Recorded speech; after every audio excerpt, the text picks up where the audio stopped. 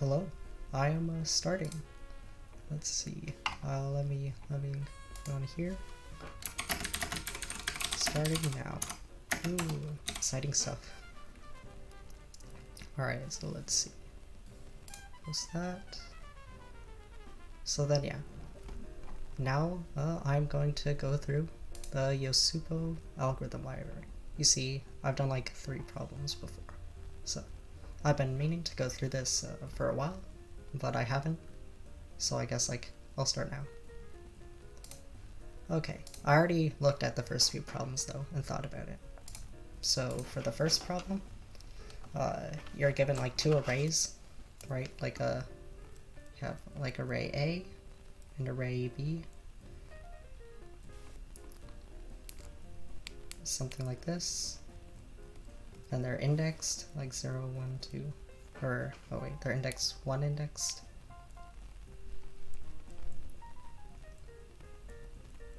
And then you want to take the sum of like every 2 values such that the GCD is equal to k, and get the sum of just what it shows in the statement. And then, so for example, for these 2 indices, the GCD would obviously be 2, since both 2 and 4 are divisible by 2. So then how do you do that? Well, there's a pretty classic way you deal with a sort of GCD problems.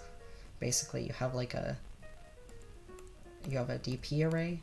So this would be like DP, like 1, 2, 3, 4, 5, etc. So basically, to calculate, let's say DP of 3, right?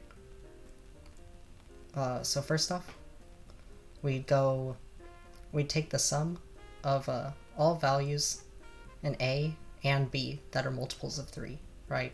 So that would be like A of 3 plus A of 6, and then we multiply them together times B of 3 plus B of 6. However, you're gonna overcount if you do that just plain, because the GCD of 6 and 6 is 6, not 3. So then how do you deal with that? Then you just subtract. So then DP is equal to this minus the DP of all multiples. So then you'd subtract DP of 6. Pretty simple, I think. Hopefully you agree. So then yeah, I'm just gonna code that and then we'll start. Alright, so let's just... What's the maxim? Oh yeah, and why does that work in time? Because basically, for each value, you iterate through all multiples of it, and it's well known that the sum of 1 over n is around log n. So then you're doing n times the sum of 1 over n, so that's n log n. So then this Yosupo library, I've looked through a lot of the problems. I think it's a better library checker than anywhere else, because it has some more advanced things. CSES also got some more advanced problems lately too, I guess. But this has a more polynomial convolutions and I don't know, other weird math stuff.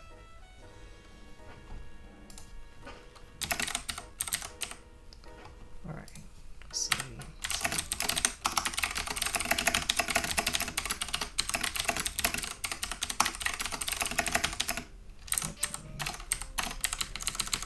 it's easier to do this. Make them 1 indexed. Yeah. 1, 2, 3, 4, 5, 6. Alright, yeah, so I'm inputting the arrays 1 index because that just makes implementation easier. And then now... Oh yeah, and remember you have to go from n to 1 since you need the DP of higher multiples. Alright, so then, let's see.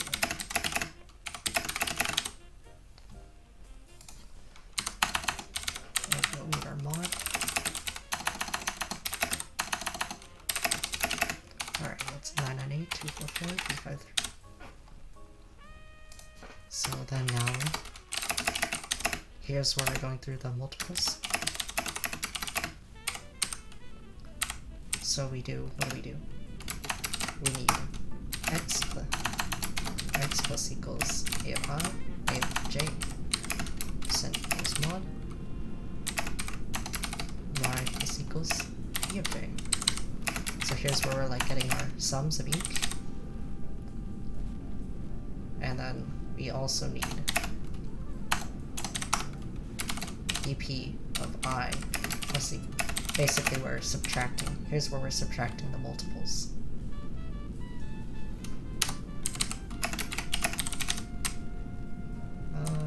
It doesn't really matter, but if j is... Alright, so it should look like this. Now at the end, we just add I plus equals y, percent equals mod, something like this. Right? That's basically doing what I had here. It's like taking the sum, multiplying, subtracting all the multiples. And let's see. Now we just print them out. Okay, because I want us to print. Alright, so then just...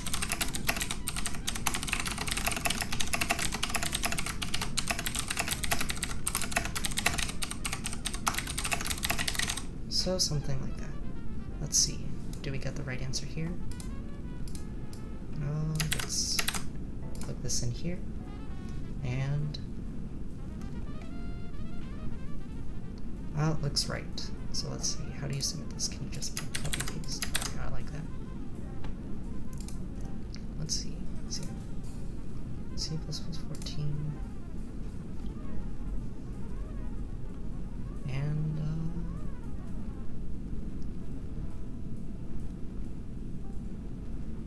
runtime. Oh, what's the runtime error? Oh. Off by 1. Alright, let's resubmit that.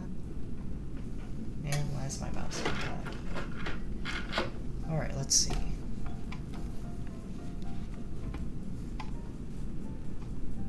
Alright, so let's see. Let's resubmit.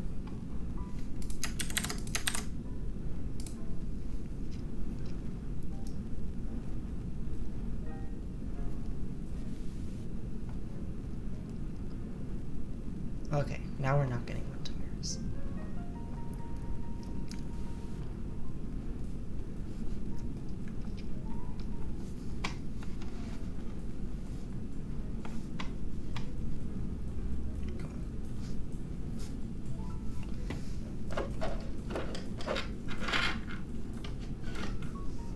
My mouse is acting.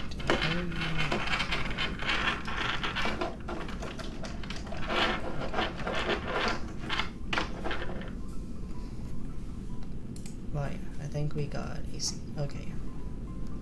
So then now we go back to here. Now let's go through the... Let's see, is this working? Wait, what happened here? Why... Oh, okay, never mind. Alright. I think it's still going, hopefully. So then our LCM convolution, this should be very similar, except not the same. Basically, so instead of like getting the sum of all multiples, instead we like for each value, we like add it to the... So for the LCM, we needed the sum of all multiples and then multiply them together. Now, if we're like calculating 3, we need all multiples that like go up to 3, I guess. So it'd be like, or in other words, just like all factors of 3, and then multiply them, and then subtract out the factors. Right, so that's easy enough. So then, let's just multiply this with like Alright, so here's how we'll do that. This time, we'll go from 1.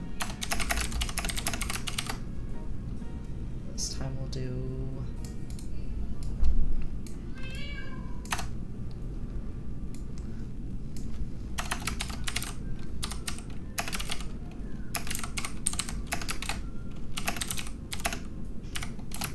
Alright, so now here's where I'm like adding the multiples.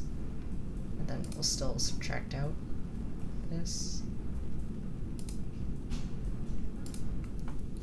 J is equals bi. Now we'll just add here. I. Should just be like this, right? Hopefully I'm doing this right. Let's see.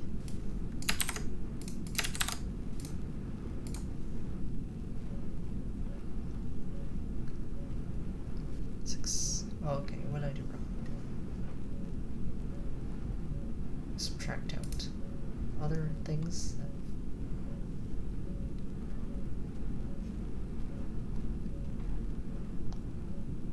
My music. Okay. What did I do wrong? dp of j should be subtracting out dp of I, not the other way around.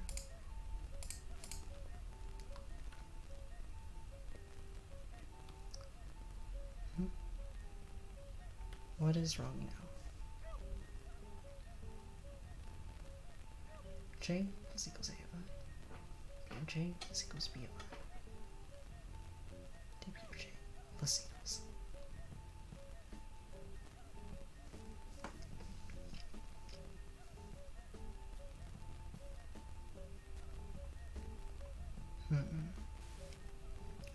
What am I doing wrong? Alright, let's see. For 2, it should be like 1 plus 2 is 3 times 11 is 33 minus dpo. Oh. Right, you haven't calculated it here. Right. So let's just do it like this. Now we do 4 k is equal to 2 times I, and z equals I, j plus equals mod. Now it should work.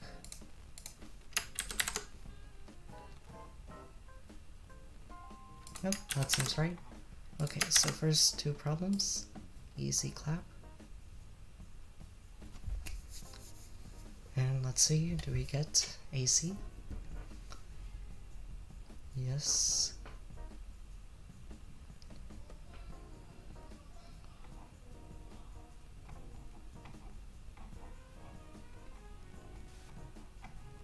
Okay. Looks like we got the first 2 done. Okay, those two aren't that hard. But the next one, I'm not too sure about, so I'll have to actually think. It's the determinant of a matrix. That's not too hard to do normally, but arbitrary mod. That means you can't do division. How do you do that? Like,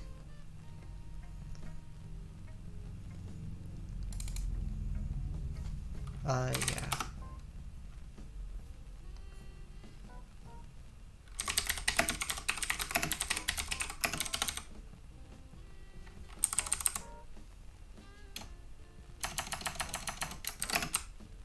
Yeah, these are all like library problems.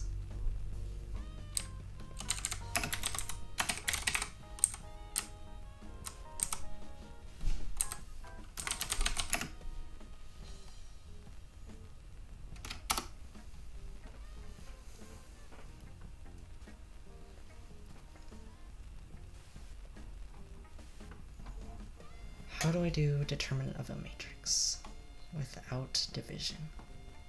Can you just do like... Alright, so like the normal way you do it is just like doing the Gaussian elimination, right? And, well, no, you like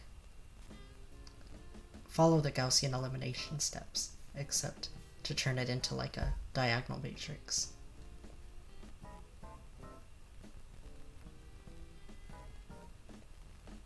What happens? Well, okay, you can.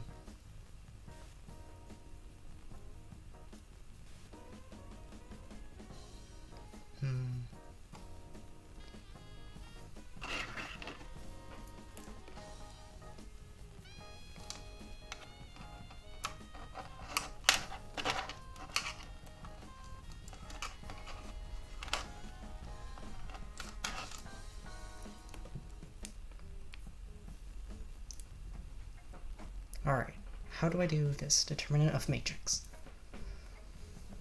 Well,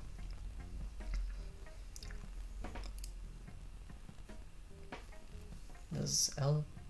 What are the rules for LU decomp?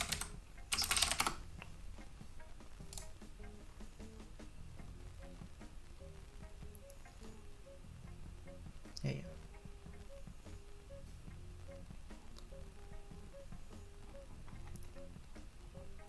Does this require division?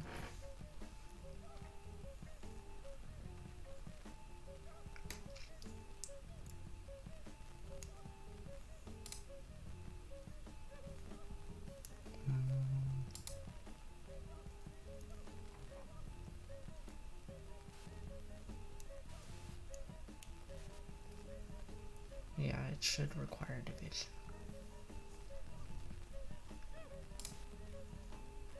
How? You need to do it without division.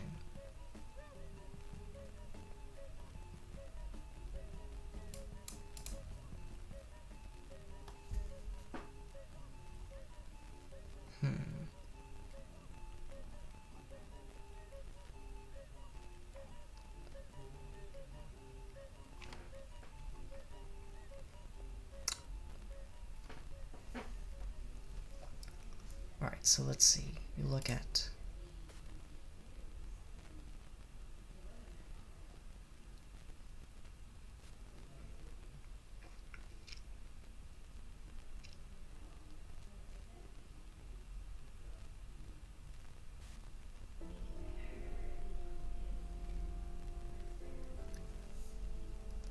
so let's see, when you do like a Gaussian elimination, when you multiply the row by like a constant, that multiplies the determinant by a constant. So you have to like divide that out in the end.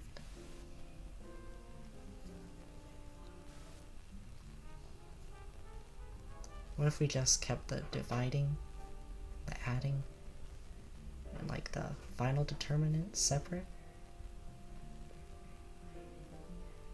And then what?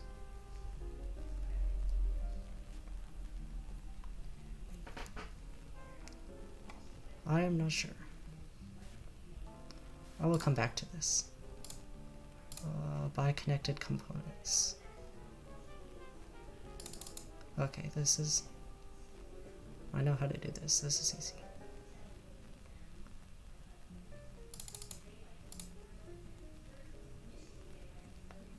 Right, print the number of biconnected components.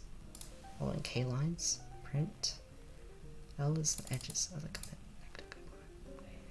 Okay, so you do it in terms of edges. Alright, so basically we make our like our DFS tree.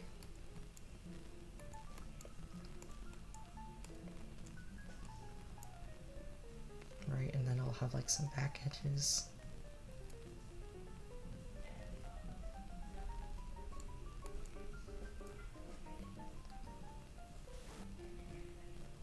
Then how do we know?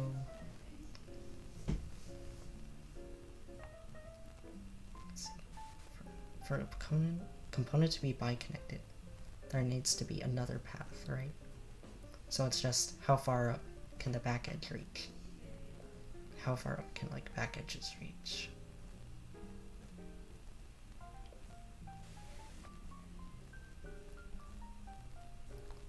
Wait, so if I had a component like this, would that be would this all be biconnected? Let's think.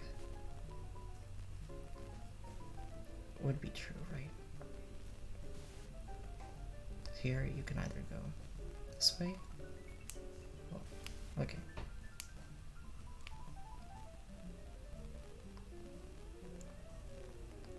Yeah, as long as there's like some path up the tree, then you could always take out the middle part and compose it into 2 paths.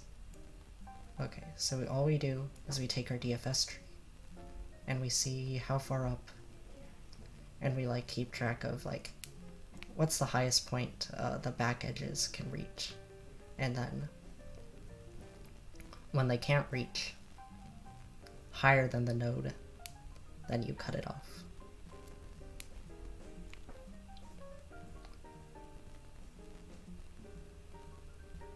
Can an edge be part of multiple biconnected a node be part of multiple biconnected components? Yes, yep, it can. Like if there was a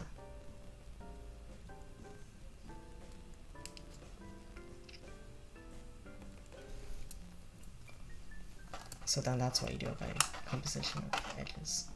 Okay. And if I remember correctly, all you do is like hold a stack of like all the edges and then just like pop them off.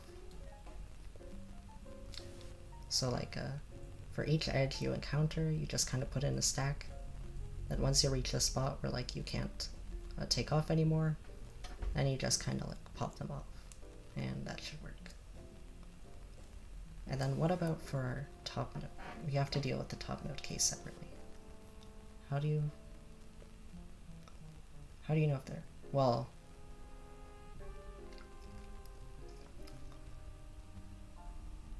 if it can be split into multiple things.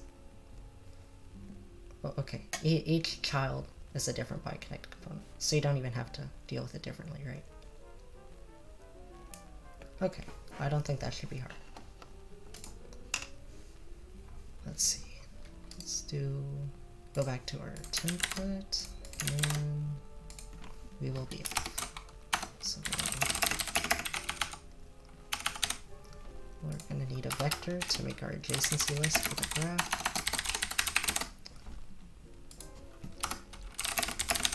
And then, let's see, what will we need?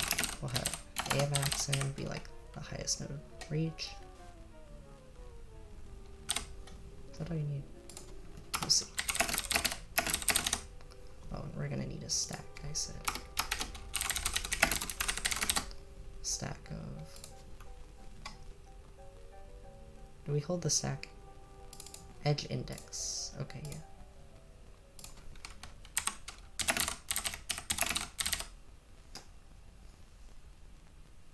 Okay.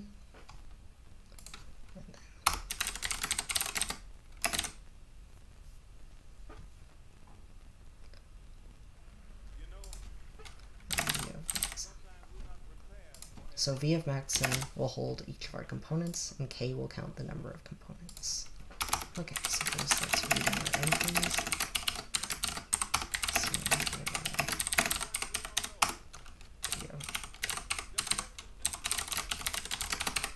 So then here, I'm putting in like the adjacency list, the index of our edge, since we need to output edge indices instead of the nodes they're connected. And that makes it better implementation level, I guess. Then, let's see.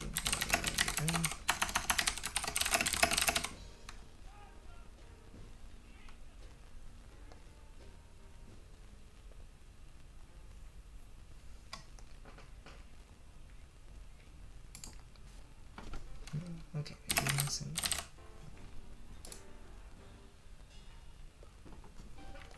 let's see, we'll have D just hold like the distance from the top of the DFS tree, just like normal tree distance, and F will store what is the smallest distance that a back edge can reach.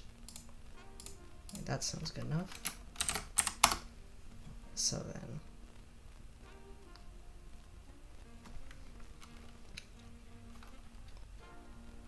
so start with FOC with DSC, and then FOC. Now we do X equal to. Alright, so then here's how we get the, like the other other vertex and the edge, since we're storing the index, we have a of I XOR a of I XOR C. Basically, we know we're holding the edge index in the adjacency graph. So we know C is one of A and B. So then the XOR will cancel out whichever one is equal to C and leave us with the one we're connecting to. Then we can do like what?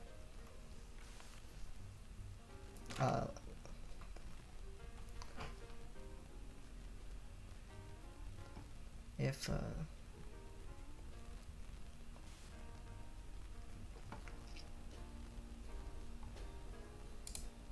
see, it can be connected to multiple, right? So what do we say? So if we had like multiple things like this, right?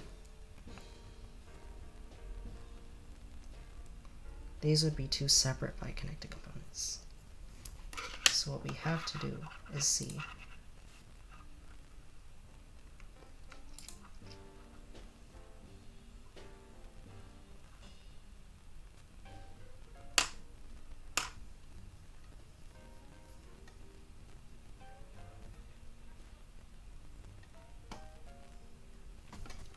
what.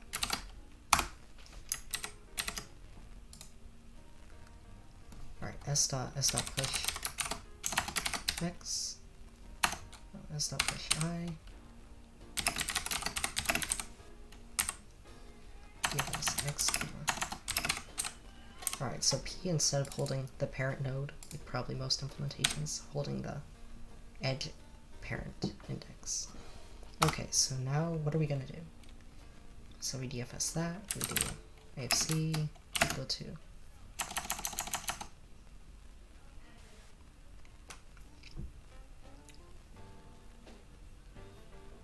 wait, we need to mark if a node has been visited before, right?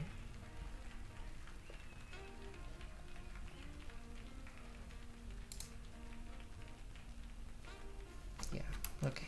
So let's make like a real center. This C is equal to 1.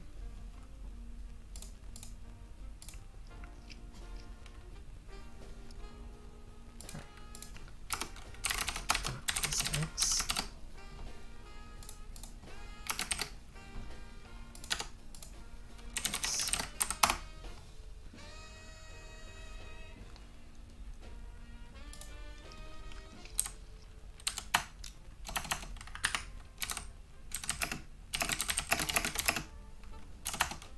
So let's see, distance X.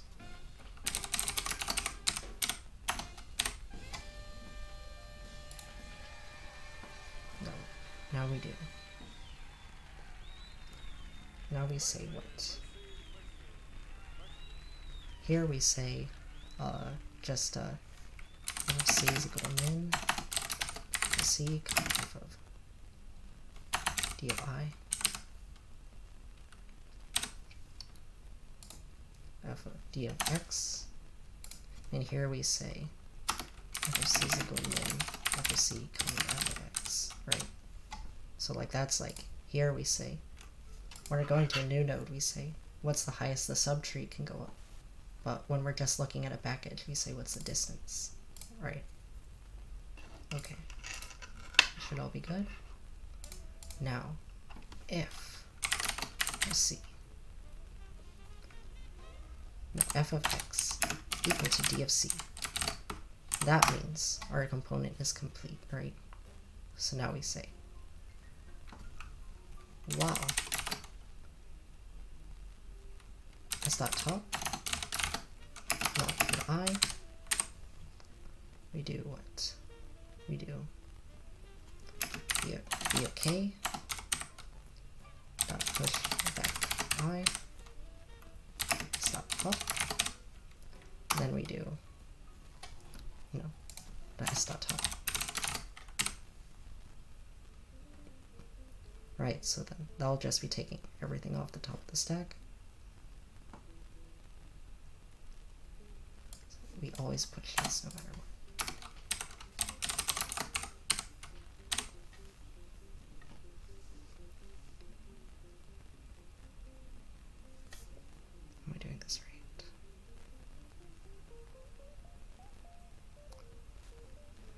back edges get pushed. Here we go. Alright. Good one.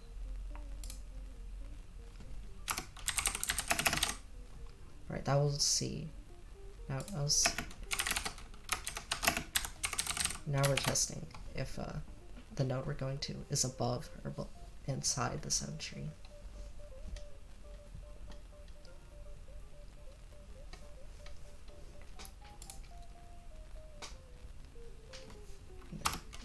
It is not a good one.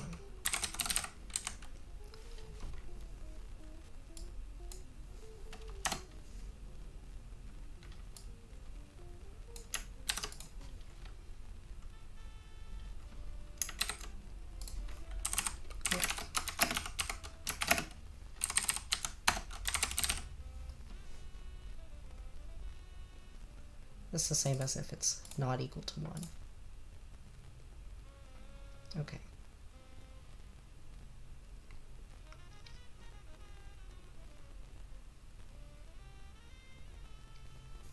That should be right.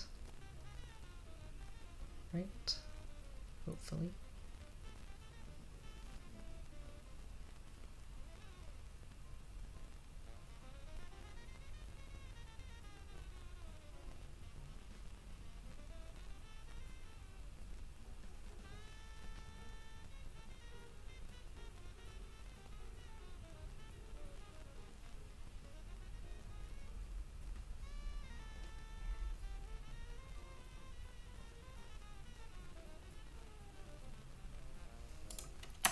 This is only when we're going in the subtree.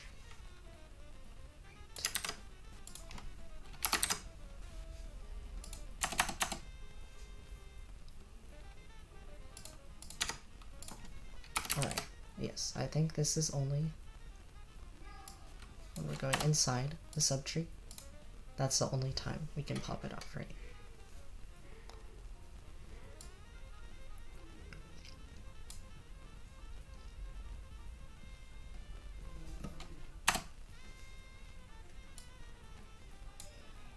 Okay. Alright, yeah, so this like -1 trick is just basically nodes that are visited that are like above the subtree, like ancestors of the DFS tree current node will be -1. Otherwise, if they've been visited but they're not an ancestor of the current node, they'll be equal to 1. Okay, so now we do d of x is equal to d of c plus 1. d of s xi.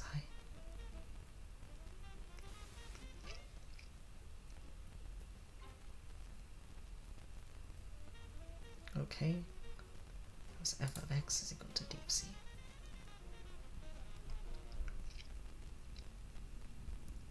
So we do this even if it's the parent edge, I guess, right?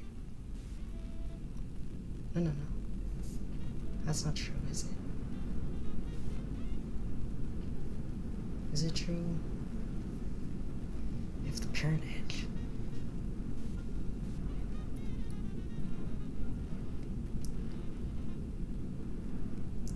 Wait, so if we had like a...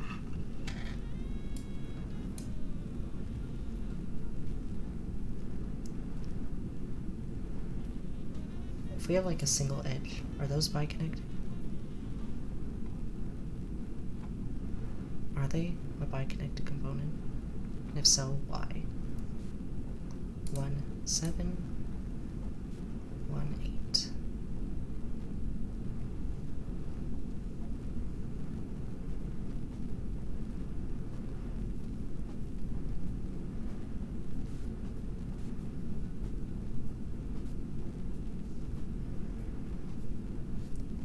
Okay, wait.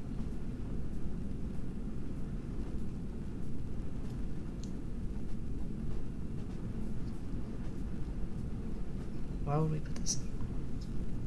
Oh no, wait. Let's just see what this prints out right now. Oh wait, I forgot to do, and then like what we do. K dot push back I. Oh, B of K plus plus. Okay.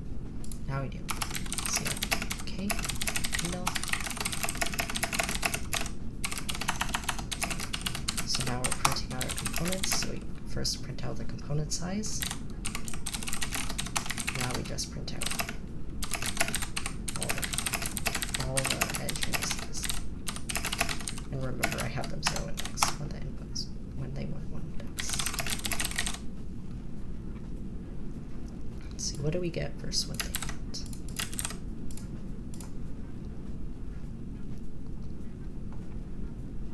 Does it want them in sorted order? It seems so. What did I do?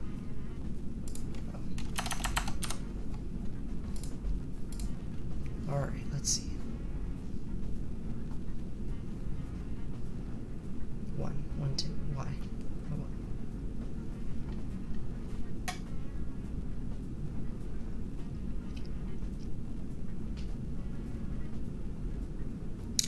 Let's see. What nodes are we?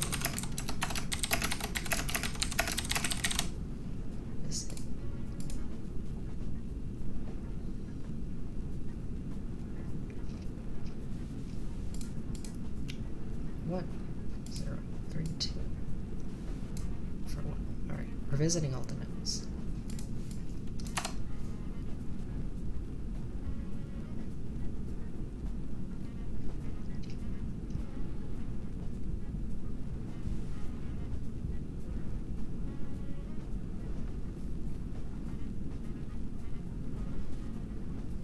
Right.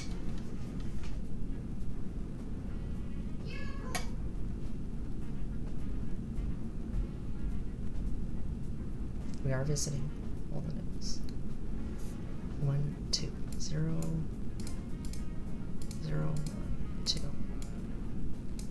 1, 2. All we're getting is the 0 to 1. Wait, hold on, what? How are we going to node -1? Oh, wait. The input is 0 index. Oops. Oh. Wait, are the edges 0 index too then? They are? Okay. So we don't have to do any of that.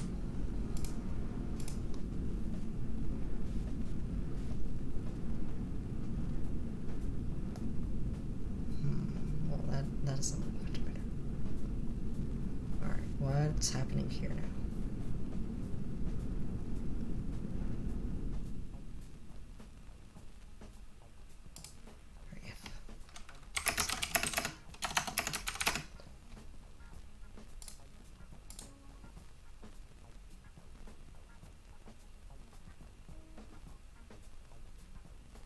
Okay, that looks good. Are these good? Oh yeah, we don't need to print this out anymore. Let's see, will this one be good? Hopefully this one is good. 1, 8, 2, 8, 7. 2, 5. Alright, so we seem to not be doing something right.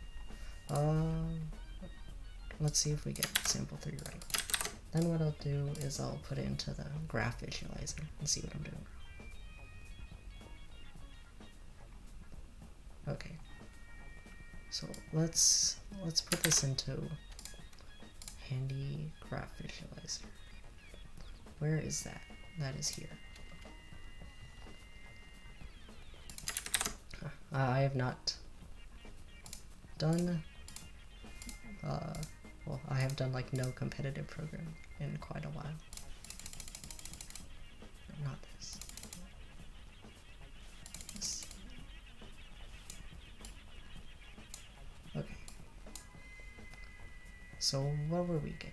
Let's see what we are getting and why it is wrong. Not this case. Let's put in here. Okay, let us see what we are doing. What? Oh.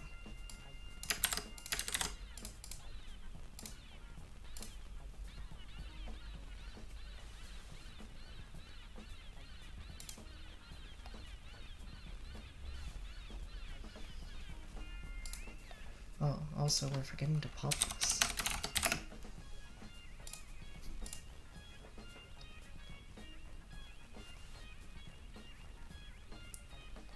Oh wait, now are we getting what we want? Let's see.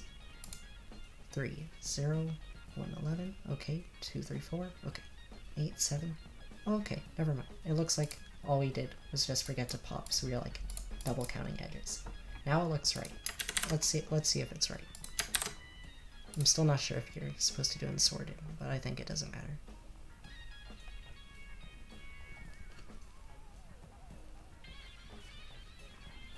Okay, oh.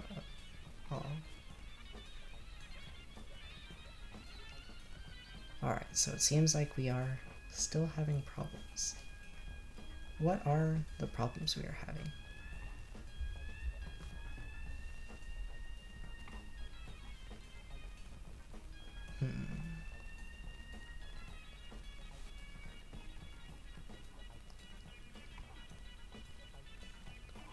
I'm not sure what problems we are having. Let's see what it says. Max random. Okay, it seems to be random cases. Is there any specific? All random. Okay. Nothing to help us. What am I doing?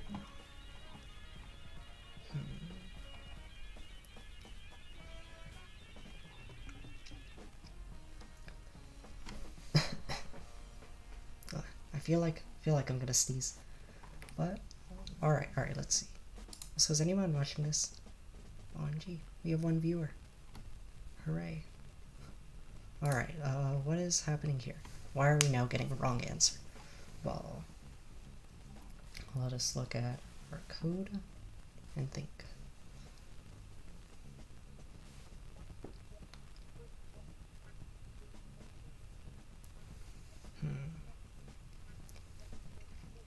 And an M, or less than 500,000.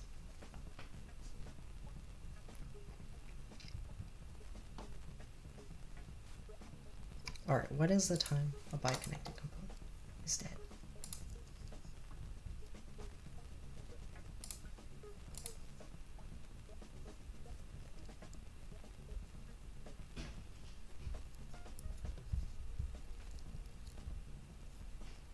If I is not equal to P.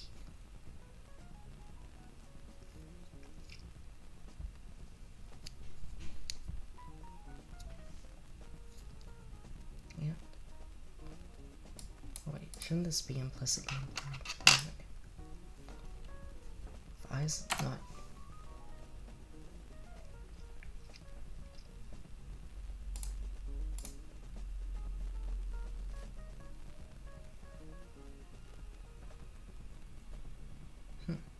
Wait, why is that happening? If.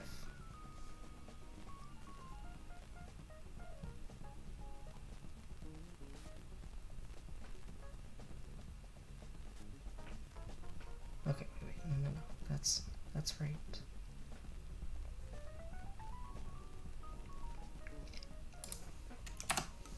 If I did this.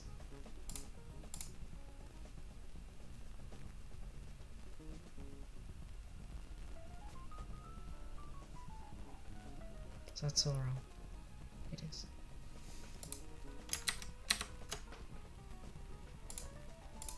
This is right.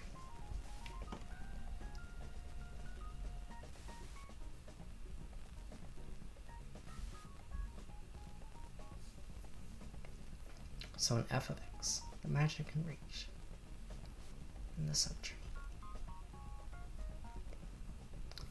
Alright, the max it can reach in the subtree from packages is equal to itself.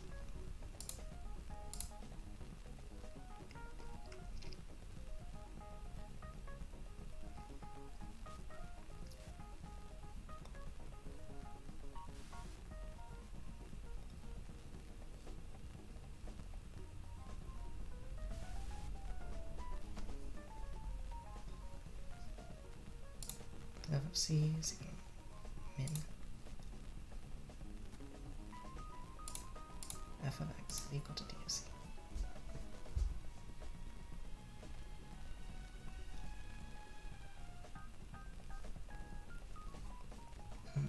What am I doing wrong? What am I doing wrong? Alright, so we're supposed to have our thing goes in the tree.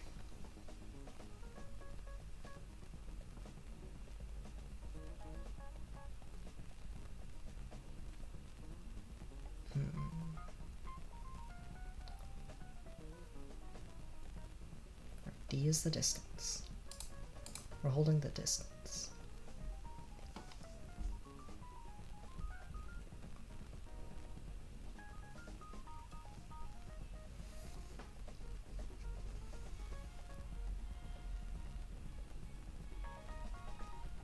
I guess normally you don't use the distance, right? When you're doing this, you use like the Euler-Tor number. But does it really matter?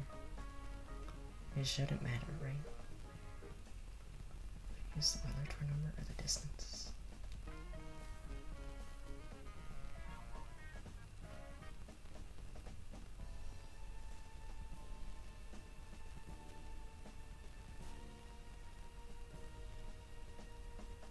Alright, think.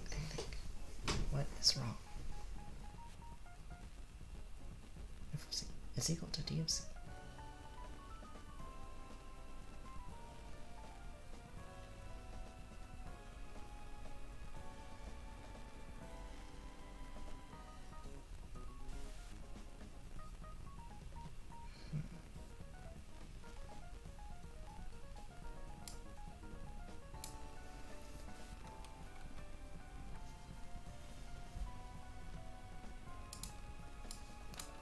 Maybe you only put it when it's here. No, that won't work. That one. Right. The problem would be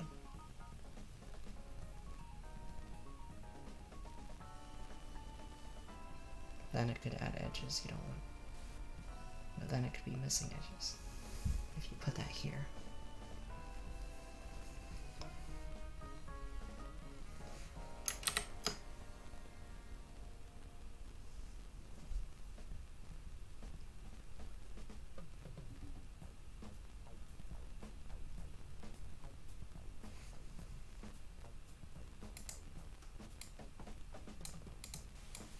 Let's see, let's just put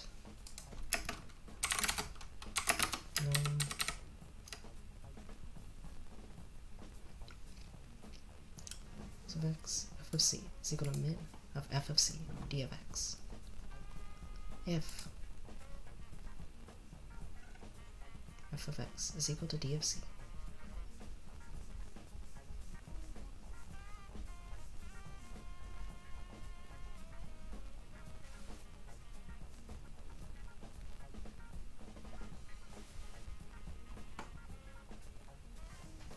if I is not equal to p and it's a back edge and it's not going downward.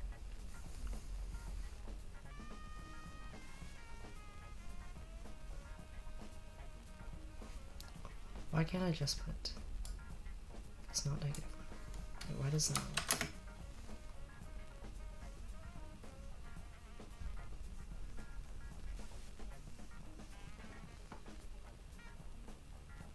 Oh, I see why. Okay.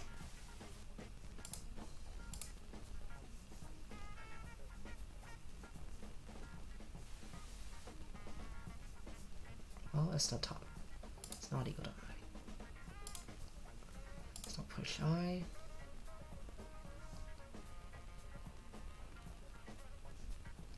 F of C is equal to min.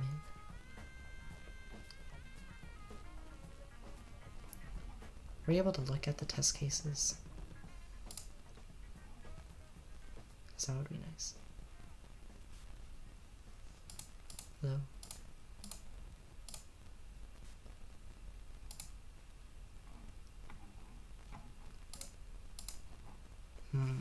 Alright, why am I stuck here on this?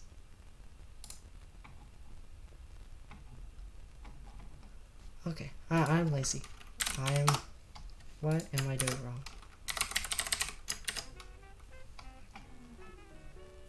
Where is the thing? Is this like a dark mode? That's cool. I didn't know that. Where is the stupid thing? How am I not able to do basic graph algorithm? That's kind of sad. articulation points. Articulation points is here, right?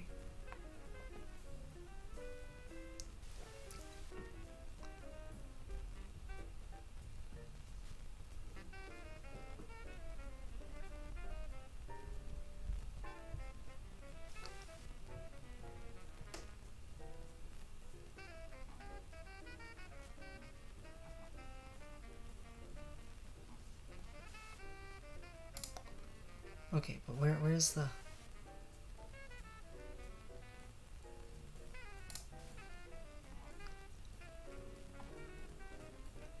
Okay, I know I've coded this before.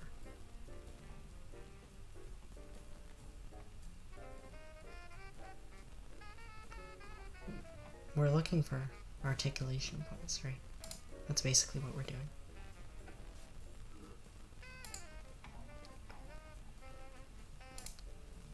If visited,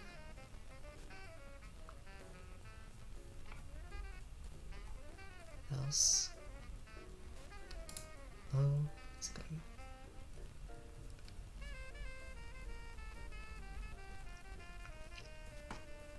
If low,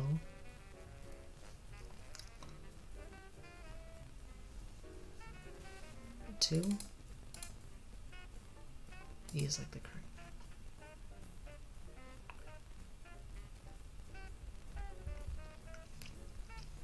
Sure. Should be equal. Alright, this should work. So it must be something with like our stack, right? Why is my stack thing wrong? Wait. I know I've done this before. So this is kind of sad. More than kind of. Let's see. I've only implemented this once, though, I think. Same. The hay bale problem. Is it here? Push a box. I think it's this. It was this, right? Let's see. So here.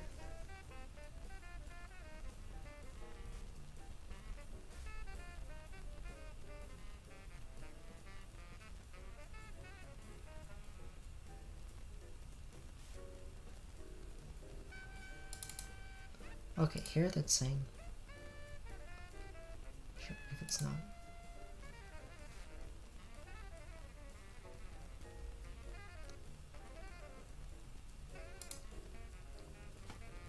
Sure, if it's here, we push the edge. And if it's here, we push the edge. Pair X, Y.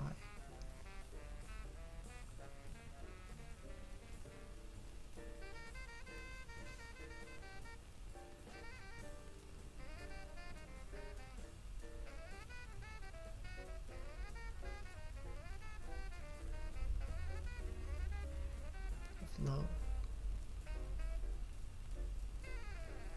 Well, that's the same thing.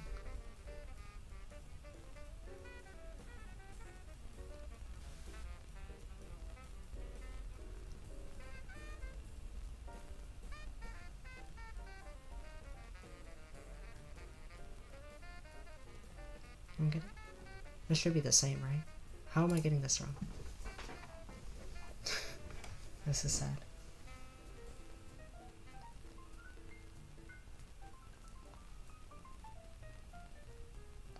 Alright, I am too bad. What am I doing wrong?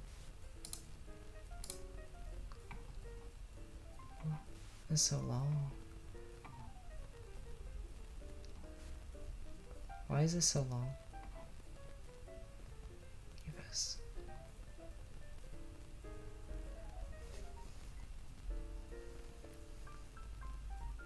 Okay, I think this is too long for me to read.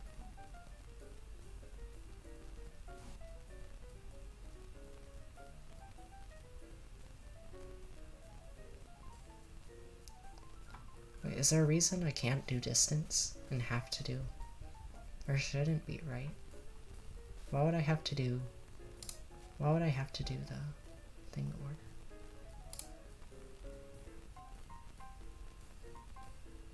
Let's just try. So instead, we do.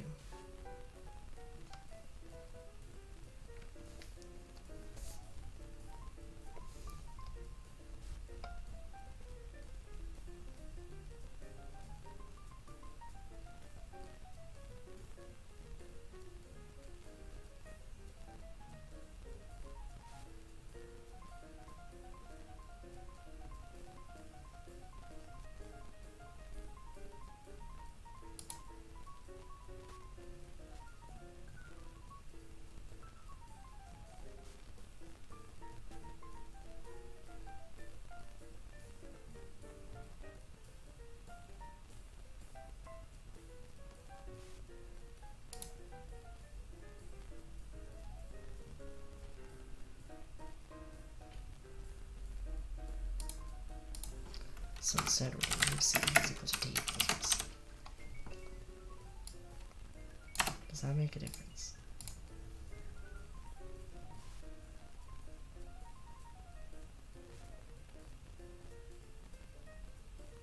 No. Oh. Okay. Here's what I'm going to do. Y is not equal to p. We do this.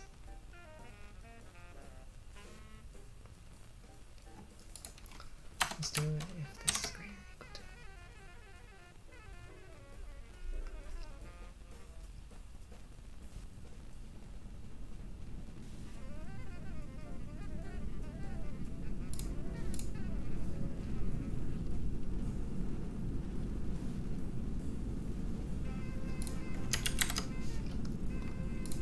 Oh no, I'm just trying this. Will this work? Probably not. But let's see.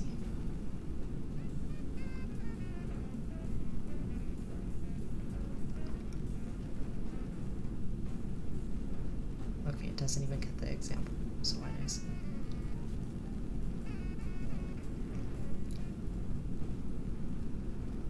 Okay, this says even worse than that.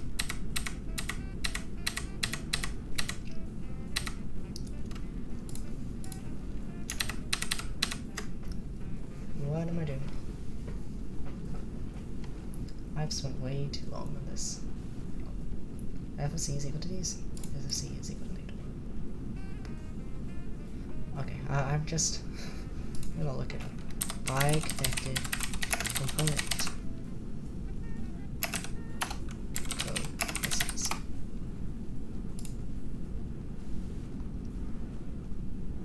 Alright. So let's see what they do here. For each edge, they do what? They see.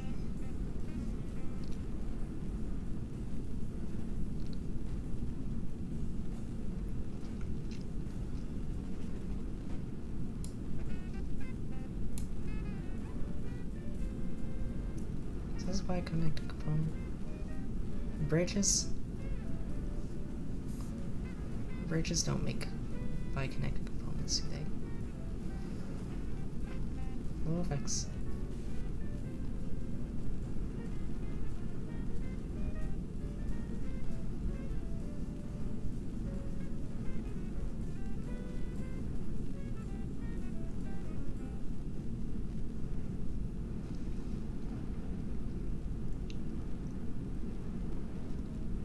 Alright, look. Num of x. Got a negative 1.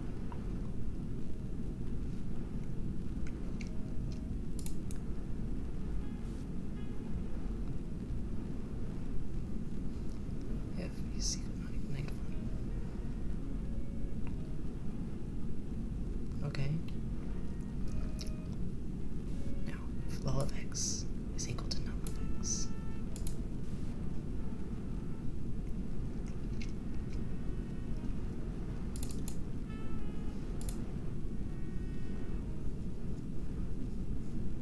Wait, how are they doing it like this? Is this really how it's supposed to be? Bridge. Okay, if f of x is equal to x. This isn't doing biconnected components, is it? This is doing like the other one.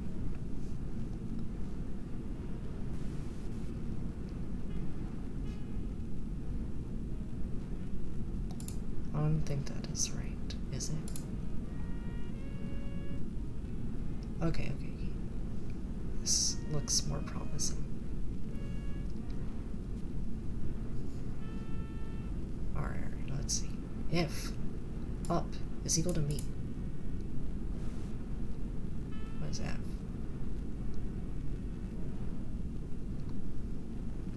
Wait. Is the graph not connected?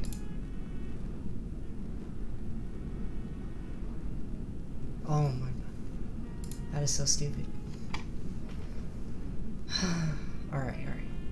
I think everything I had was right. Except the graph is not necessarily connected.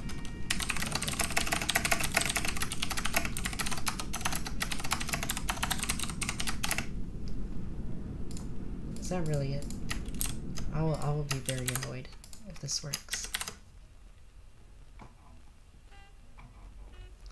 Let's see.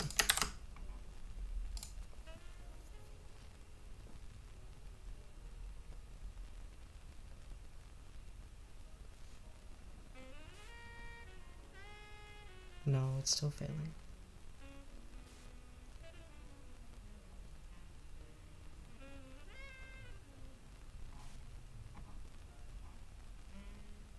Wait, you idiot. Yeah, fix the problem. Okay, let's try one more time. I feel like this should work. But I'll also be pretty mad if it works. Because, yeah. Okay, now it's working. Alright, so I just wasted 30 minutes because I did not know the graph could be disconnected. That is always very fun. I love it when that happens. So like yeah. That was very annoying. Okay, but at least now I can be sure I can do it, I guess.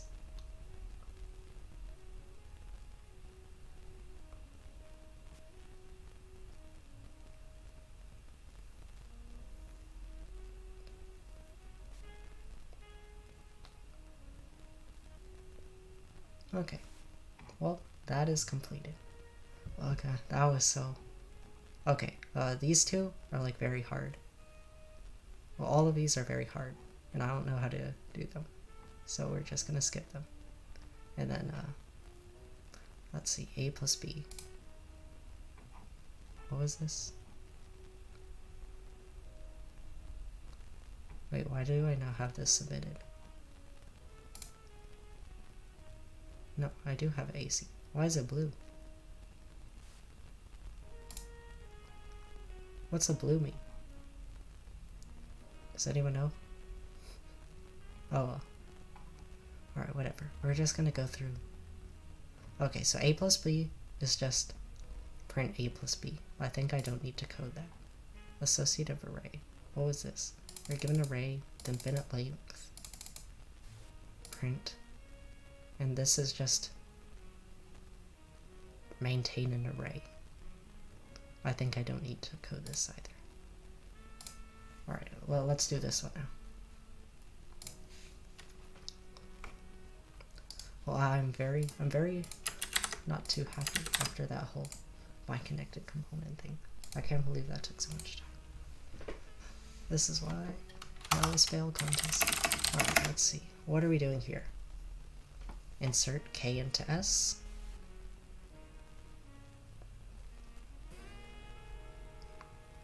Move K. The smallest greater than or equal to K. Oh. For n up to 10 to the 7th, I feel like. Does it just want me to make a set? Or...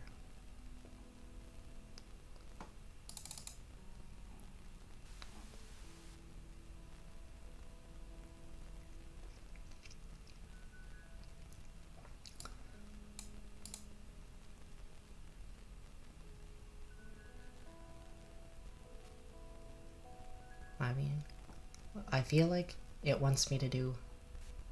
No, it has 10-second time limit. You can just hold a set. Is this stupid? Okay. I was thinking it wanted you to do, what's that thing called, like Van M. de Boas? Or that weird data structure? But I'm pretty sure you can just hold a set. So there's a 10-second time limit. I'm not sure why the constraints are so high though. What is KF? Oh, okay.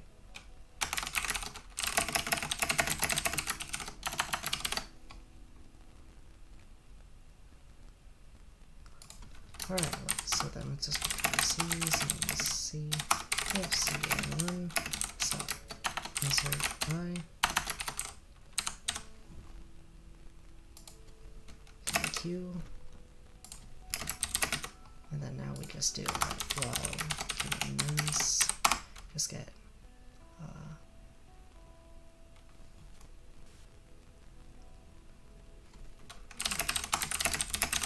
yeah.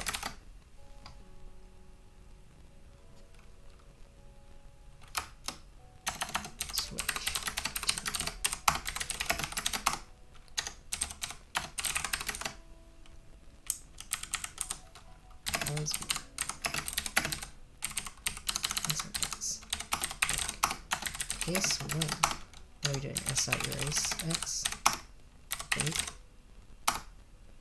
Case 3. 2. CL.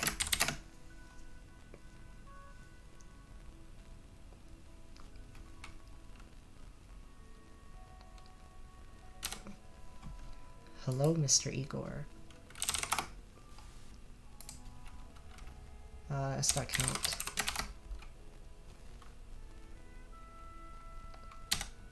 X. Case 3. Let's see, what is case 3? Print the smallest key, which is greater than or equal to K.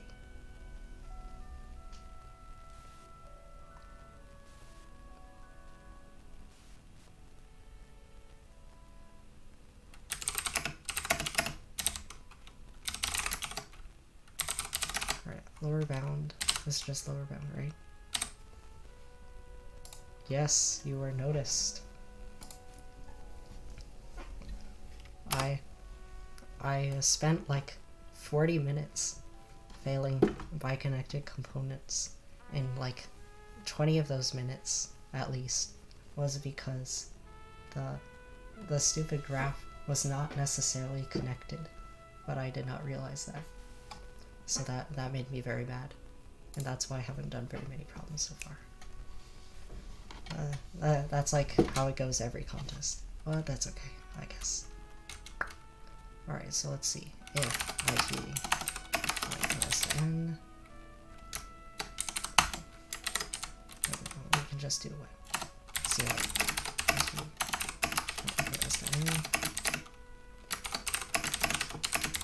so something like this. And then case 4. Alright, let's see. Auto IT. Oh wait, they don't like it when you define a variable in a switch statement, right? Shoot.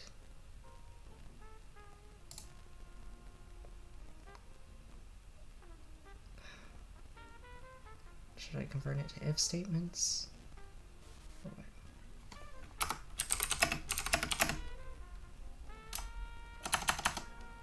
How do you do it? Like, iterator set? Is this how you do it? I forgot. How do you define an iterator?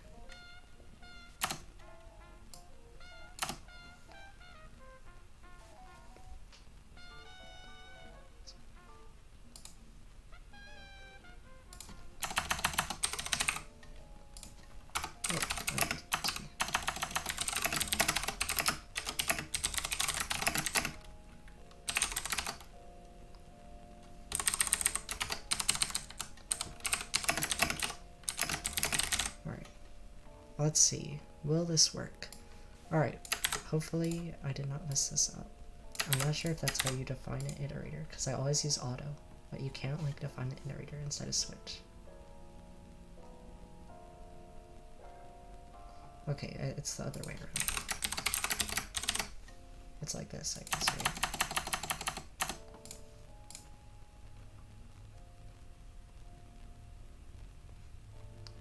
Alright, let's see. 3, 3, -1. Okay. Now we got this stupid thing done. Yes, I know how to use a set. I'm very proud of that knowledge. So then, let's see, will it pass in time? Or are they trying to make you use the Van MD boas? I hope not, because I don't know how to code that.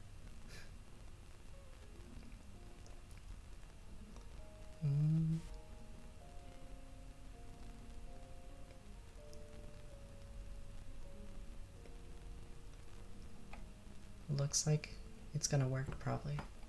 That is good. Okay. Yeah, okay, that looks good. Alright, we finished that. Now let's go to union find. Alright. Do I know how to code union find? I would hope so. That would be pretty bad if I can't. So let's see. Alright, what do we need? We need like...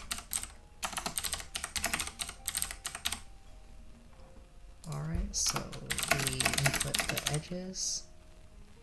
Well, okay. All we need is the queries, right? Yeah. Well...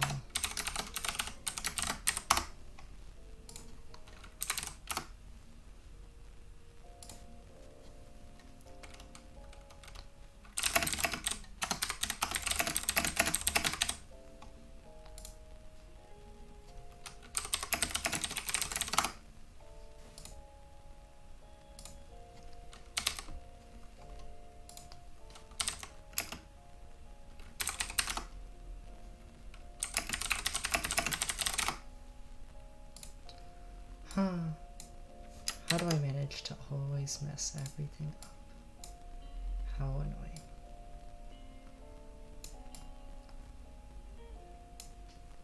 Alright. Well, okay.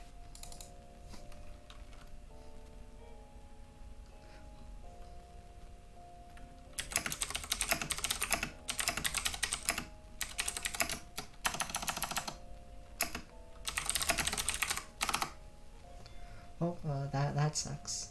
Let's see, does that work? Yes. Okay. Here are the statements that I have done so far. I've done GCD convolution. I have done LCM convolution. I've done Biconnected components. And I did this, the predecessor array. Alright, now we will do union find. And it is hopefully fine. Okay, I think it looks fine.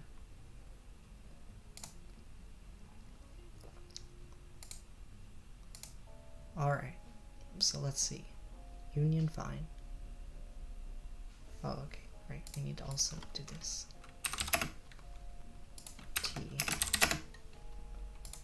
If t else if t we do what?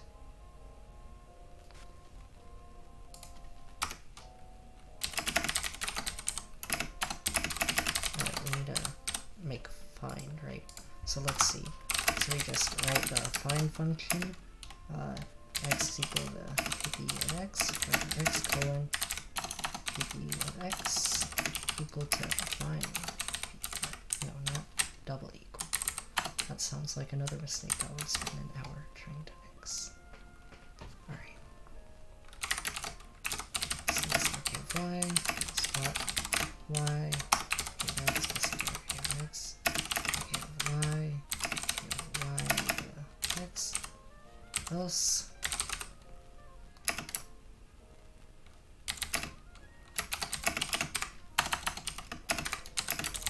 Alright, so just like normal union find, basically you're like you imagine, oh wait, I need to initialize. So first you have every node has its parent equal to itself, and then when you want to combine two components, you're basically like creating a tree.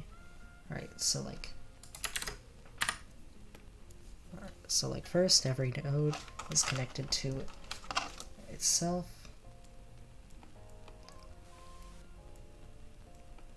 It'll look like this. Then when you want to combine two, you like make one point towards the other one, and then you kind of just keep doing that to sort of like make a tree structure whenever you are combining components. And then so then now you can just like go up to the root of the tree. And basically you always, the rank thing makes you always go to the bigger component, I guess. Well, the one with, it makes the tree with smaller depth connect to the tree with larger depth. Then you're also compressing the parent. So yeah. I don't know. I don't think it's very, it's not super interesting, so I will not explain much further. I remember though, when I first learned union find, how am I getting this? I thought union find was very,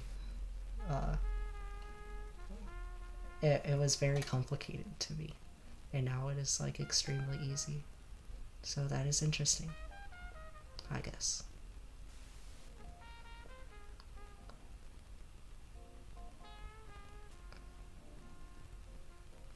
Oh wait. Yes, I do know how to write a function.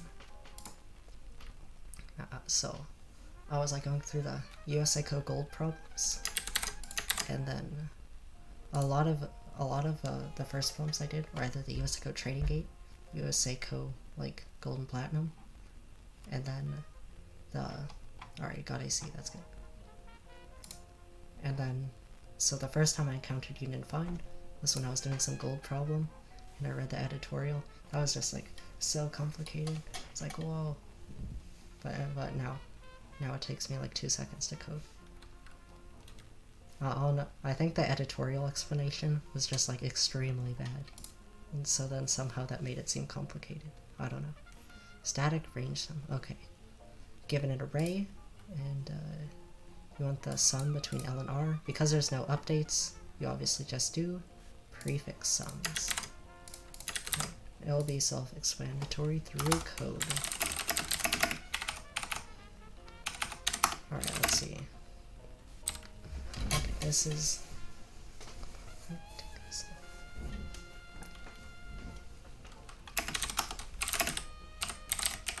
let's see. It's good to one index when you're doing prefix sums. Alright, see.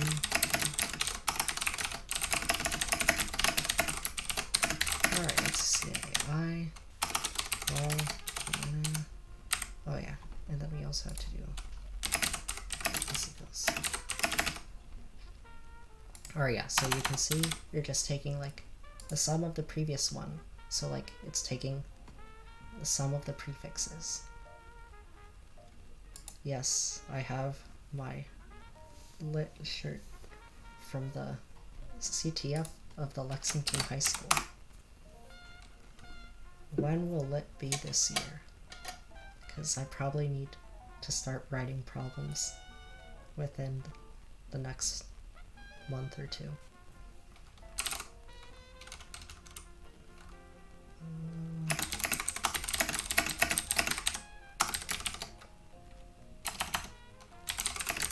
Alright, let's see. Let's just do it.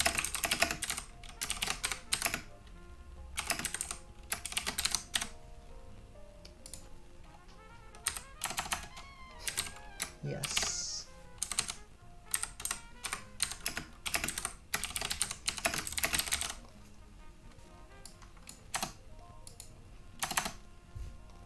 Oh, it should just be this.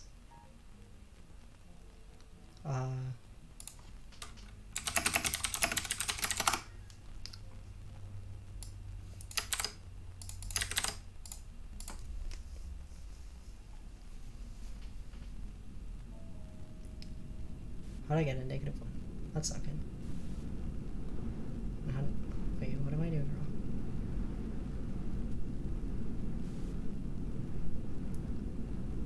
Wait, L. Wait, they're giving it weird. I see. They're giving it a weird way.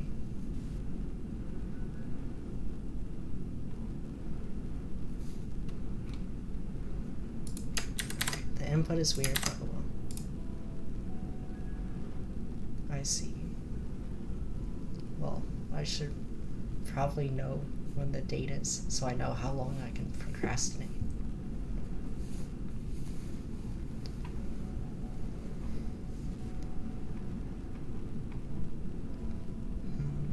Okay. Well, that was done. Yeah. So then one reason I want to do this Yosupo thing is so I can finally have like a library I can copy from. I mean, I've copied from CSCS before, but I don't know. It's not as good as being a library, I guess. Let me show my CSCS solves to flex, I guess. Let's see, here's my wonderful CSCS solves. So I've done quite a bit. They added new stuff though, which I haven't done. I don't know. But I think Yosupo is better as a library. I have no clue if I'm pronouncing that right. So let's see. Static. Okay, so what is this? Here is just like the minimum on range. Alright, that's obviously... What's the easiest way to code this? Yes, another raw flex. Alright, so let's see. The easiest way to code this is just to do sparse table. Alright, so I'll do that.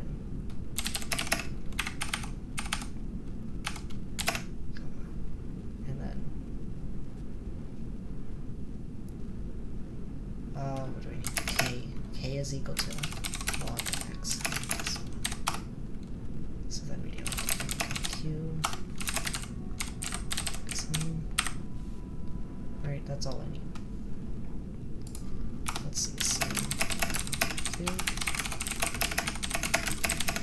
So first off, 0, I.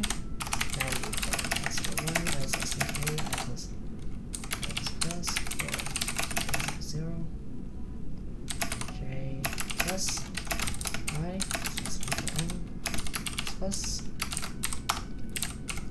j is equal to min a of I plus 1 j, and I minus 1 j plus I.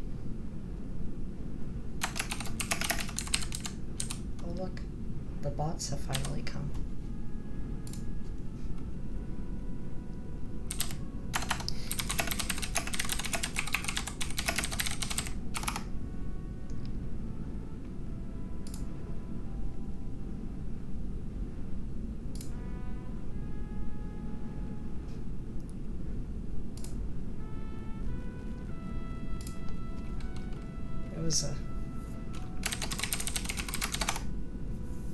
It was spamming even worse than normal.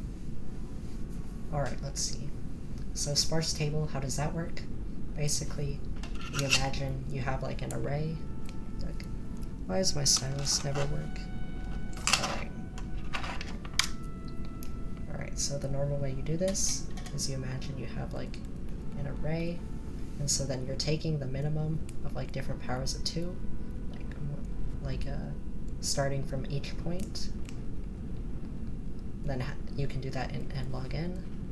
How?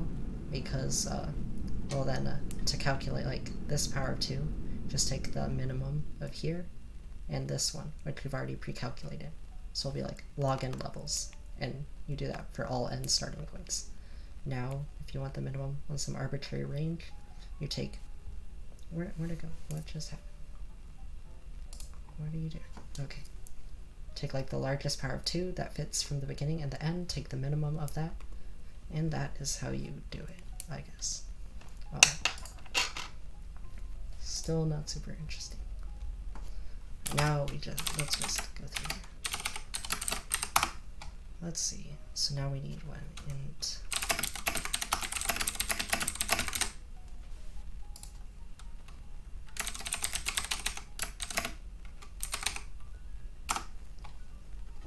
Goodbye, Mr. Igor. Good luck on the @coder.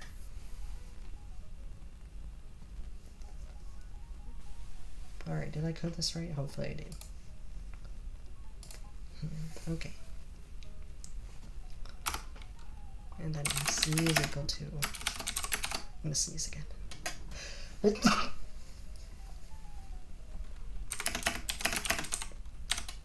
Alright. So now we just do what? Like I said, we take like the... That's like getting the largest power of 2. Then we do... Z X Z. Oh wait, they're doing it weird again. Why does the input have to be weird? It's like this. Right? Let's see how.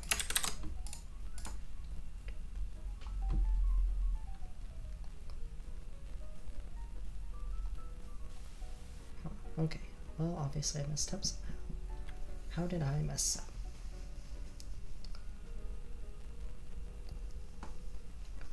+1 j +1.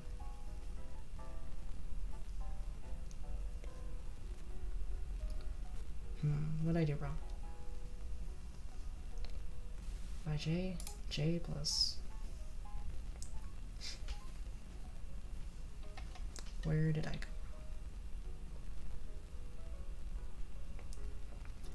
Zx or z y minus. Okay. I'm a little bit on the side of dumb, but that's okay. Alright, that looks like it works.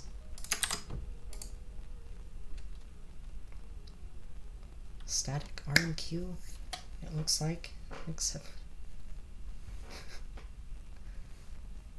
Alright, well, okay. We're done with that.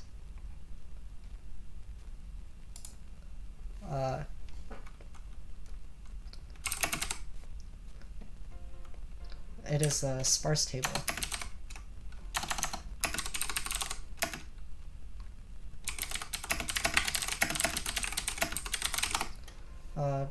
So basically, I'm doing sparse table, which is where like you get the powers of 2.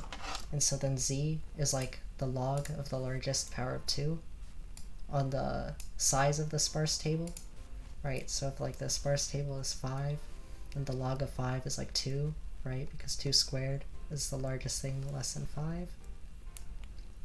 So then now for this side, you're getting like the minimum here, since that's like the largest power of 2 on the sparse table, and you pre-calculated like from each left point the minimum on a range that's a power of 2, and from the right y minus 1 and z. Y is like the other endpoint, so then minus the power of 2, and then taking that range, I guess. Hopefully that like kind of makes sense. If it doesn't, just like read like the CP algorithms, this first table.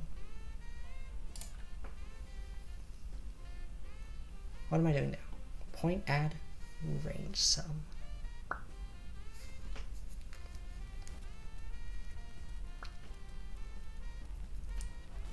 What is this?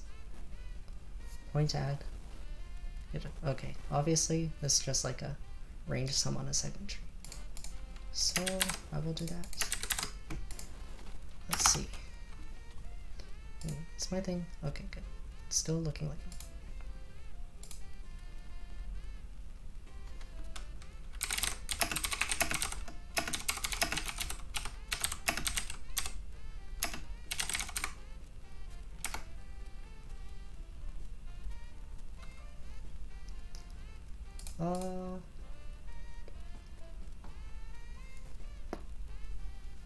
Alright. Wait, it did get accepted, right? Yeah, okay. This is, I'll use a bit. Yeah, I don't know like how well known this is, but did you know that you can do minimum point update range minimum with a Fenwick tree or bit. That's kind of cool, I think. Like, there's some, I think you can just like look it up. There's some paper, and I coded it before, and it's not super, well, it's a little, it's not super long to code, but it's a little bit confusing. Let's see, what am I doing? I'm coding a bit, right? Alright, let's see, we need an extra thing, because bits are 1 indexed. So then, what are we doing? So let's just like make our add and query function. Bit is actually, I think it's a little bit hard to understand. But basically, what it's doing, so then,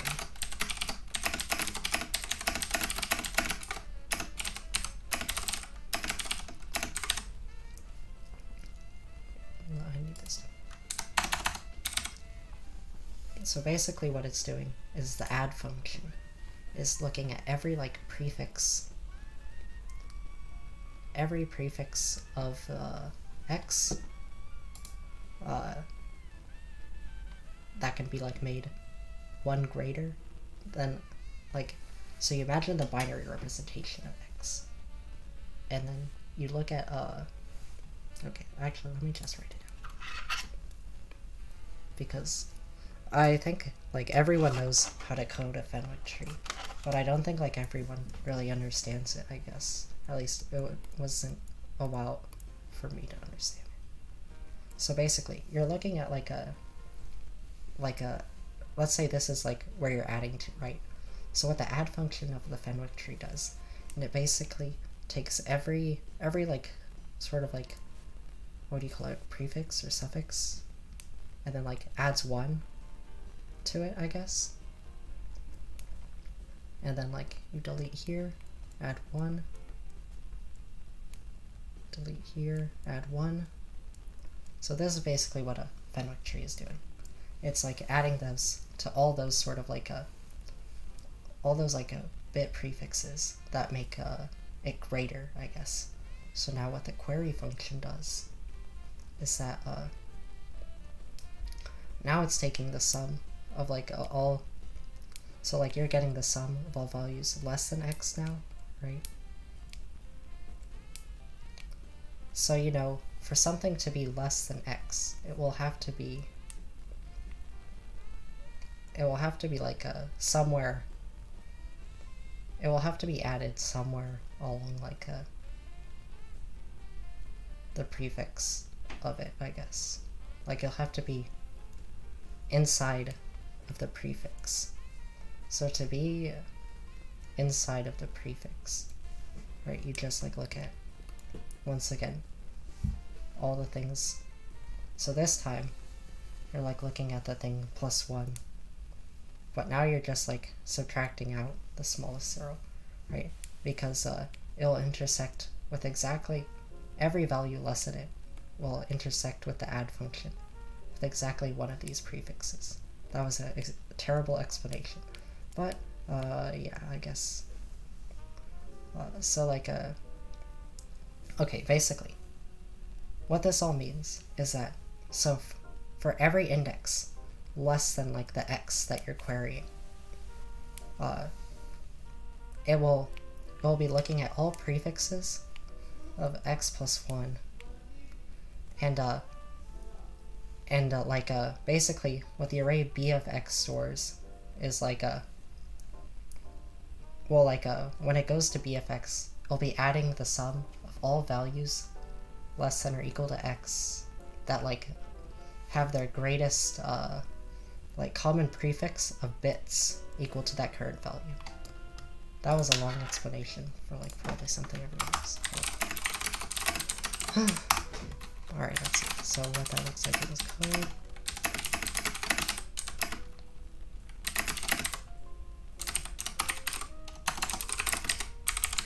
Alright, so it looks like this, right?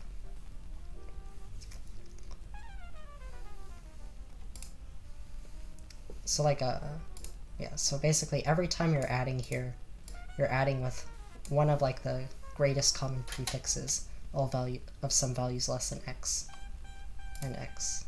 Okay, I don't know why I'm spending so much. Oh well. Alright, let's see. 1 times 0 for x. Probably it's more interesting to just watch me code, so I'll do that. Add cmx, add x, y minus minus, into x,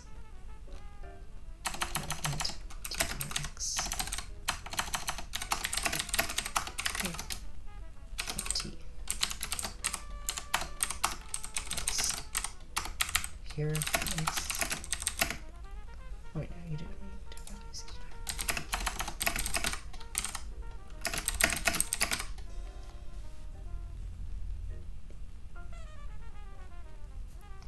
Actually, we'll have it inside because these are different routes. No, you don't.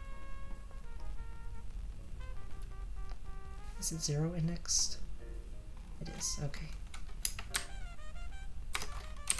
So here you just do add y, or else you do cout query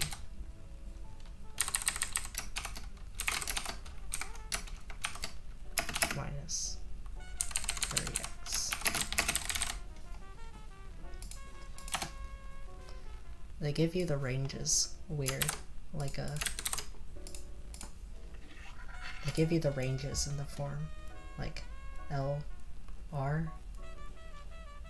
So like L is inclusive and R is not inclusive, because I guess that makes the code slightly nicer. But it's kind of more annoying to think about since it's not the normal way. Let's get it.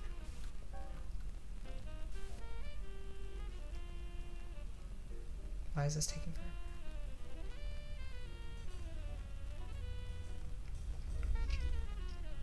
Hello? What is happening? Let's see. Q.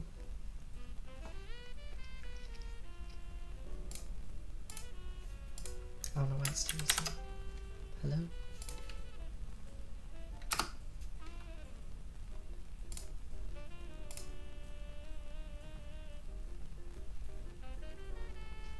Okay, what happened now?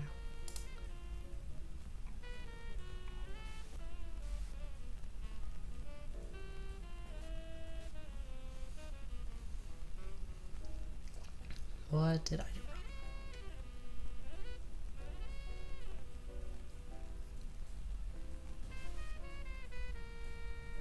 Three.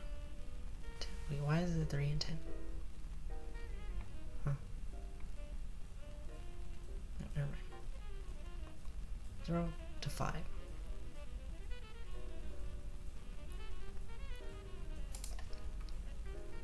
Oh, wait.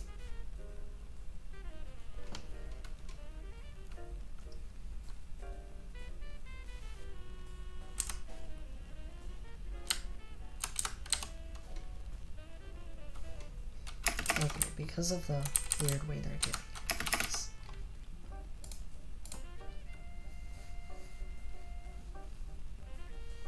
Okay. Let's just look at that and move on.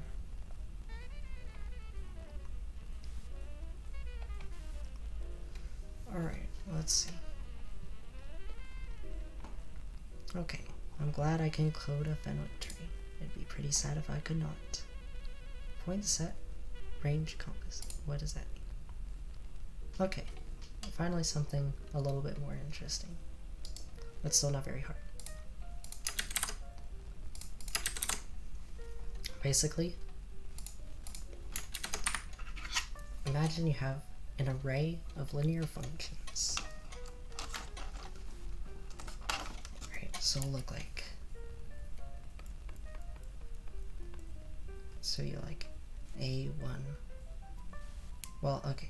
So you have f of I of x is equal to A I x B I, and you have like f of 0, f of 1, to etc. Then now you're doing on a range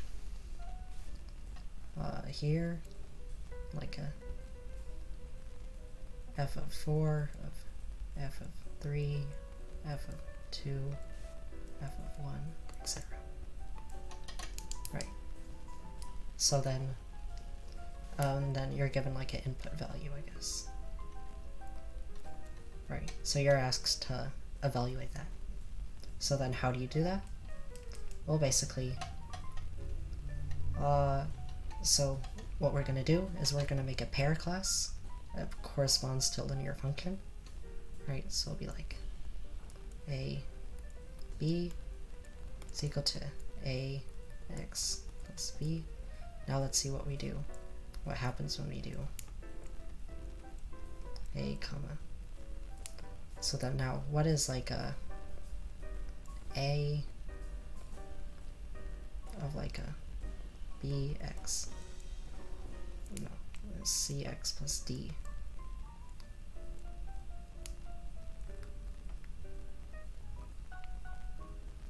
Right, so like, so if we had like a f of x equal to ax plus b, so they had like something similar to this on like the Reason Gold contest, right? So g of x equal to cx. That's how I solved it, at least. Basically, now f of gx would be equal to this, right? And then this is equal to what? AC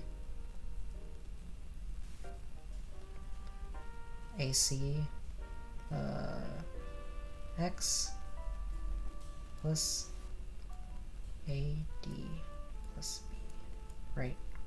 So then basically what we're going to do is we're going to say, now we're going to define multiplication on our pair class times, which is equivalent to function composition is equal to, right, AC comma AD plus B, right? So we're just gonna make a pair class that does this, and then like take the multiplication on the class, and then we can use, what are we gonna use? We'll use the segment tree to hold our things. Alright, so first let me make our little pair. Alright.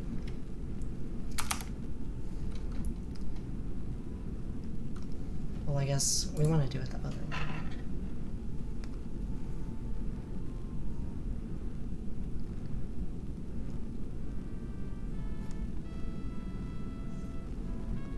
Why does it want R to there? That's kind of annoying. But okay.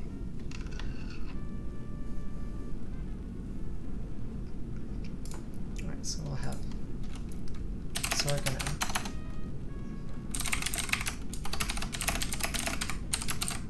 defining our pair class, returning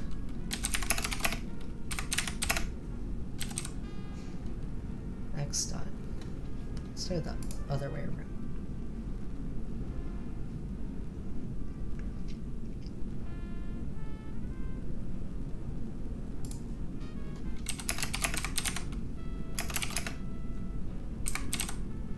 Alright, let's do this.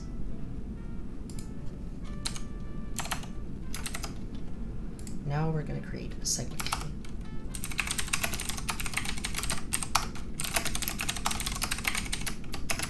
Alright, so I like to create a segment tree like this. So that is the way it will be.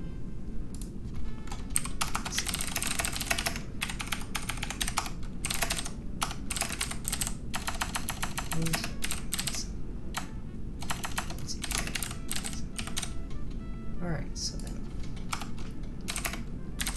Alright, so first we initialize our segment tree. And so then what do? We do if L is not equal to R, and mid is equal to.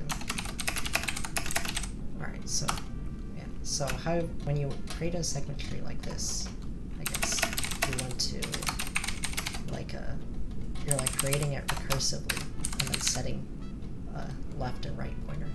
I create it like this because then it's easier to do modifications, like sparse segment tree and stuff like that.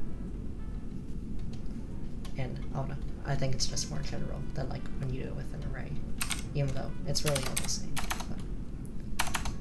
Rendering L committed.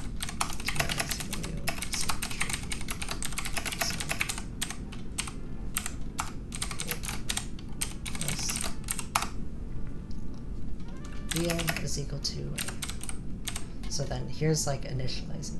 You can initialize a segment tree in ON like that, I guess. So let's see. Let's write the void rule.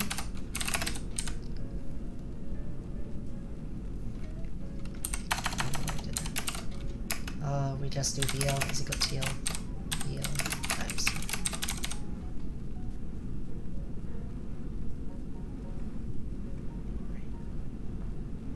Okay, I don't like it like this. I'm doing it like this. I'm just doing times because that makes more sense to me. Now we do void add.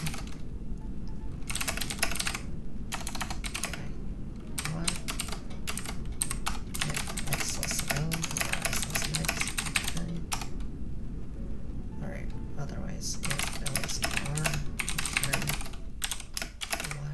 Alright, we just do this, I think.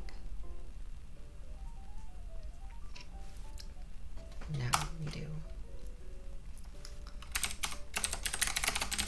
add Y.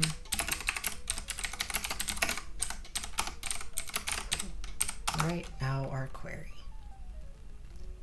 Right, now we'll do BI query. If x is less than L, or if Y is less than L, Y is less than X, return.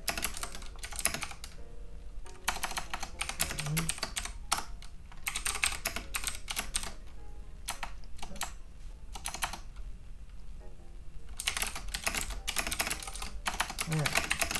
This is just like normal, like query on range with a segment tree.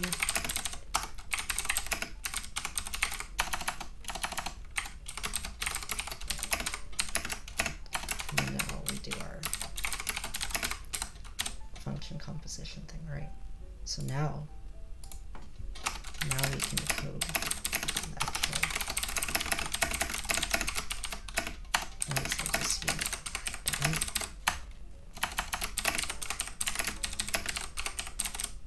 And now we do the tree of 0 minus 1, right?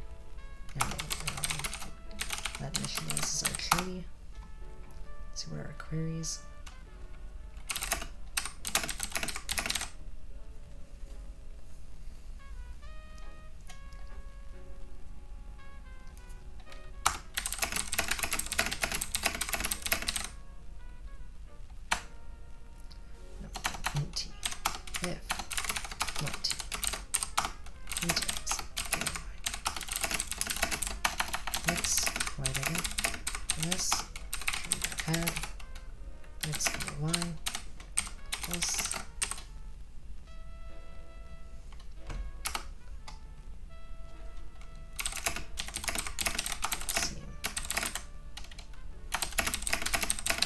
We need this to be a long one like this.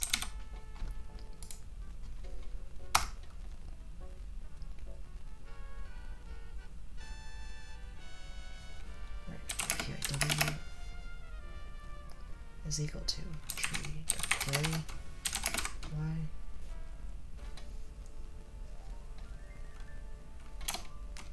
minus 1.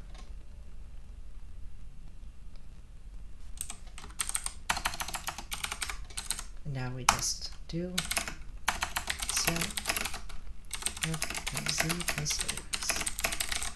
Right, that should work. I think that is all there is to it. Let's see if I coded it all right.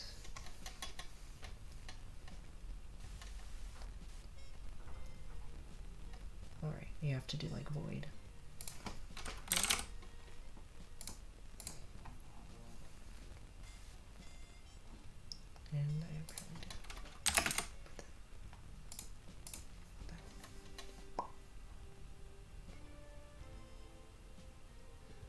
why is it not CM? Huh?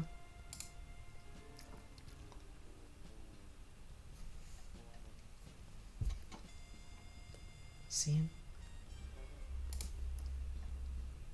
Wait, why didn't I print anything? Should have at least printed something. Oh. Yeah, that looks like a point. Alright, now we shall have finished coding this. Except for something's wrong. Always good, always good. Alright, but why is this wrong?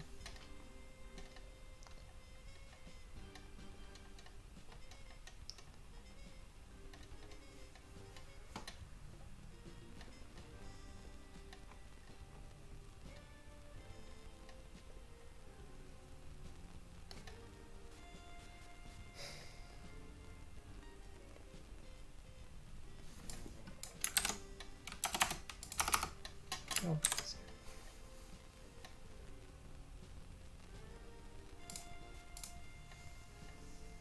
what am I doing? Okay, well actually, let's make this one. Then we can make this.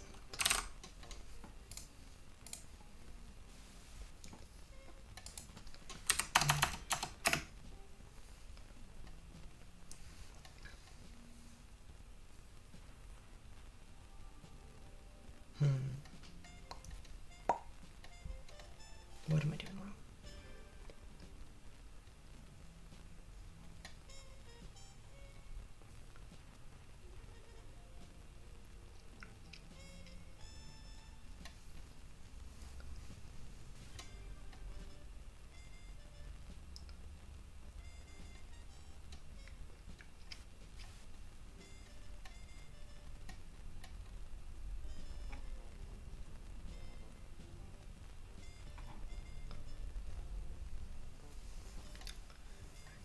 Add XY.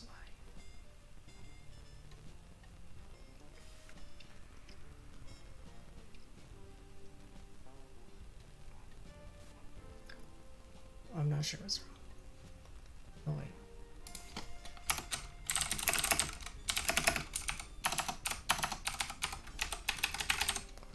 Alright, I guess it might be this.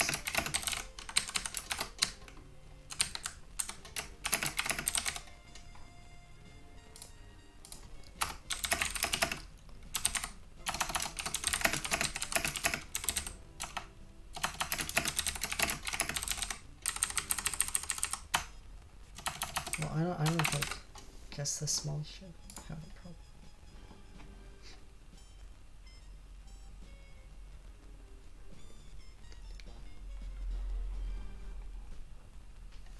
Alright, what is the problem?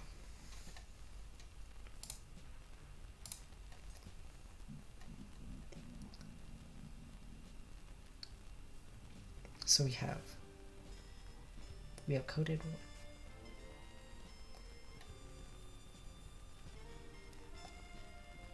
We have a segment tree with our linear operations. I'm gonna pull them up.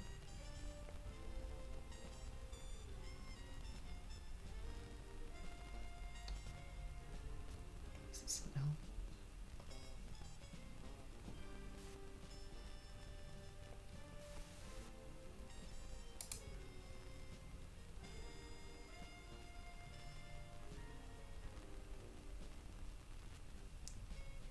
Oh, wait.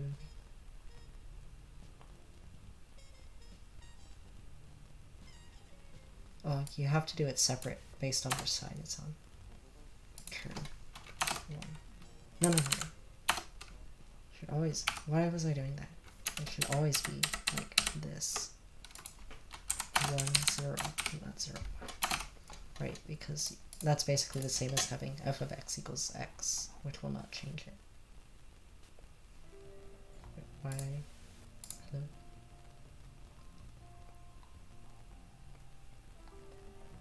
Okay. There we go. Now it's working. So now we can submit.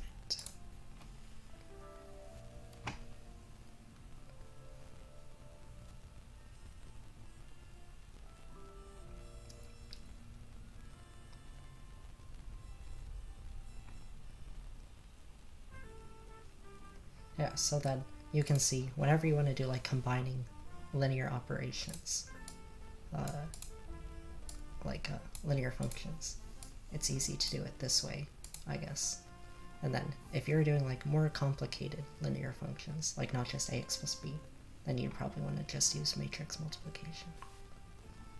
Okay, easy enough. Let's see what's next. We have range affine. What is a range affine? Given a size and integer sequence, process Q queries as follows.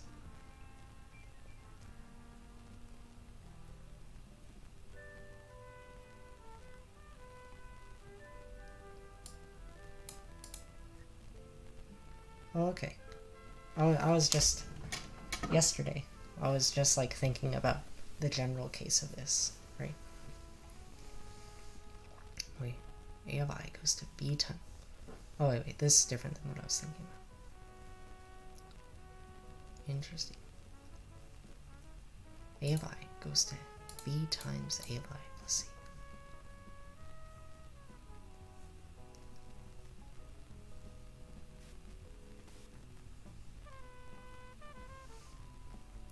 Sum of a of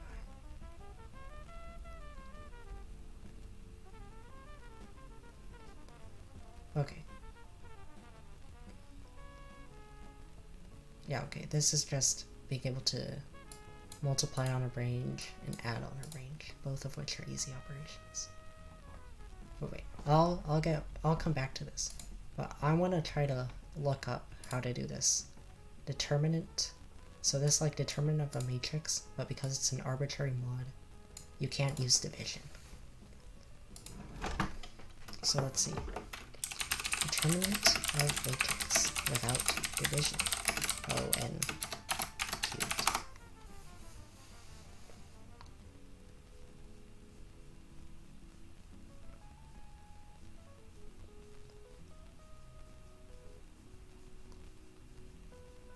Let's see. We determine matrix algorithm. First, let's just look at this and look at Wikipedia.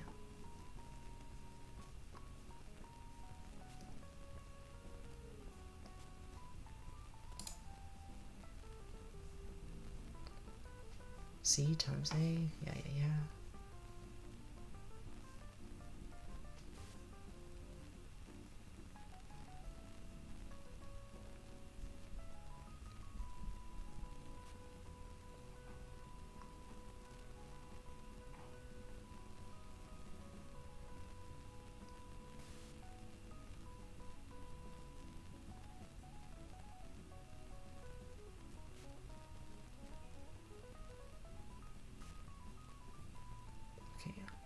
Course.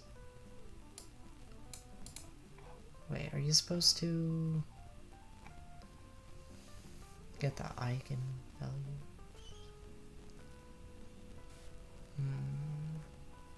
Alright, let's see. I'm not seeing anything super promising right now. Block matrices. Sure is complement.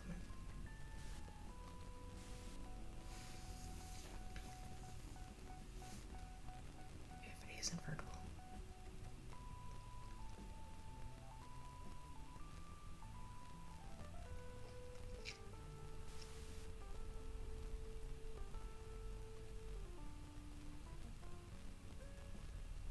Okay. Yeah, we know the determinant is the product of eigenvalues.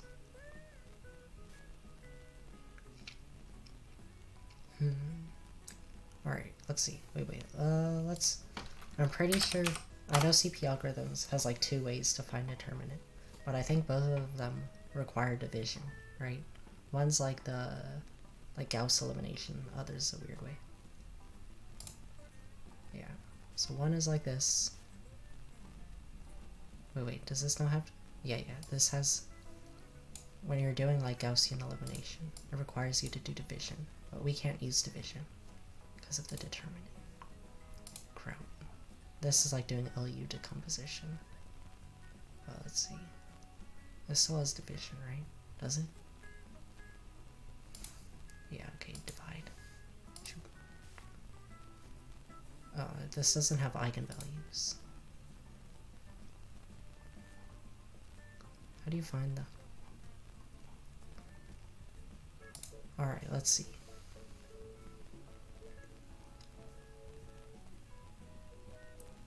Trace. Sum of diagonals. Determine.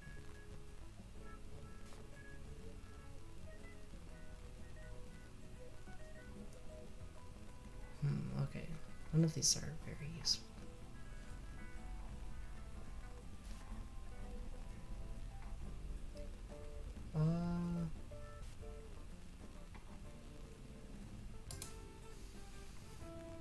Okay, that was very useless. Alright, let's see. What's the best way to find determinant of a matrix? R is the row echelon. Alpha is some coefficient. Okay, yes. That's just the Gaussian way.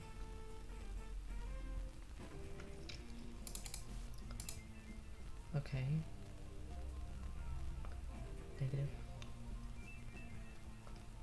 Adding a multiple of one row to it. Huh? Wait. If B is a matrix obtained by adding a multiple of one row to another row, then it doesn't change? Why does that work?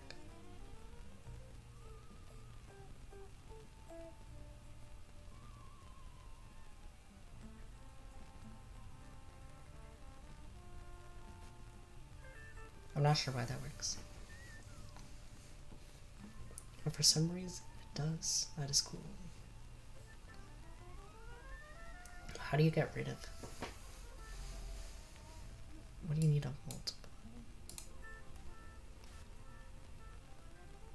Blank. So you'll have to divide that out at the end, right? There's no way around that.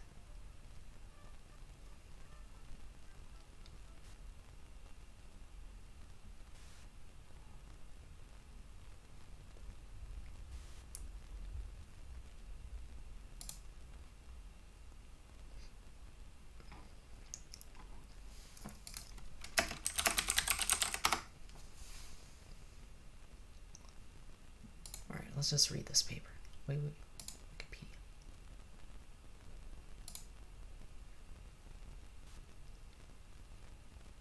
Only integer arithmetic. Any divisions. Be exact. There's no remainder.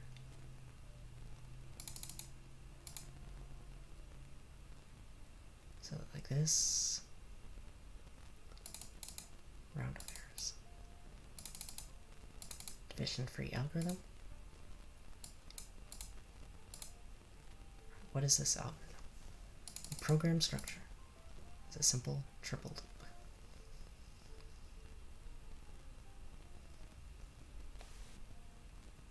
Each entry contains the leading, principal, minor.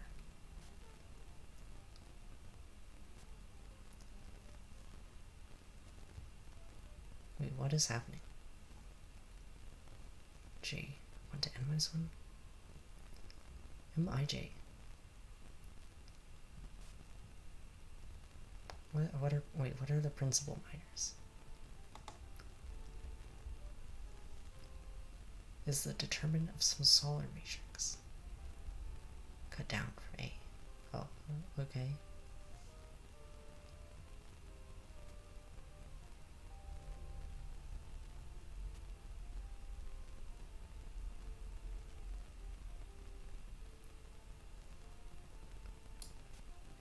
MKK, leading principal minor.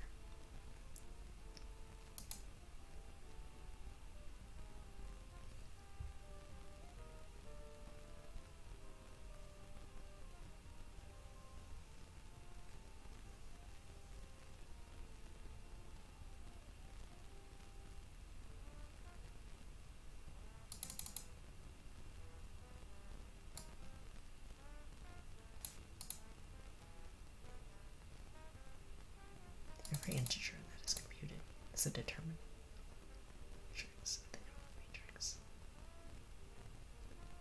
Hadamard inequality.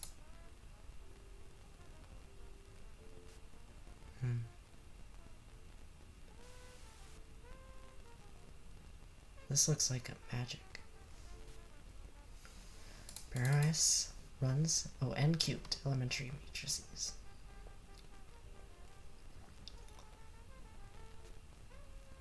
Set MIJ. I don't know if this is what. Oh. Let's read this.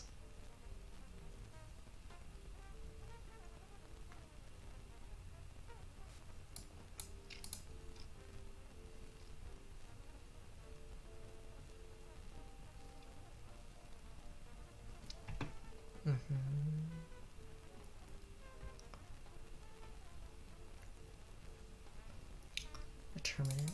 This, well, that looks like, yeah.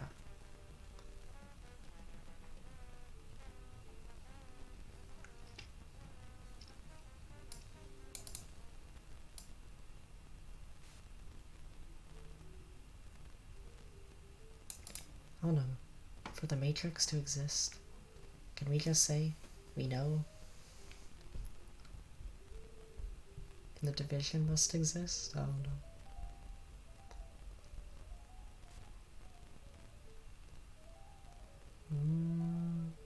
I feel like it's not supposed to be this complicated, right? I must be using this. Otherwise.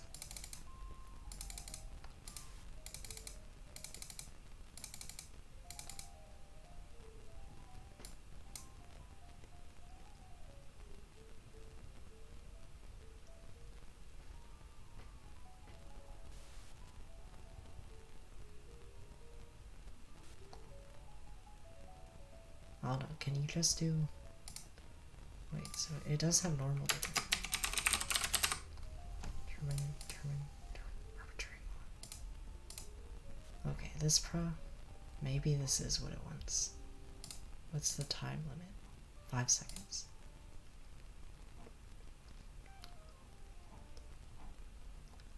Yeah, I don't know. This looks too complicated for me, probably.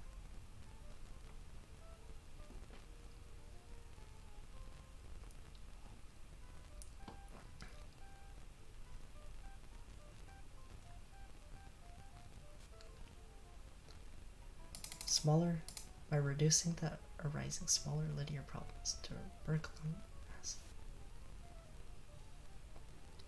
whatever.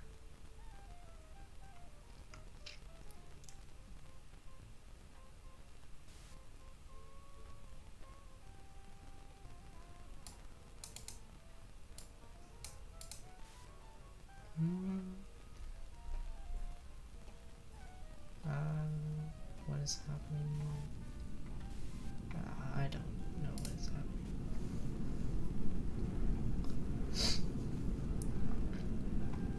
Oh no, let's just search under arbitrary.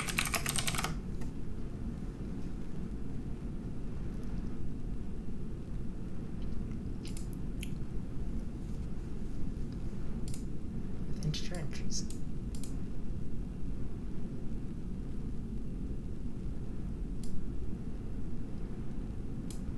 That's not what I want.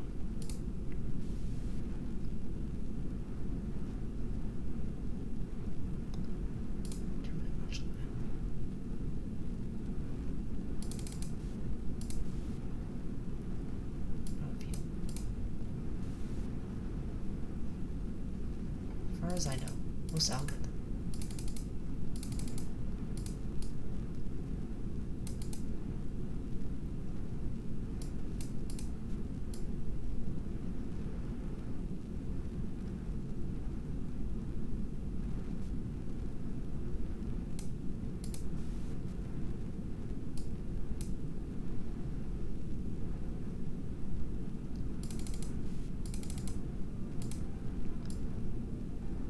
Oh, okay.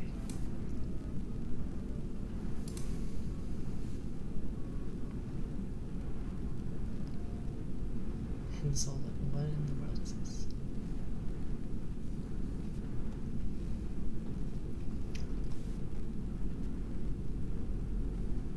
Alright, I guess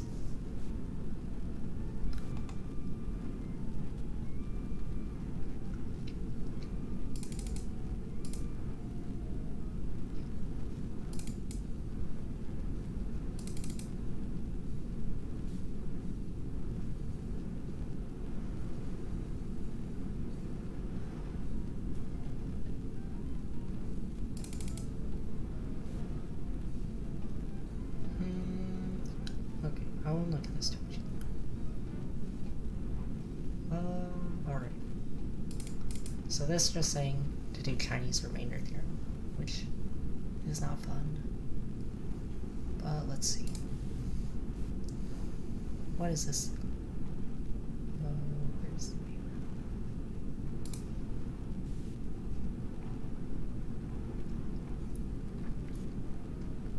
Determinant. A simple. No division. Okay, that's what we want. So let's see what the complexity is. Gaussian elimination. Where? Should be Krylos. Okay, I don't know what any of these.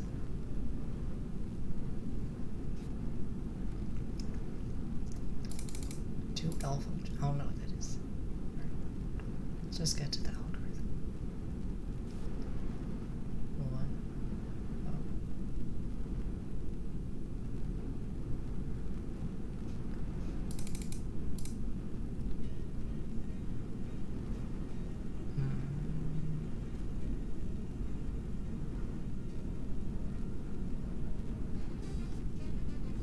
N to the 18th, very nice.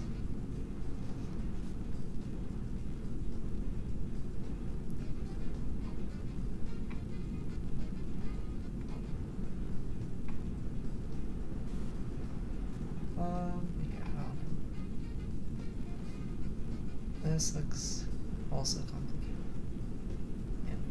Alright, I think intended is probably just this dumb Chinese remainder theorem. But what is Hensel lifting? I've never heard of that. Hensel lifting.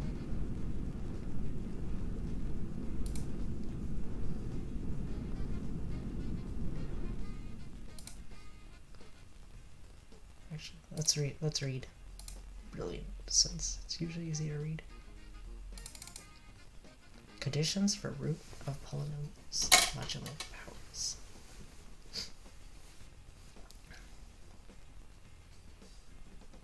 Okay. Oh, so it's like the...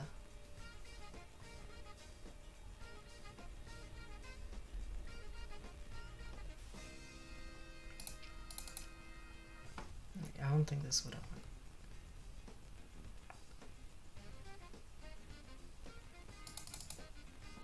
Well, this... Oh, wait.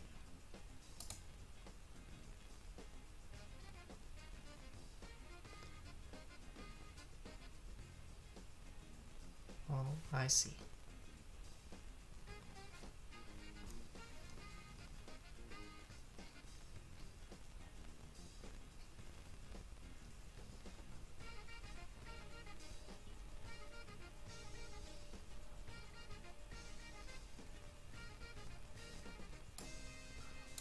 Why'd the square term vanish? Oh, okay, yeah. I see.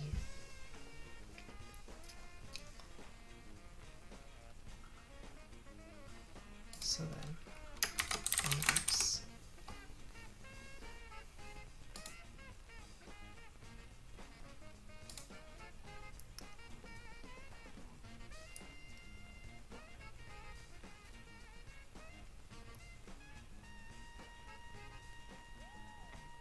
Wait, let's look at Hensel lifting for inverses. What does it say here?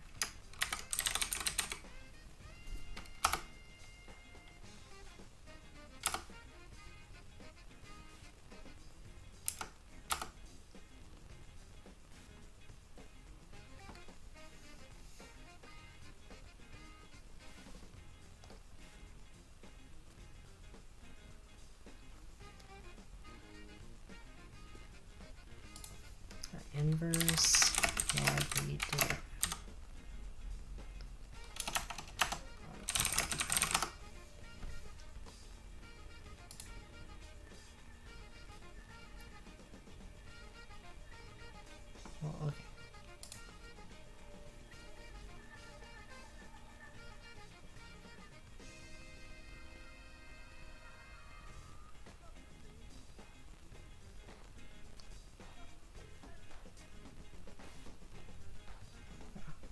I'm guessing this is what is intended. And, but I don't want to code it because it looks hard.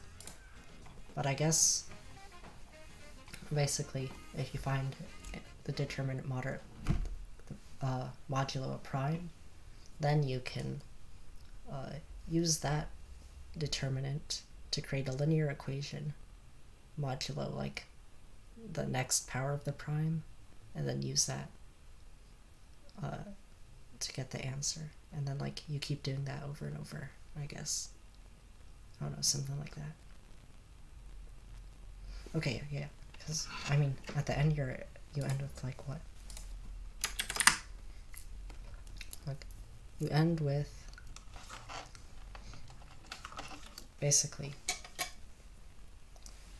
a determinant is equal to like the product of like the rows, I guess.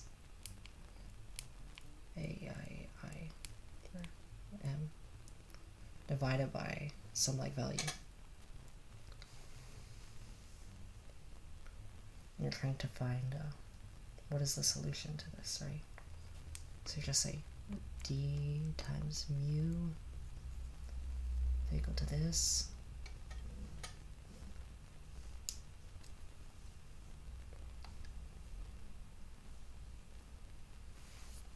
Okay, actually, what do they say? There's like a forum, right? Is that a forum? What is there? Let me like cheat slightly.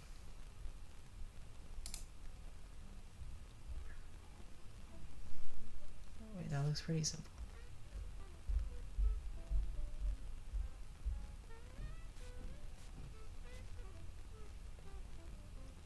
In case simple.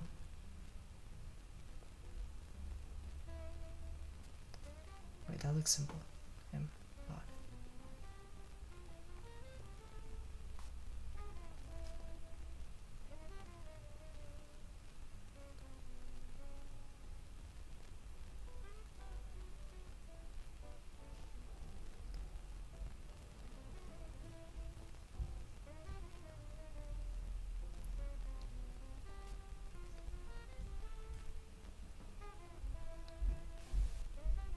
Wait, how'd they do that?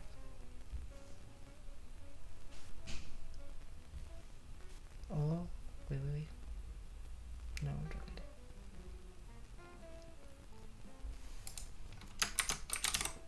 it. Res. Where are the times res is updated? Res is multiplied here.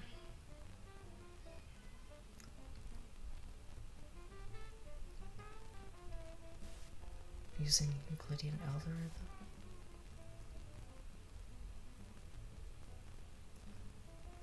Wait, shouldn't you have to divide out the matrix by this at the end though? Oh, no. Remember, it's it when you multiply. When you like add a multiple of a row, it doesn't change, right? But why? That seems weird.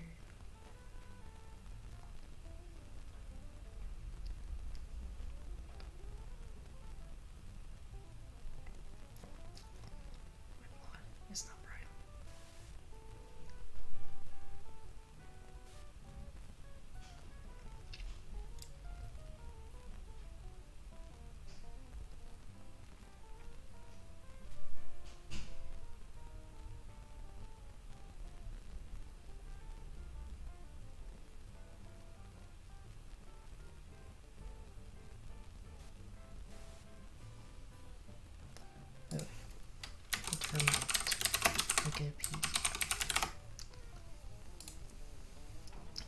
Where are the stupid rules? Where are the rules? Like,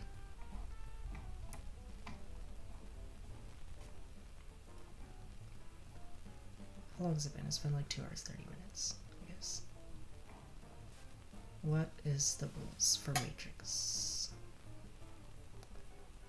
Okay, wait, is it? No. Where's like the row swapping rules?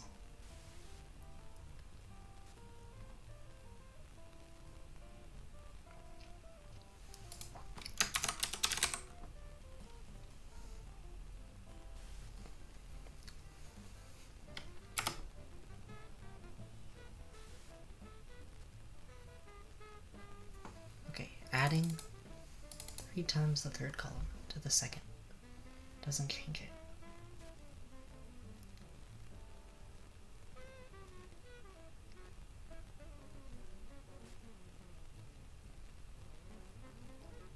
Add the second column to the first. Doesn't change it. Wait, why doesn't that change?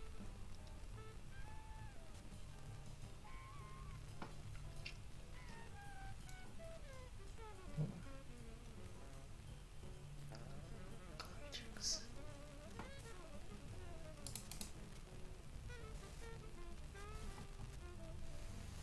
Wait, let me see. Matrix. Determinant.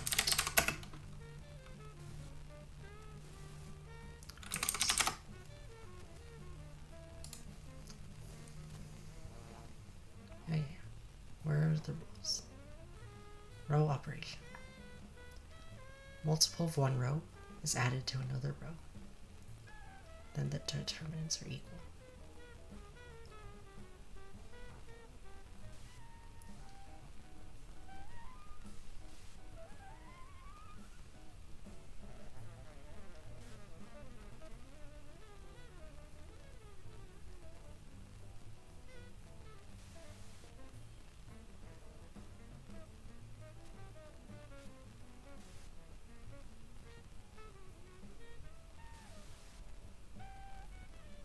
I see.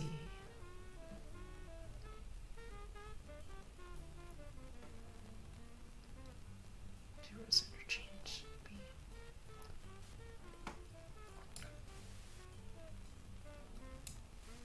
Okay, so determinant B. You add one row to another. It doesn't change. But I guess if you add it to itself, then it does change. Okay.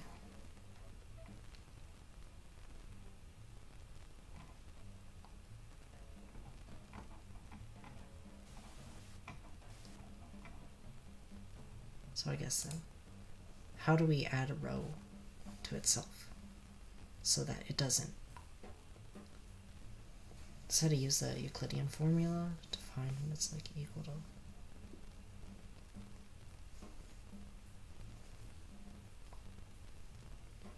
Euclidean algorithm.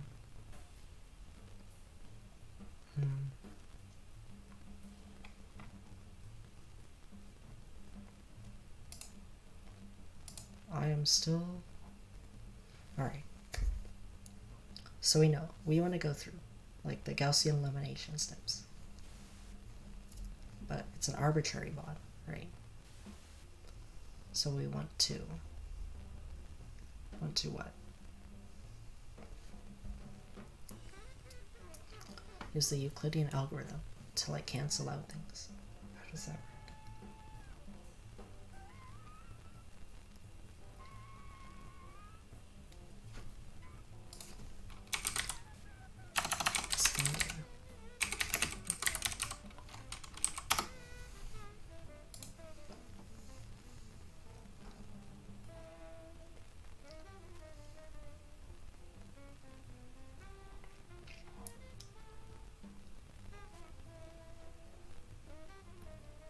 GCD, this, A times this, but B times this, okay.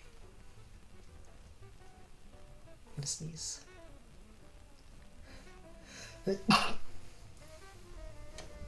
Alright, what am I doing? We know that the extended Euclidean algorithm can give us when the two are equal to 1.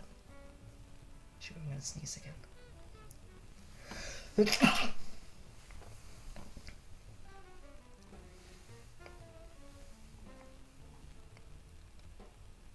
Hold on. I'm gonna go to like the restroom to like fill my nose.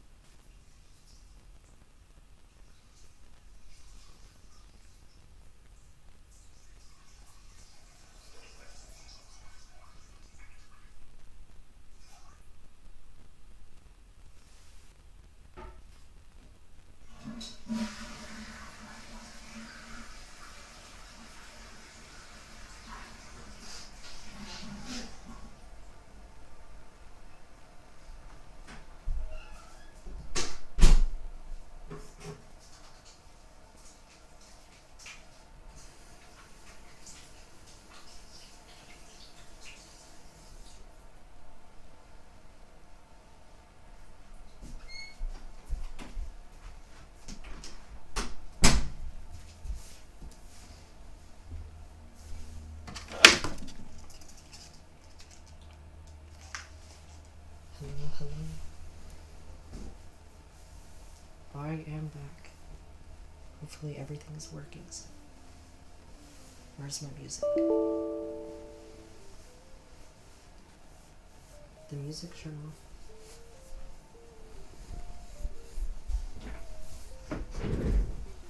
Because I do not hear it.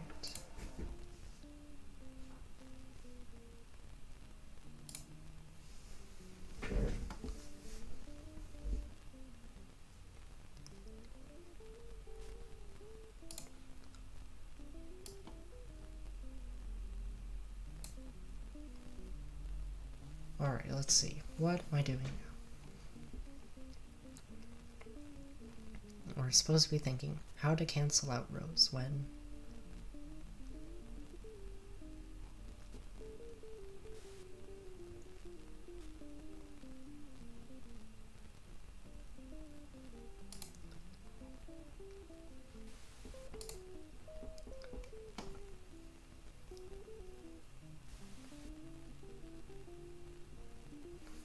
So, like, what can we do, right? So when we're doing Gaussian elimination, we have our matrix, right? And we'll have, like, 2 rows. Say 8, 5, 7, etc. 6, 2, 3, etc. And we'll want to, like, cancel out this value, right? So we want to add some multiple of the rows.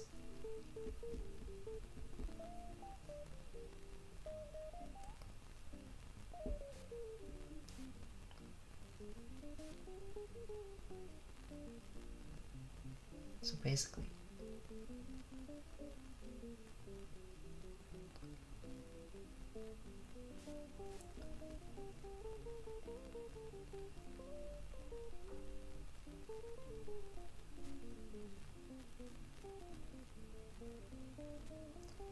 alright, wait, so what does that give us? So Gaussian elimination will give us like a row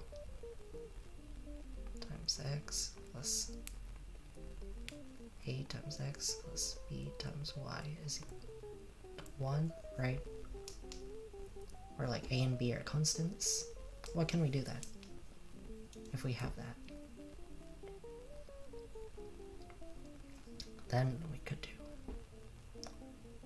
let's see, x times,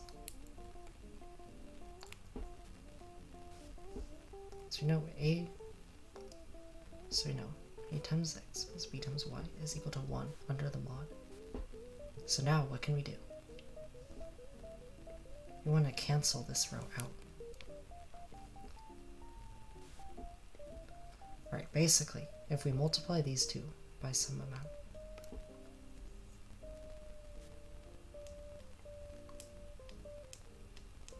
okay, well we have a and b, right?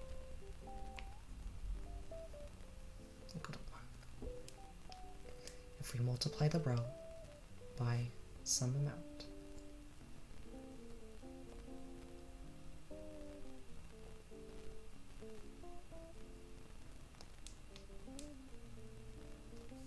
multiply. Come on.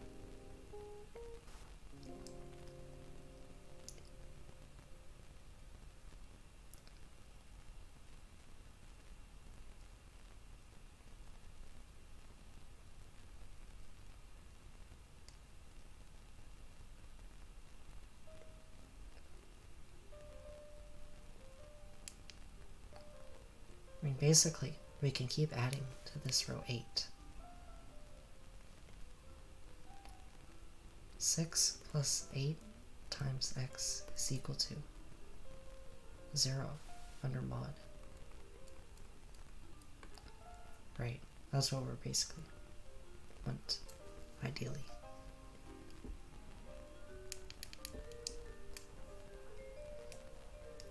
But 6 and 8 might not have the inverse. I don't know, let's just see what they wrote. Because obviously I am dying on this. What did they put here?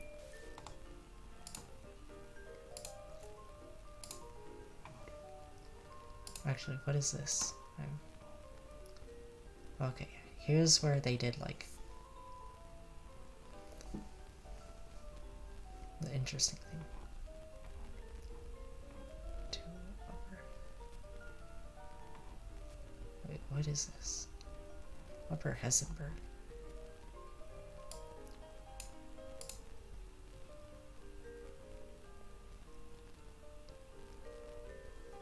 Interesting.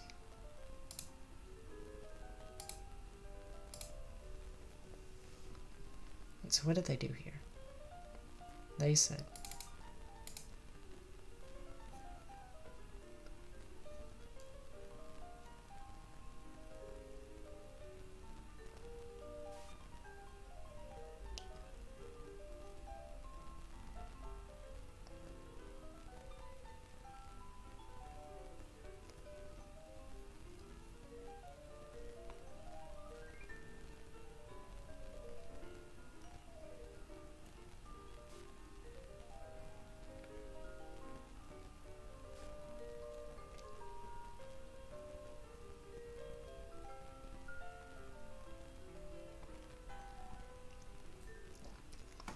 so this is equal to A0 times this.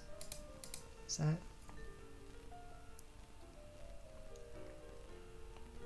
So what is this doing?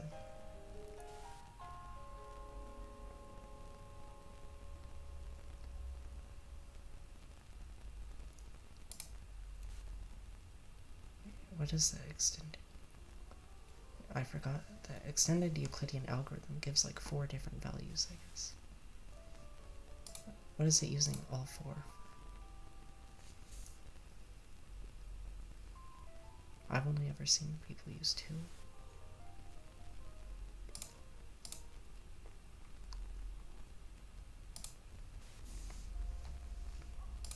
Oh. Oh, wait. Right. Yeah, so it's like, yeah, so you usually only see people give X and Y. What are these other things?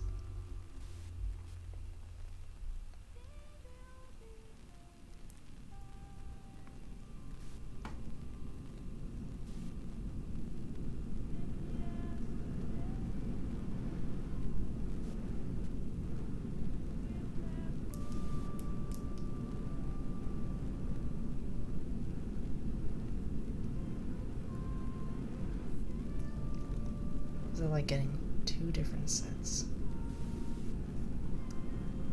The GCD is the same.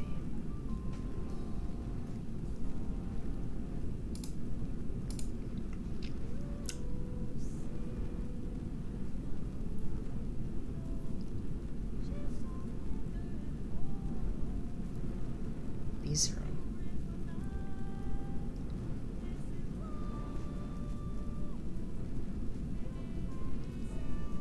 What is... I don't get it. What exactly is happening?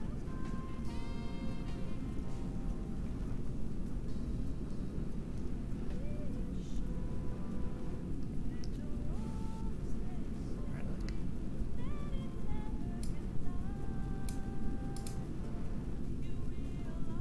Wait.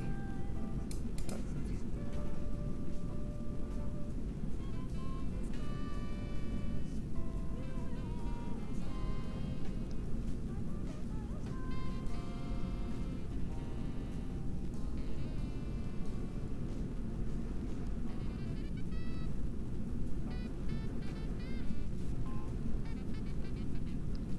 So now we're left with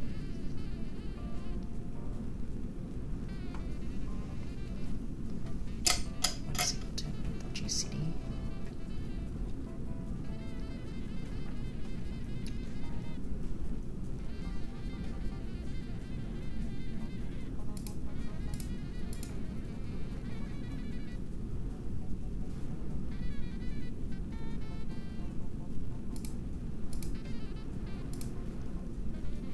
One is equal to GCD.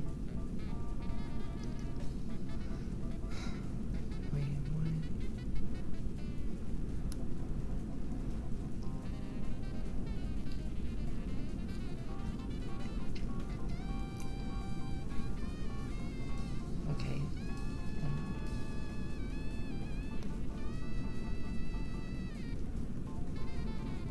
does that work? So this is equal to. So for ji, it should be equal to 0. How do we know? This will be equal to 0.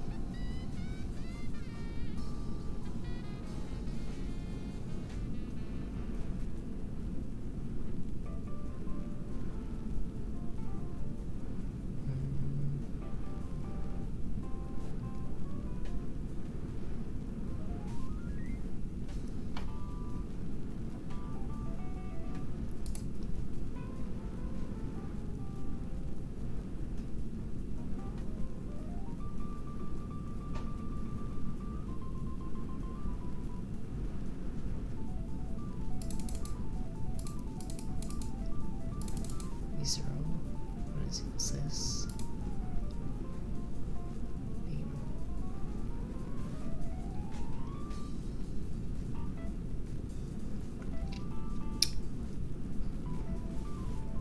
Let's analyze A0 and B0.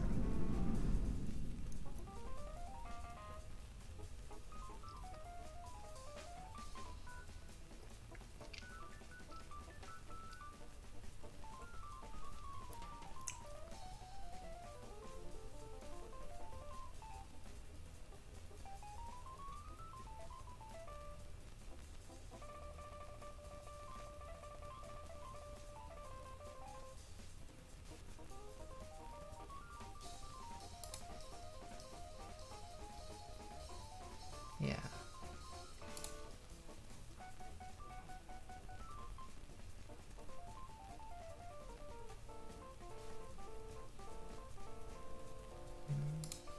Hold on, is there some explanation somewhere?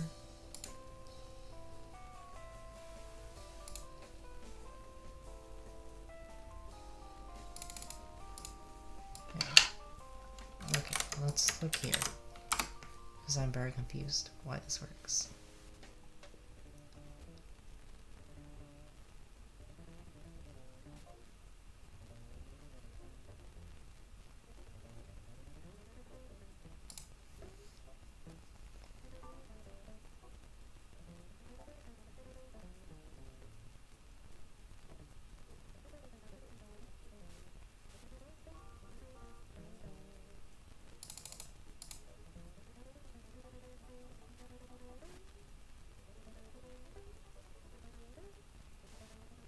Basis of vector.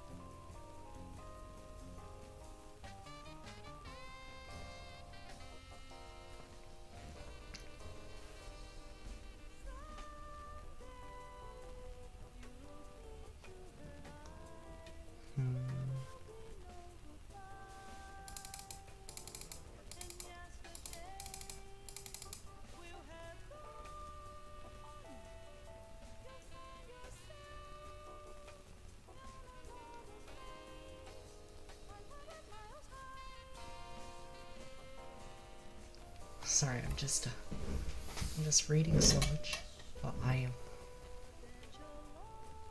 do want to learn this.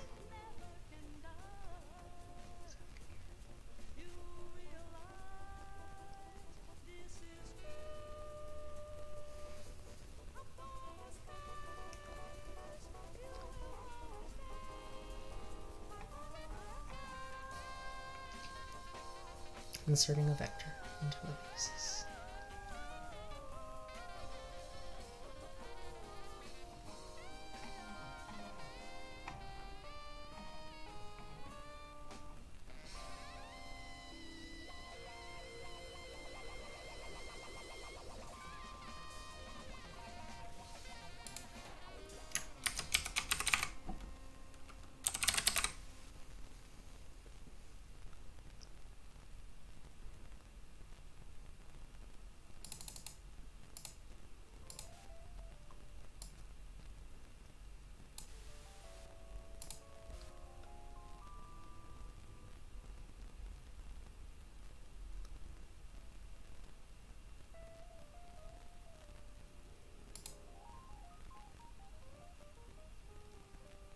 My best.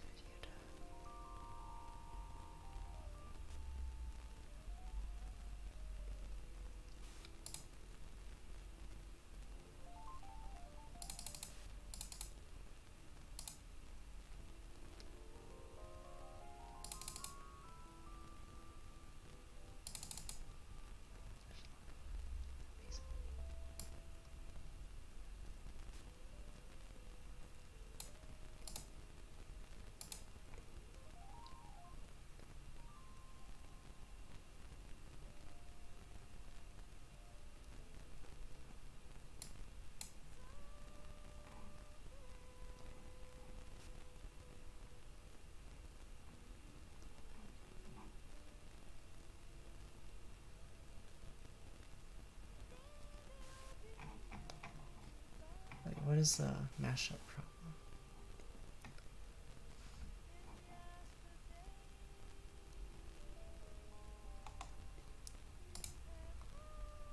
Linear basis.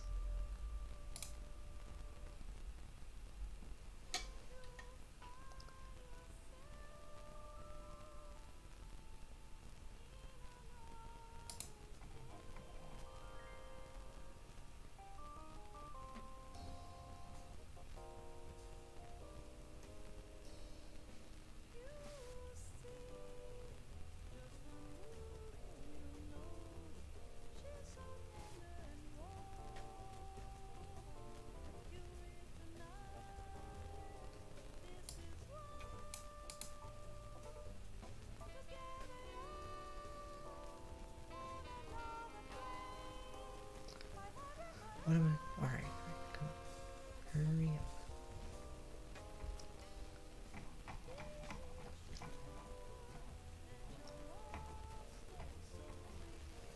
So it says it's related to. Where'd I come from?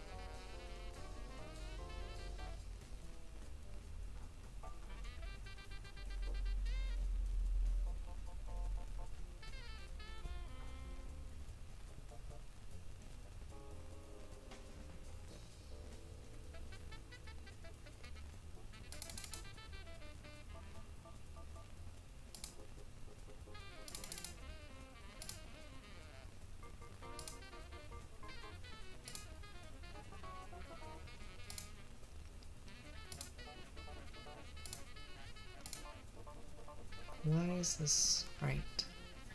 I do not understand this step. Like, how is this? Right, so obviously, what this step means is you're computing coefficients so that this is congruent to 0, right? But this is not. And furthermore,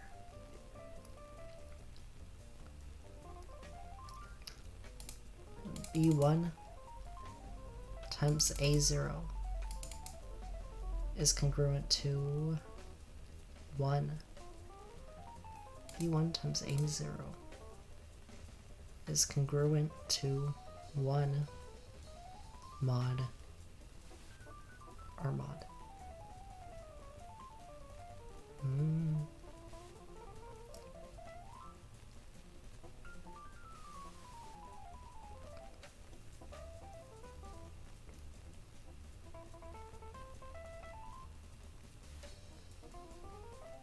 Wait, so why does that work?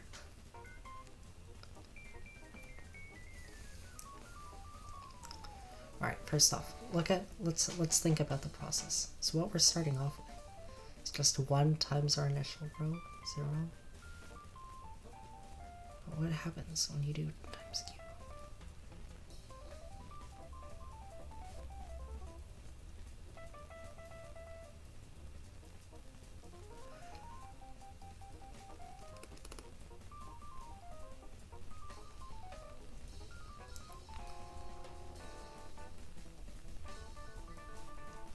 So initially, one of the zeros becomes not 0, while the other isn't affected.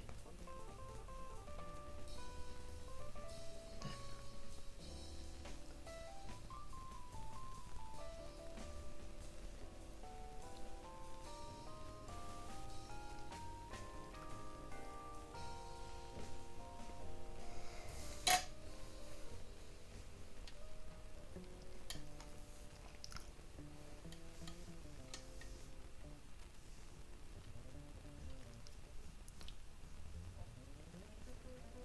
so at the end, what are we getting?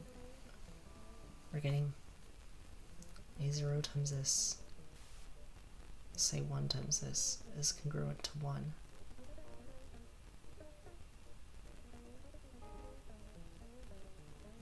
Okay.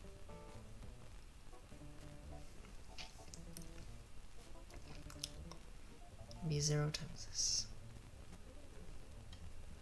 Sure, I get A0 times this plus A1 times that is congruent to 1.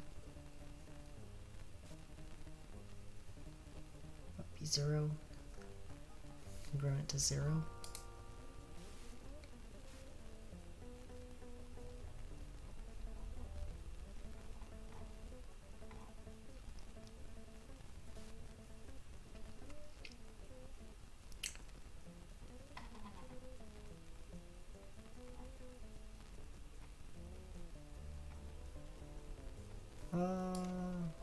Let's just like copy this and think about it.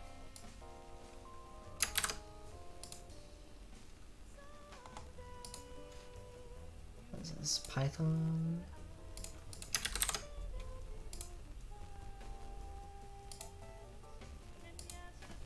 We also need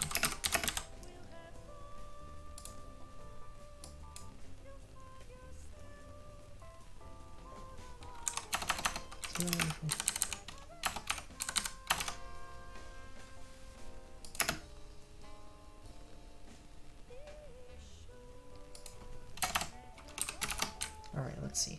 Let's try to think about why this works.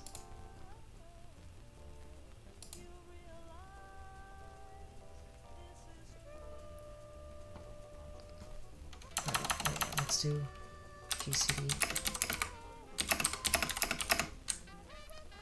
Okay, let's do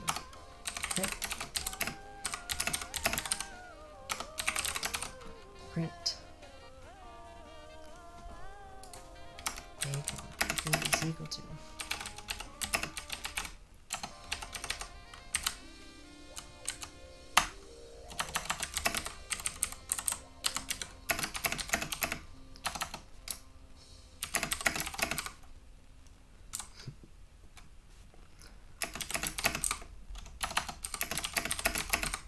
let's look at this.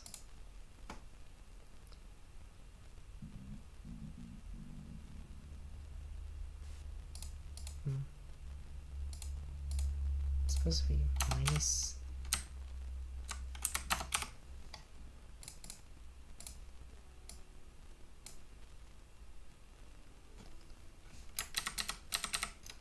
Is it because I changed it? Does that really matter? I guess it does.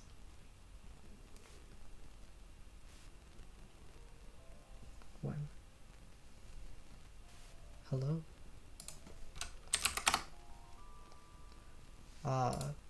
Right now, I'm trying to figure out how this works. I guess I'm not too smart enough to solve it, so I'm trying to understand their solution. But I am not understanding it. Basically, they're doing the normal Gaussian elimination algorithm, except for then, for the step, like, for a row pivot, they're somehow doing this to cancel out under an arbitrary mod. Like, if you could do it under a prime mod, you basically just do Gaussian elimination, then take the determinant along a diagonal. Like, but because of this general case, with an arbitrary mod, you can't do it normally, because you can't do division under an arbitrary mod. So then, they're using witchcraft. Interesting. So now here,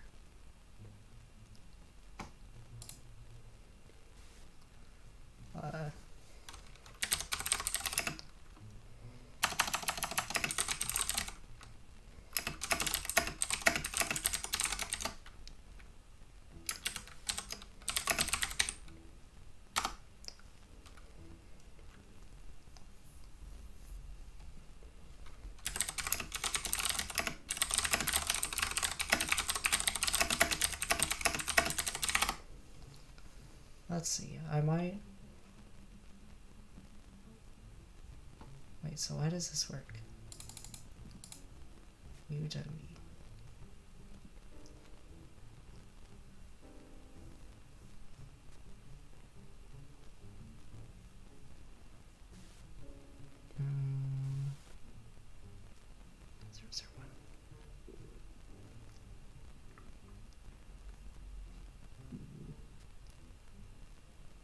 No, this is doing something different. Is it?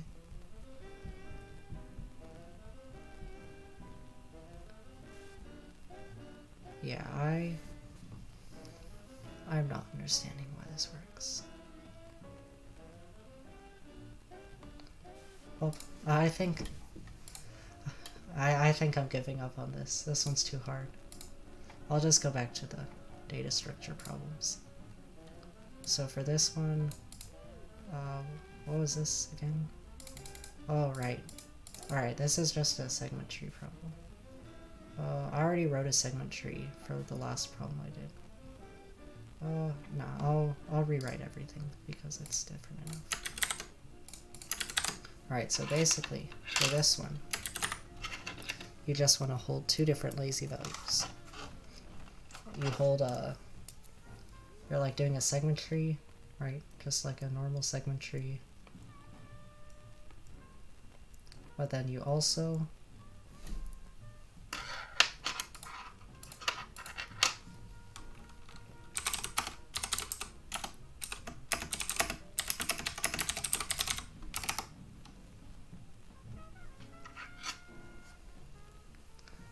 let's see. So then you want to,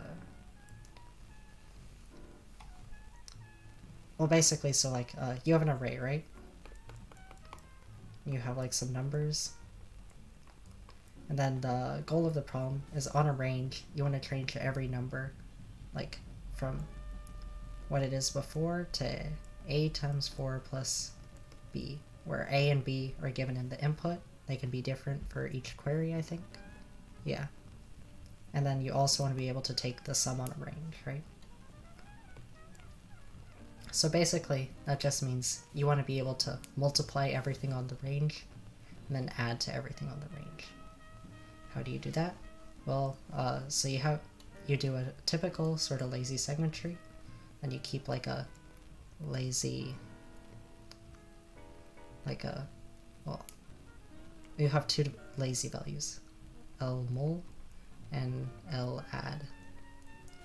And basically, what you do is when you want to add like a b to the range, you do L mul plus equals a, L add plus equals b, then the val, which is like the current sum on the range, goes to a times val plus b, and then when you push down,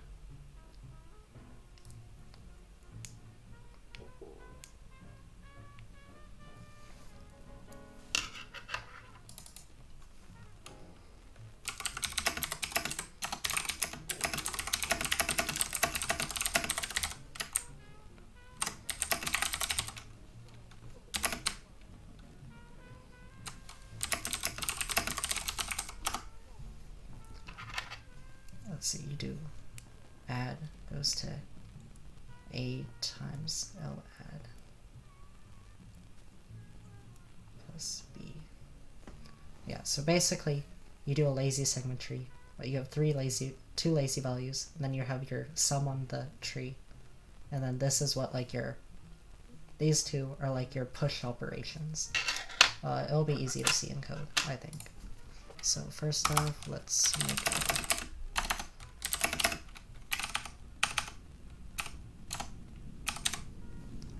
let's see, so we have our input size, and then we have our, let's see, let's like initialize the array. Oh, it's just this, right? Now, create our segment tree.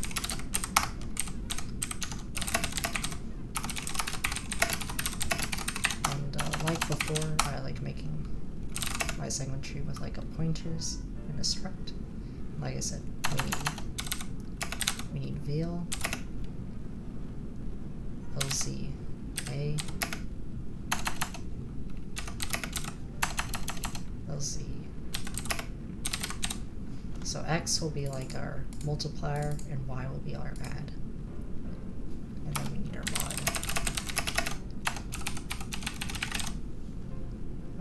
Let's put this.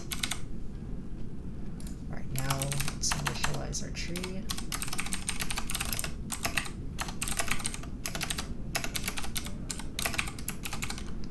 Let's see, so we're doing what? Veal equal to 0? No. We initialize LZX equal to LZY to 0, and if L is not equal to R, we do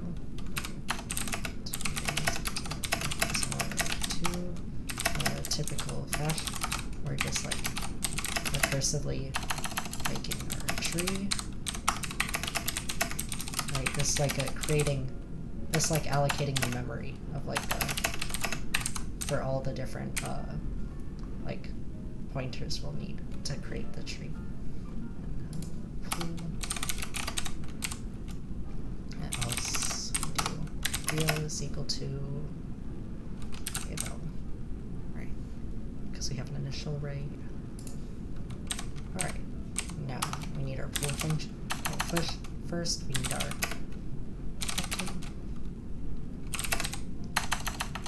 X. Let's see, here's our update function. We'll do. So here's what we do. VL is equal to.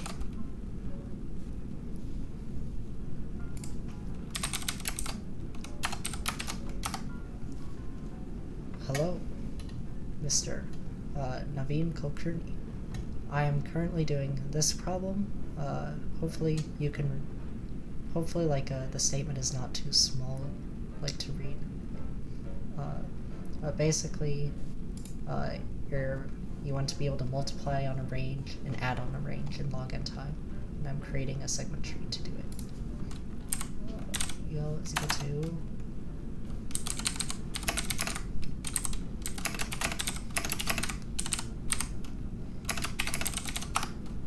X.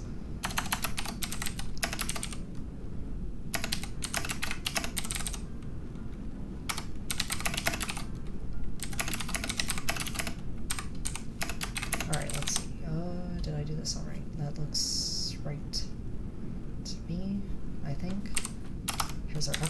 now here's our push function.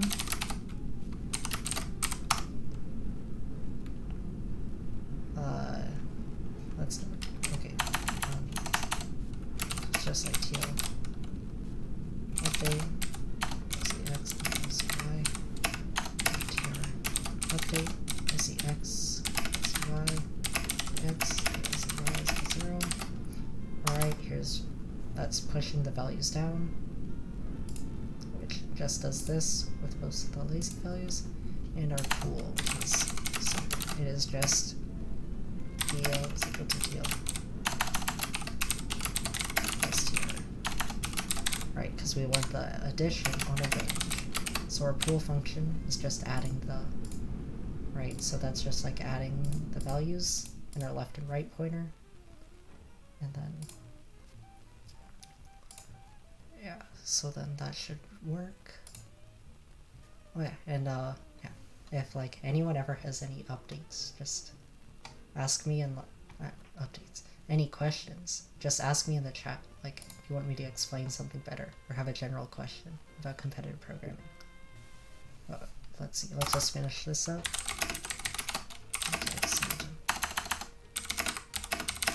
Alright, so it should be like this. We're adding on a range. X, Y, Z, W. Alright, let's see. If y is less than x, return if x less than equal to L, and y is less than equal to what? Return update W. Add y is equal.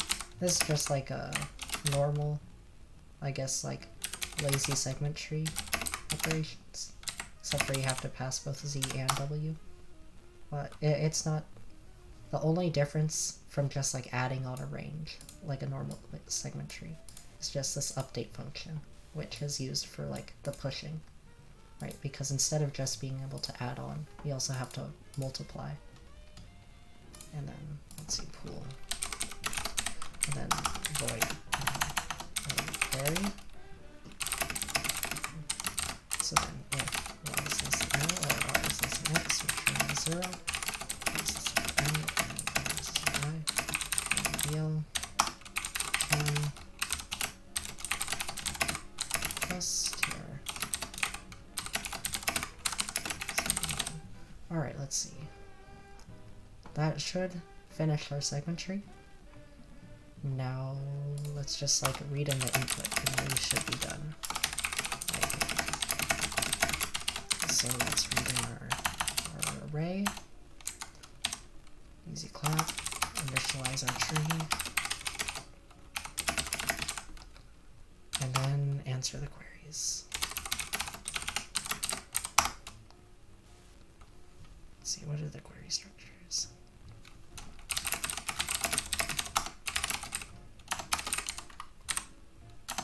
Alright, so let's see. If t is equal to 0, let's just input it all in.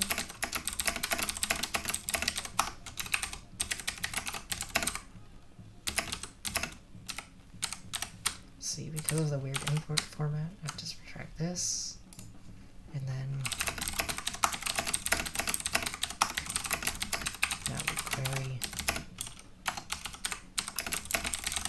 Alright, that should be it. Let's see, did I code it right? Hopefully I didn't make any dumb bugs, but I probably did.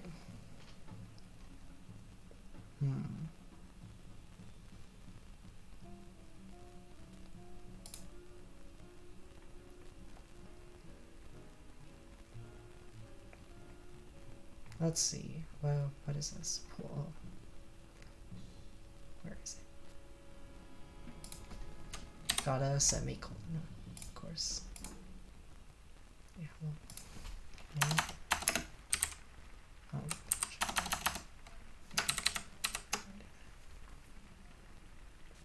Tree.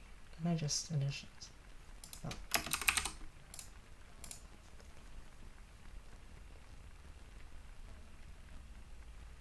Let's go. Alright, it seems to be working. So then now I will submit it. Yeah. I started. So why I code in IDE 1 is, well, like for competitive programming, you don't really need like a heavy-duty debugger, I guess. And then, so I like to practice a lot, like at school when I still went to like a public high school, and I like to practice during lunch, but our computers didn't have an IDE, so then I would just I started using IDE 1 so I could practice during lunch, and now I've just gotten used to it. I like that it's like portable, I guess. I don't know, and like it's quick to set up. Let's see, did I do this right? Hopefully I get AC. Wait, why'd I get WA? Thought I got right on the sample.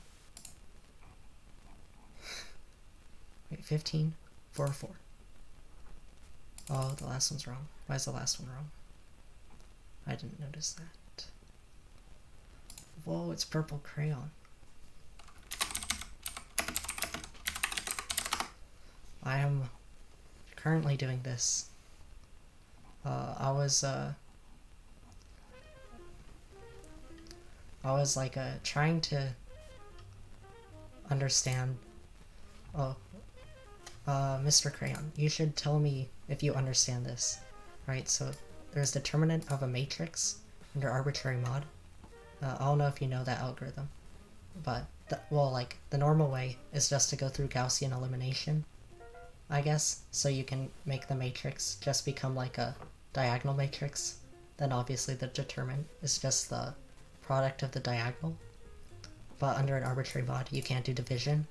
So then they do this really weird, like Euclidean algorithm thing for the pivoting step of the Gaussian elimination. It is here, and I do not understand why it works. Right, because apparently what it means is b0 times, like this would have to be equal to 0, this would have to be equal to 1, and then somehow a0 times b1 is congruent to 1. So yeah, let me know if you understand how that works, because I couldn't understand it. I like looked for a while. But let's see, back to this. This should be easy, but for some reason I'm getting it wrong, which is annoying. Let's see where I messed up.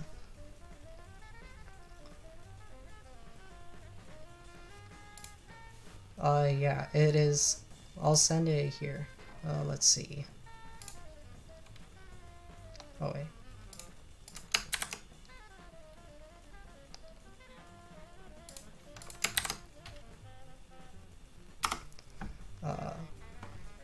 By the way, you can get all like on the like Yosupo library, you can get all like the source code if you go under the problem and then press the GitHub button. I think they have it for every problem, which is nice.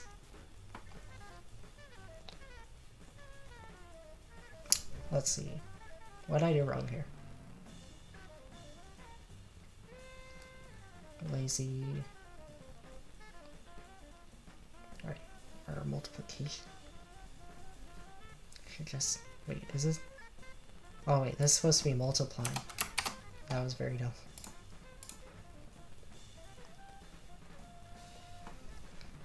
Yeah, Yosupo is like pretty great. Wait, why? Oh wait. I'm so dumb. It should be equal to 1, and this is 0. Alright, there. Now that should make the multiplication work. Wait, why is it 0? Did it not update?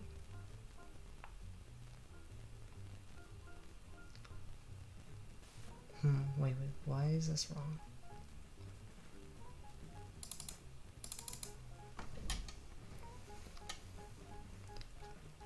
Do you know about, well yeah, it's like it's similar to extended Euclidean algorithm, but it's like, more complicated, I guess, because it's like solving like a two coefficients at once somehow. It's which I don't get.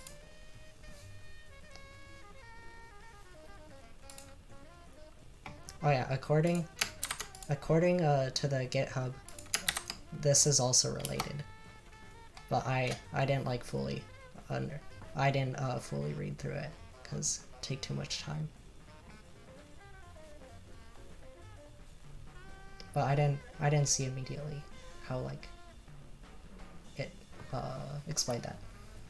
Anyway, why am I getting this wrong still? So sad. X times LCY plus Y. Okay. Should be multiplying this. X times V plus Y. Okay. LCX times equals X.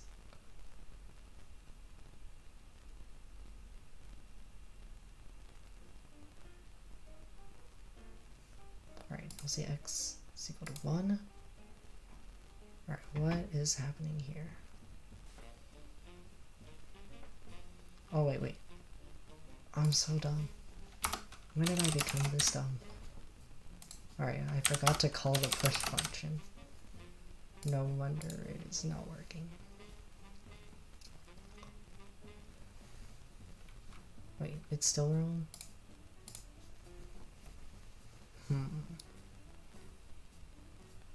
Wait. Why is this wrong?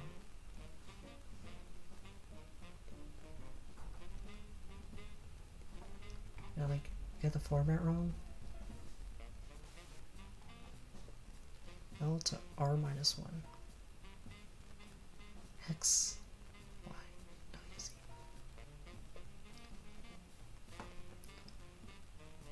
B times AI plus C. Okay. So, update. Where's this?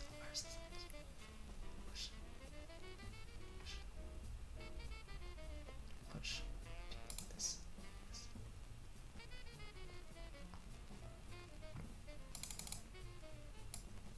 Basis. Guessing. It's just basis. It's non-prime log.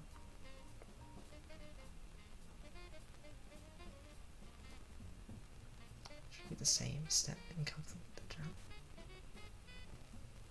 Yeah. It should be the same. Wait, where does it well, I guess I looked at the like a Euclidean algorithm in the link.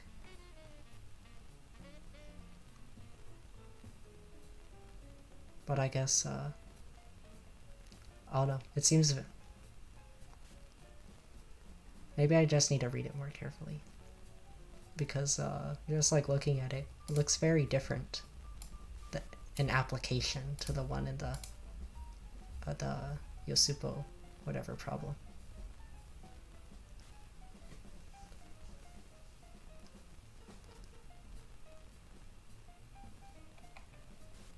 It was 1R.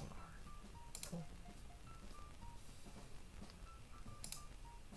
BL. Getting the sum. Getting the sum on the range. X times VL plus Y. Percent 1.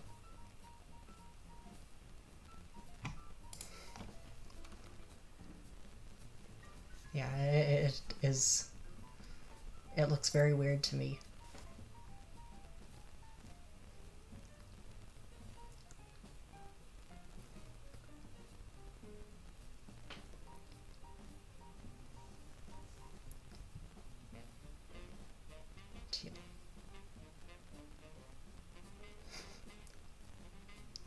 I've gone so weak. I can't even out segment tree somehow.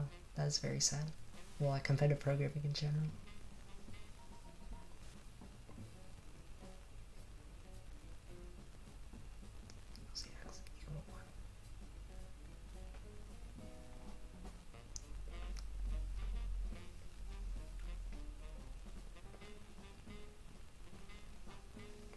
is equal to x times VL plus y.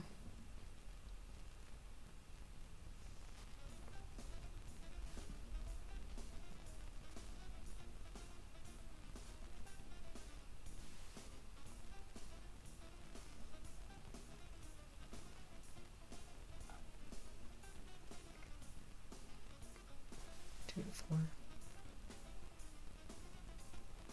0, 5. Okay.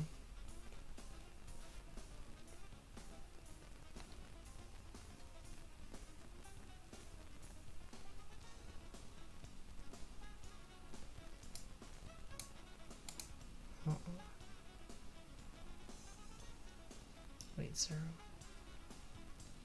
Why does this last one keep getting wrong?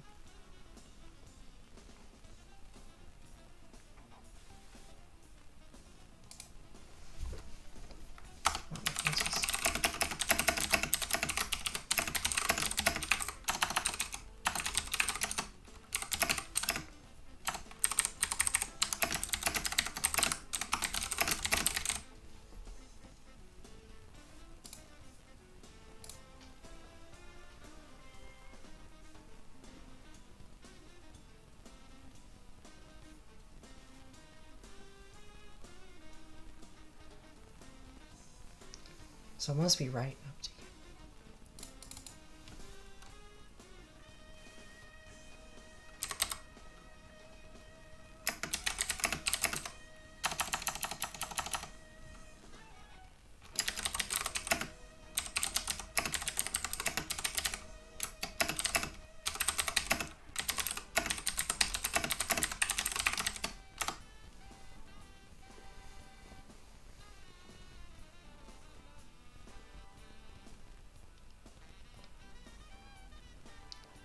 Oh yeah, you weren't here for the beginning when I spent like 40 minutes trying to implement what's it called? Biconnected components, because the graph was disconnected and I didn't realize that. So that was a very good waste of time. That's like what happens every single contest.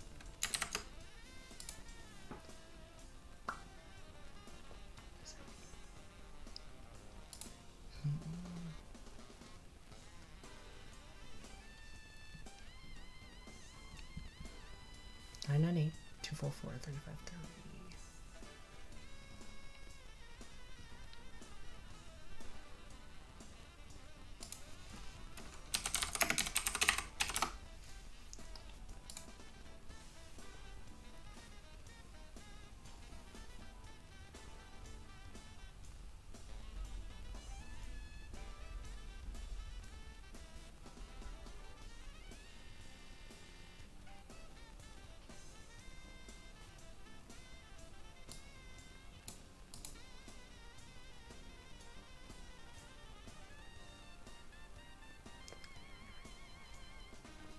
Yeah, it looks the same. SPOJ.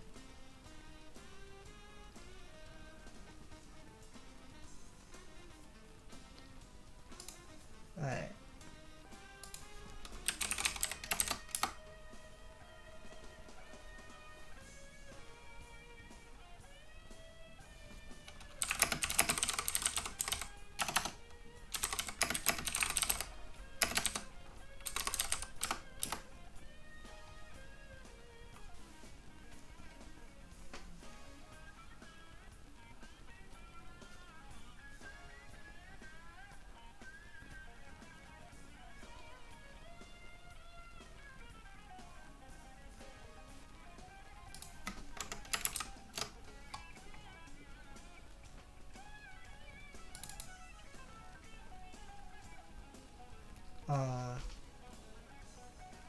Oh, yeah, I know who that is.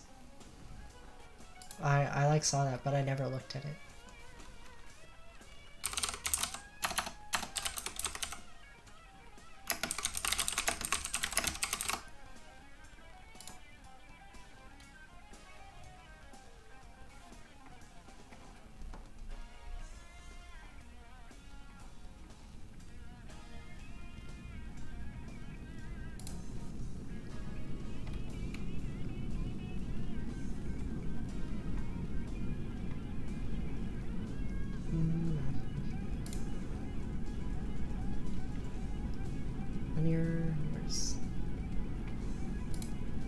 determinant.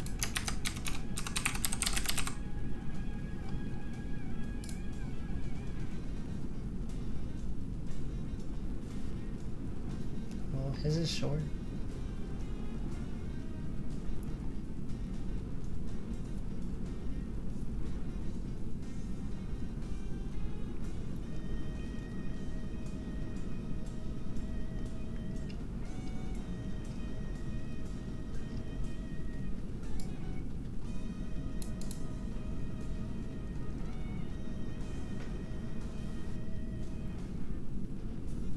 Well,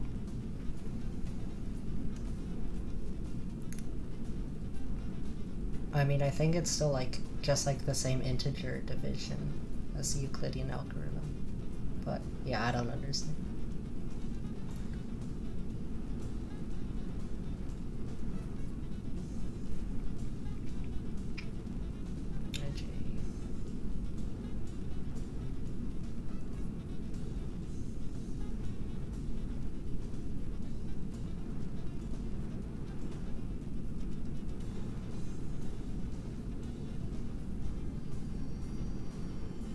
Yeah, I agree.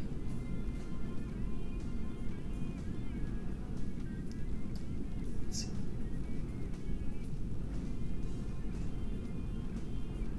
Okay, first I need to finish this problem. Why am I getting this wrong? Wait, so what was the last operation?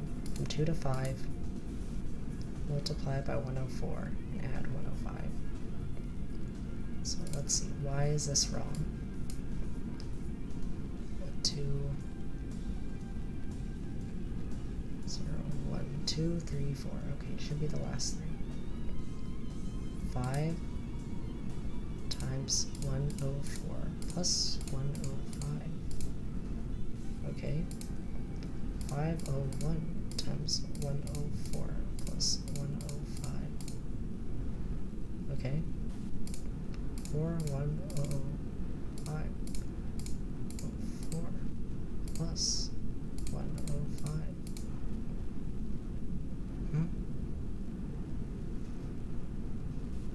What? I'm getting everything right.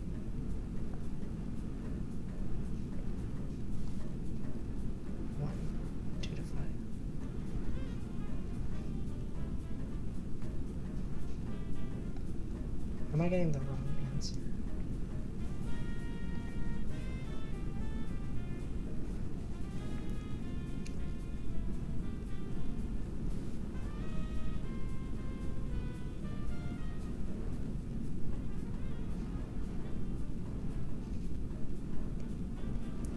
There's 100 plus 1.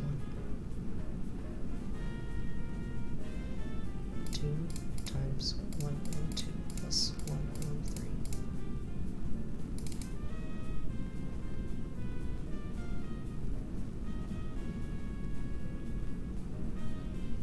1 to 3. Wait. And, okay. 5. Huh?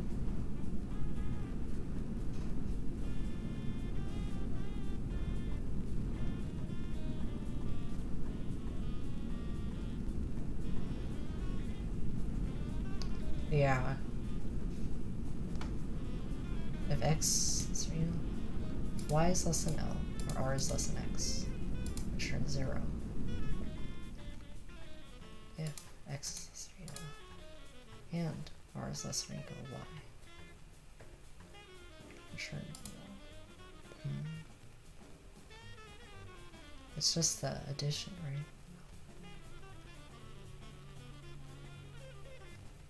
Yeah.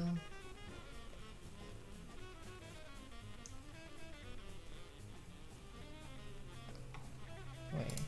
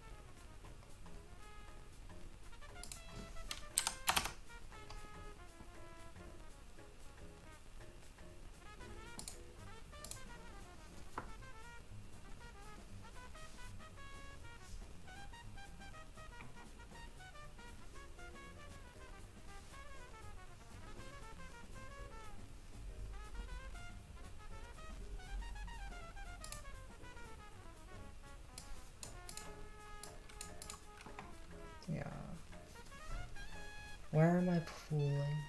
Where am I getting them?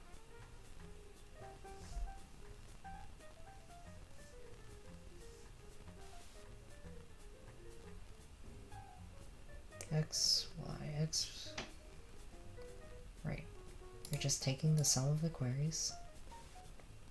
You're returning 0 when it's not in range. Wait. Okay. Wait, the first one is 1. Is that...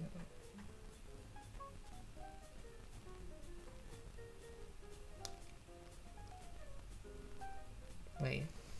Why is the first value 1? Should it be? Am I not pushing somewhere?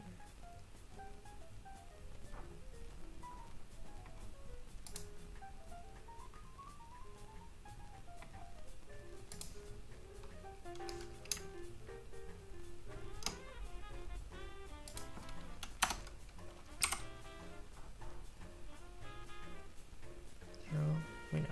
That's fine.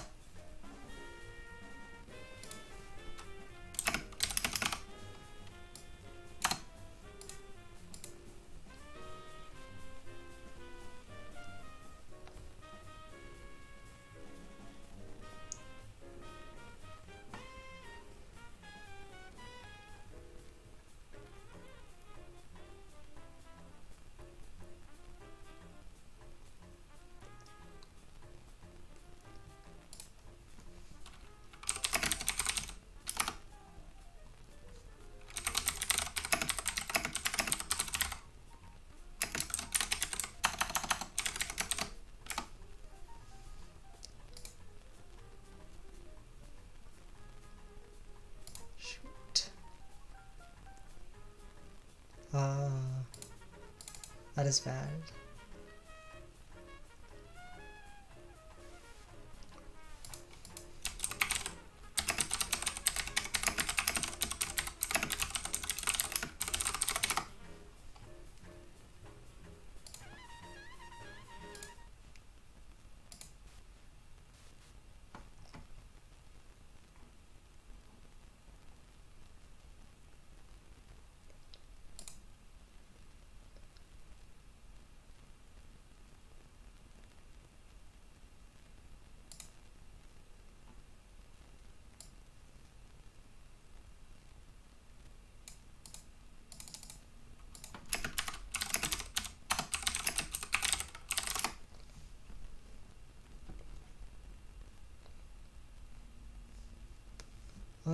How do I fix this?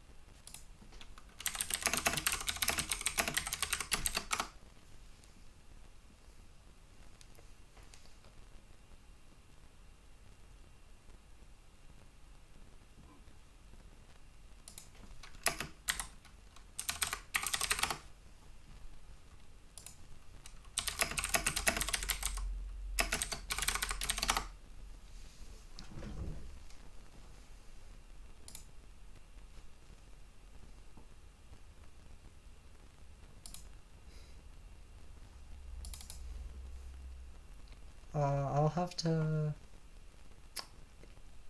Let's see. Let me find new music, not on Spotify.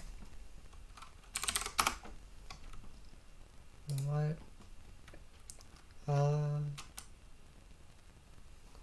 Yeah. I think. Let's see. Can I make that?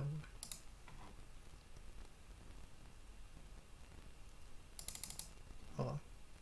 Yeah, the latency's bad.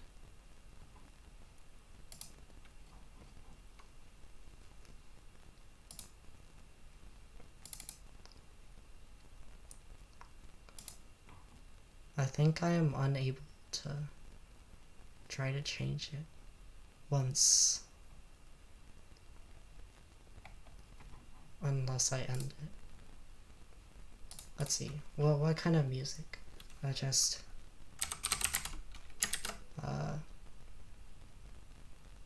I'll do lo-fi. Jazz, lo-fi, copyright free.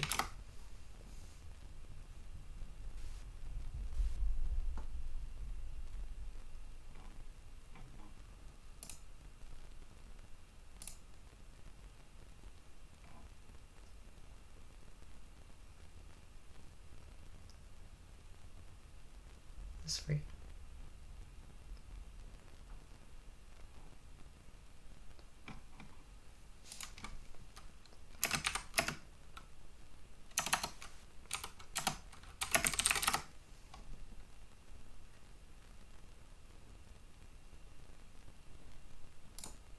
Let's try this.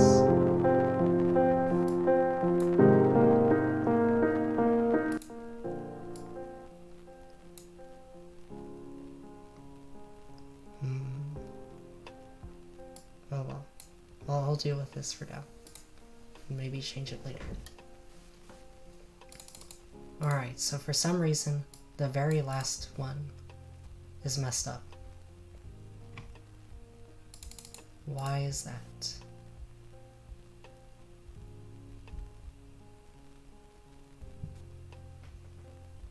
X.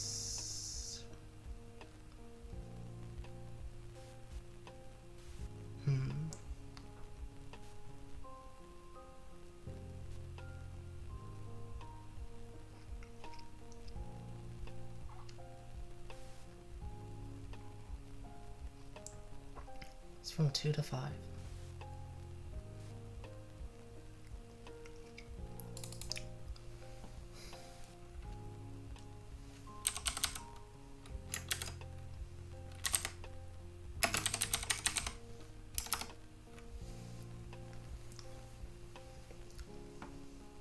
Why is this not working? This is so annoying. Let's see.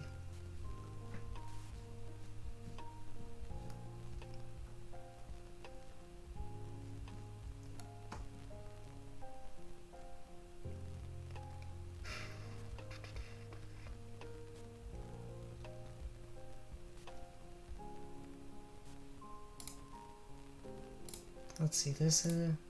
Yeah, okay, I don't like this one.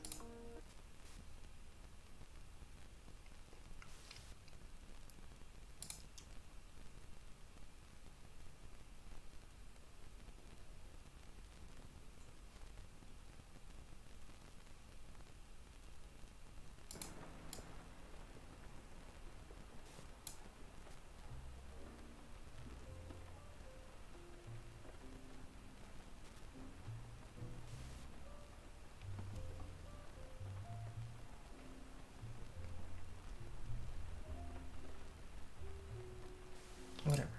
Alright. I guess I'll do this for now. Where is the problem? Alright, somewhere the value is not being correctly updated, right?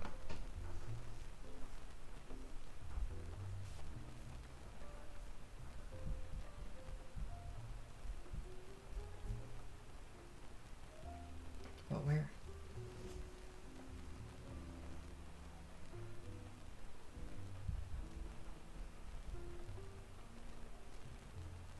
Is that something with...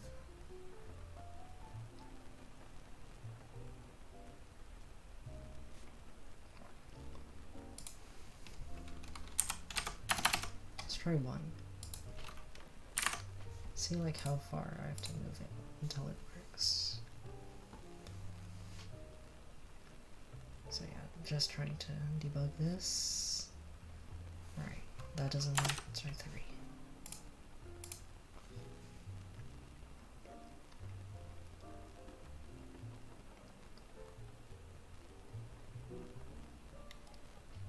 That is... I'm gonna see. Oh, alright. I need to do this.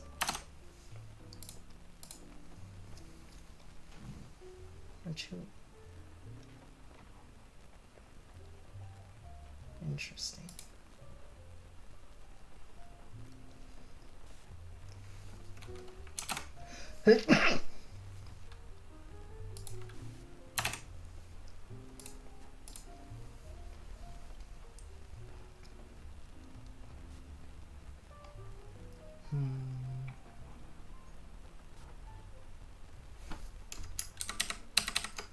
So even with 3, it's not working.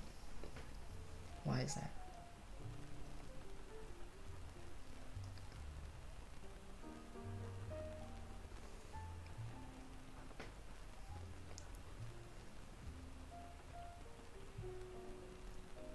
Alright, for some reason, the 625 is not. Oh, I finally get it. This should be element is always 1 times.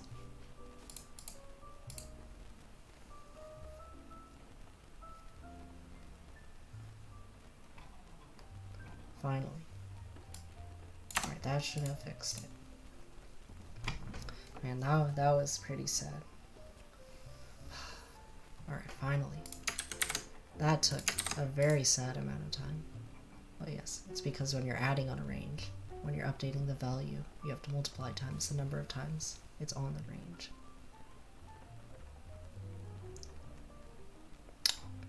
Alright, well, okay, finally I see that.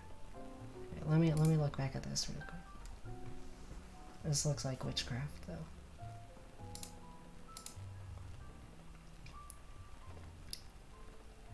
Times t.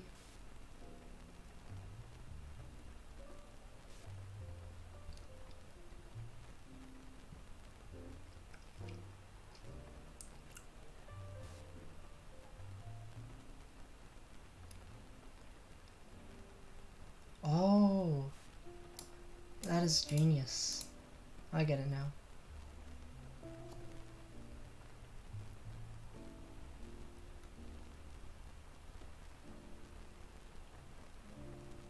That makes sense. That is really smart. Yeah, that's basically just... So that's just basically doing the Euclidean algorithm on the rows themselves, right? Because, so then, the key thing is that when you like add one row to another row, it doesn't change the determinant, right? So then, they're just doing that. So then, you can do the Euclidean algorithm to make one of them become 0 by adding multiples of a row in log n steps. That is so smart. Oh, that is good. Should I code that now? Wait, let me see what the next problem down there is. Oh yeah, that is annoying. That is, what's that thing called? How do I forget names? Whatever. The segment tree, what's it called? Whatever, I'm coding this now. But this is so smart. Oh, that is very smart. Okay, yeah, so here's this dumb code. Now I have this at least.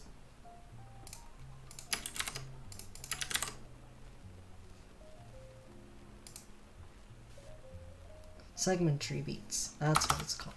I don't know how it is. Okay, this algorithm is very smart. I like it. Into A, so let's see. So first, let's just like read in array.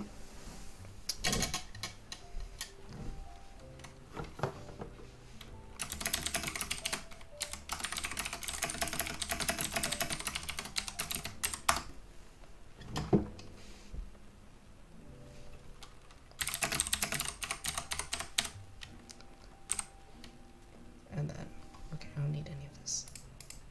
This is for, this is so smart. Alright, see, hey, I try. Now just typical Gaussian elimination steps.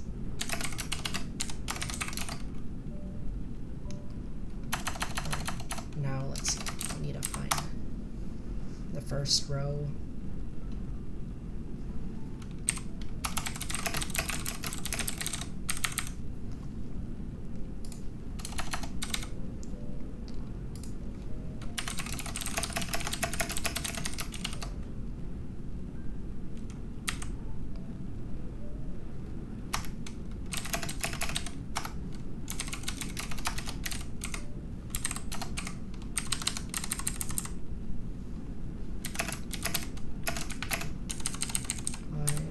X, no, yeah, X, I,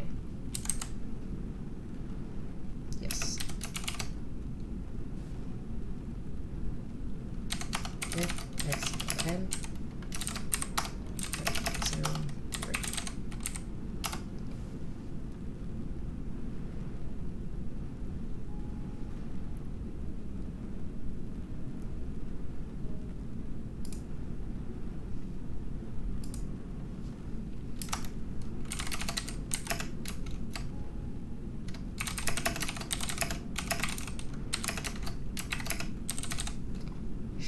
Let's make this Z is 0.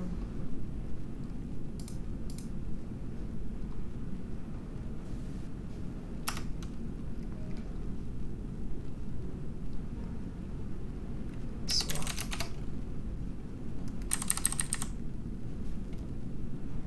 If I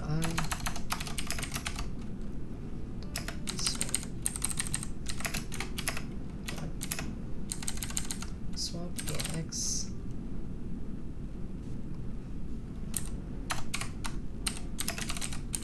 Okay, just this. Now.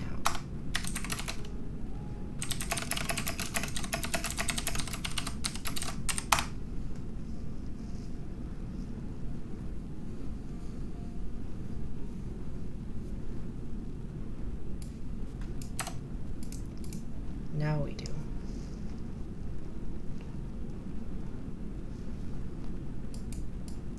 Here's the genius part. While A of J, I. Okay.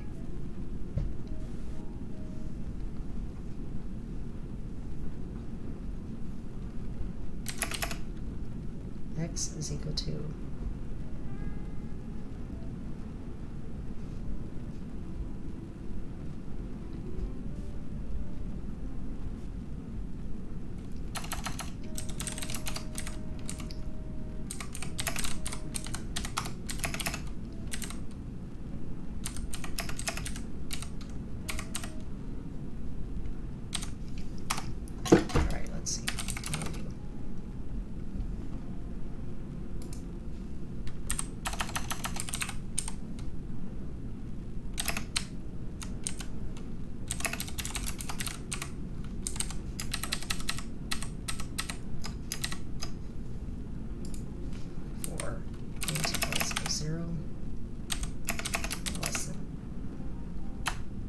was able to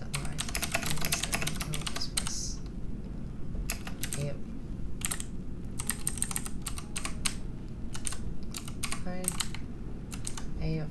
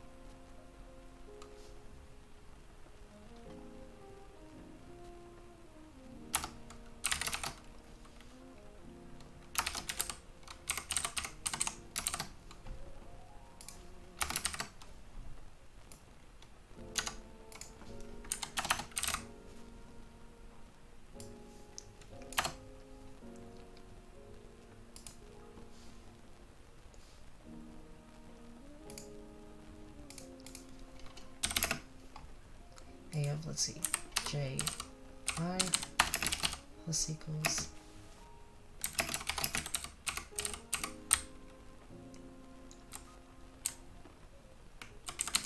mod minus. Alright, yeah. So basically, we're running the Euclidean algorithm between aii and aji, but then we're multiplying the entire rows by the amount that you do, right? Because then that always ends up with 1 of a of ji equal to 0, right? Because the Euclidean algorithm has one thing equal to 0, one thing equal to the GCD. That is genius.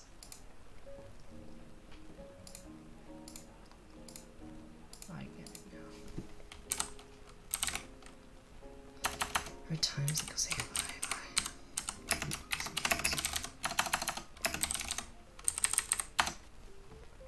I guess it's just like this. Did I do it right? Apparently the determinant of the zero matrix is 1. Who knew?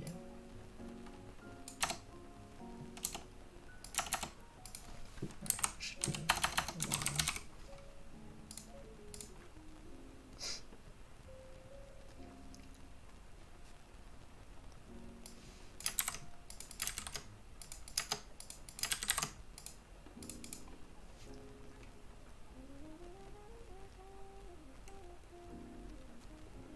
Wait, these are like the worst possible test cases. What are these?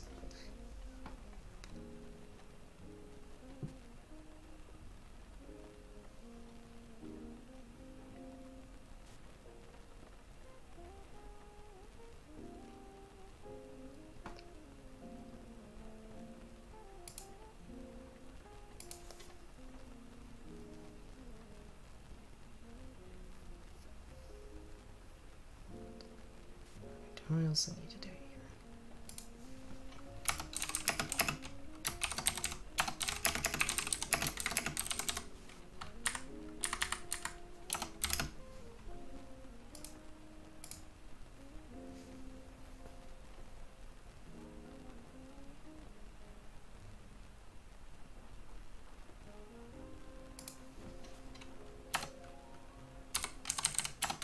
Oh, okay. Well, first off, it should be JL.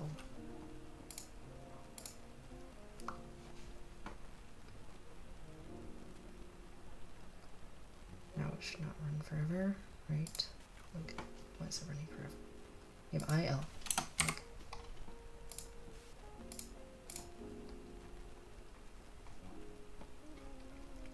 Okay.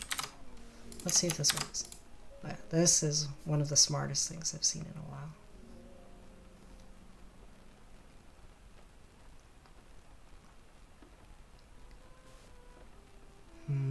That's annoying. Well, it seems I'm getting it mostly right, but I'm getting some randomly wrong, which is not good.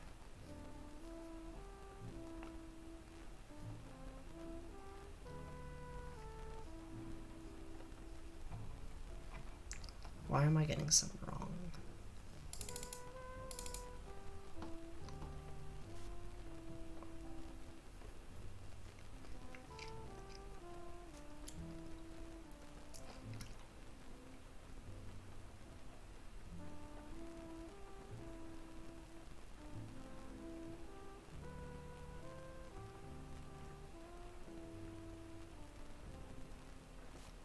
Actually, we should be able to get rid of this entirely, right?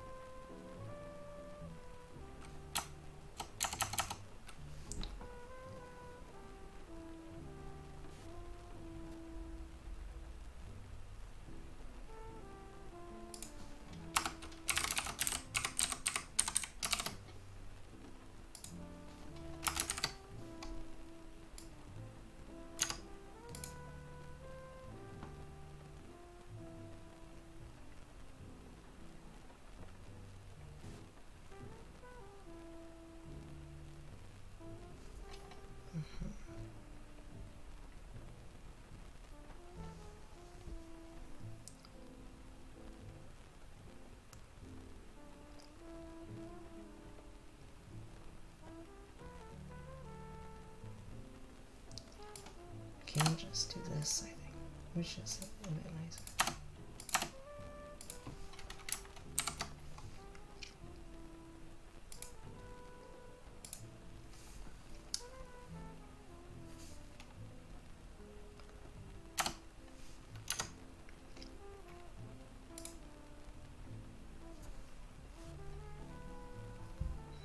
Where's the number?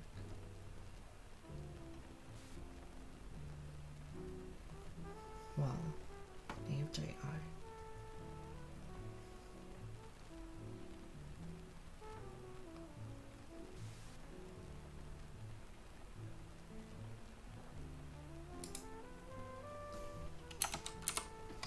AFJI.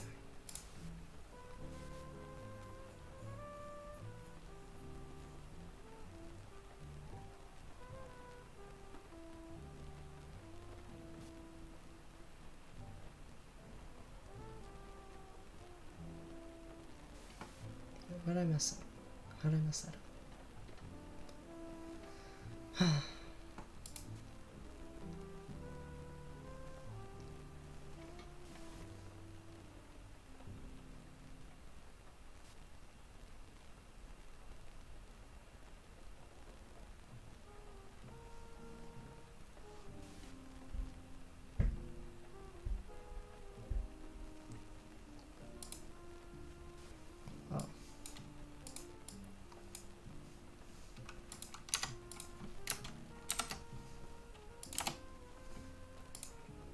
Okay, still need that.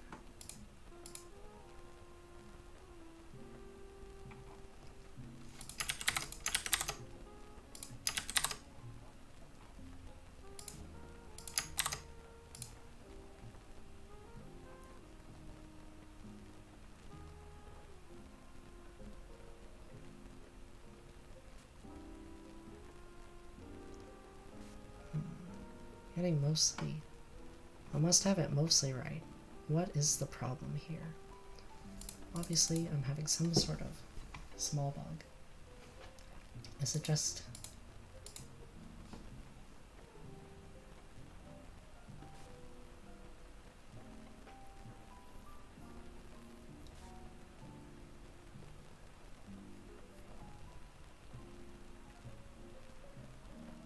mod minus x times this?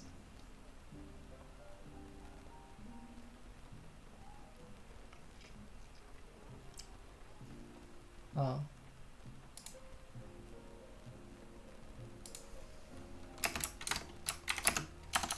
That was dumb.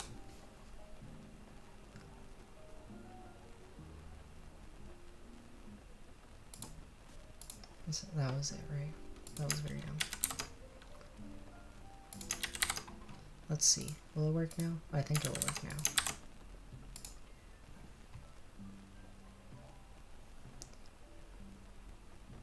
How long has it been? It's been like 4 hours, right? Yeah. Okay, I think that fixed it. Very good. I like this algorithm a lot.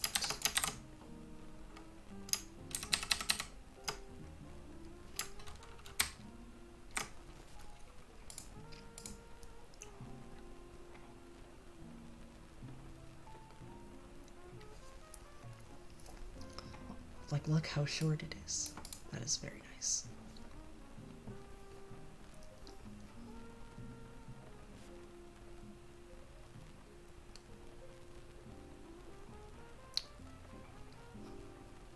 Cool.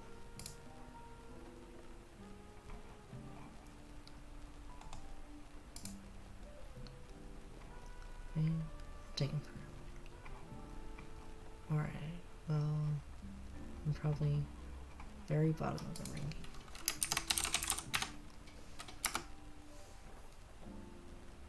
Okay. Still have a long way to go, I guess. Range, chmin, chmax, add range sum.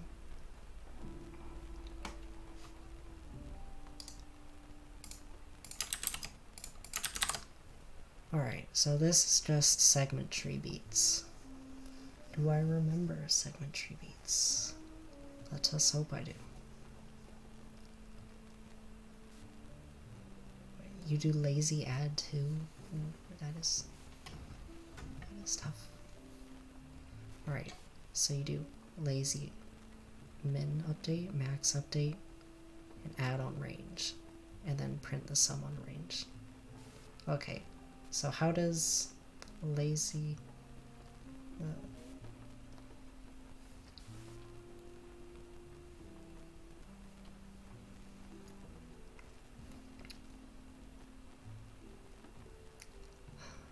I don't want to do this one. Range, k smallest. Never mind, that's even worse. Alright, yeah, we're gonna suffer through this. So get ready for suffering. I will need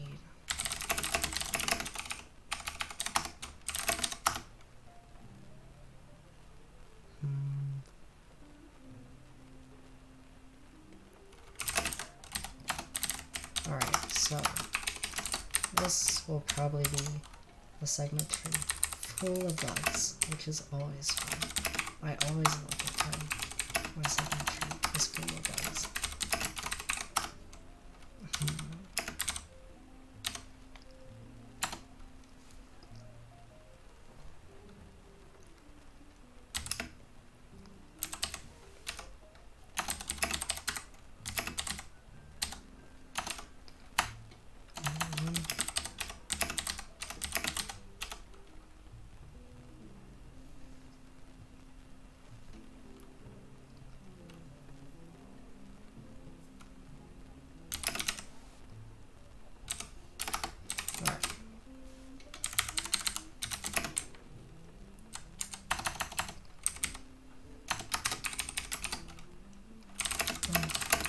Alright, so how does like a segment tree beats work?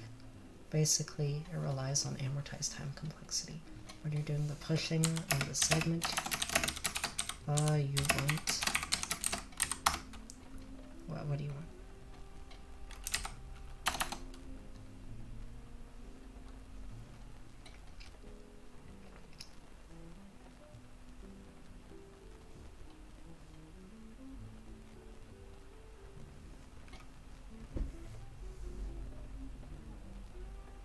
What was I saying? You want to like keep pushing until a thing is satisfied, which in this case, let's say you're trying to lazy set them in, right? You want what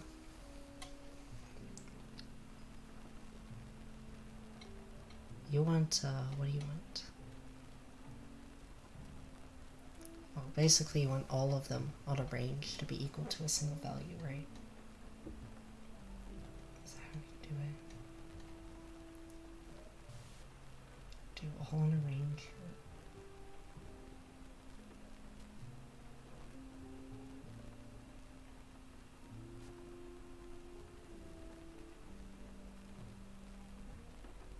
Is that it? Is it when they're all a single value? I forgot.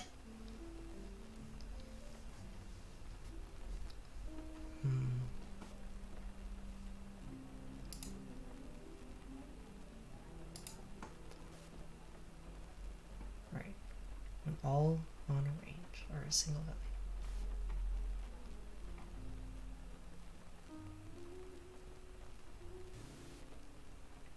No. What is it? It's when all of them on a range are what?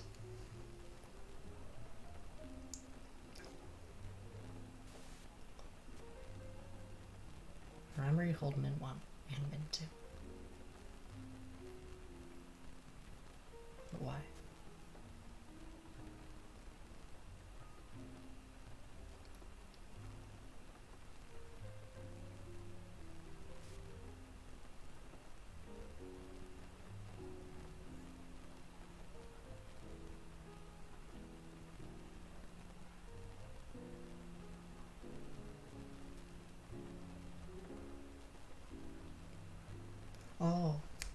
Right.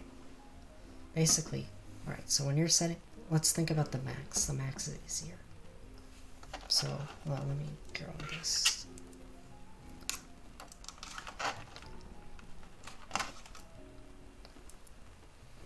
So when you like I'm gonna make this. So imagine you have like a range of values, right? Like an array, and you're like making these the max of what they currently are in some query value. Well then, if you know all values are equal to like some value, like are all equal to the same thing that is less than the value, then you can move them all up at once. But if that's not, so basically you want the first minimum to be less than like your query value, which is second, which is less than your second minimum. Once you have that satisfied, then you're good. Otherwise, you have to like keep going down the segment tree. Alright, so how would that help the time complexity? Well, basically, then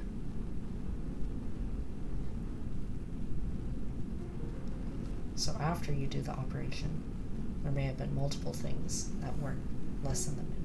But now, they're all equal to the min, right? Everything that was less before. Alright, so now, if you had any query between min 1 and min 2 again, now that same range could be all added at once, right? Why do you do this? So that now if something is above min 2, now you have new values, right? So you may have to take more than login. But basically, they all become like closer together each time. And each time they become closer together, you'll have to query less, I guess. Oh no. So we also need to keep track of the count then, though. And then let's call it MNC.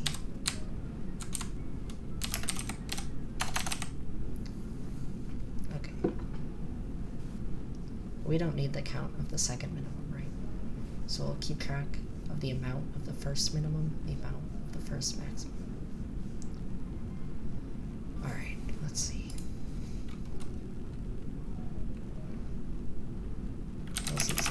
That's all we need.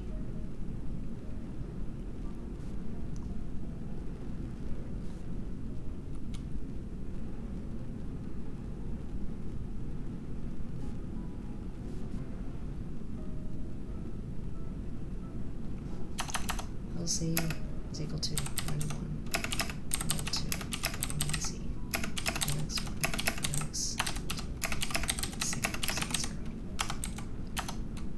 If was equal r, else update the amount. Alright, let's see, what are we doing here? This is rest the user.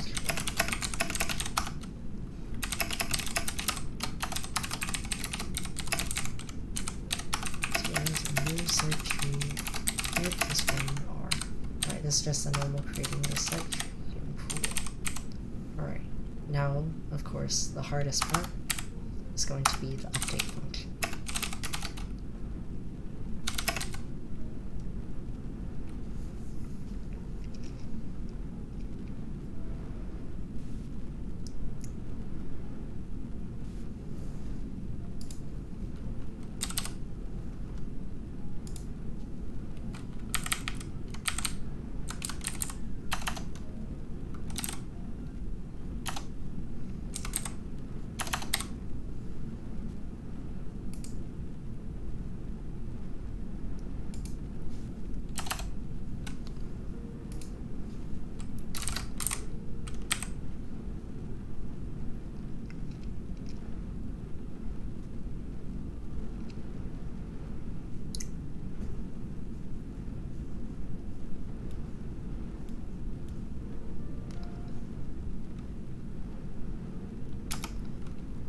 Real this equals x times.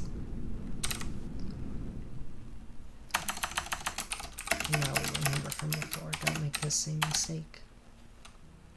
x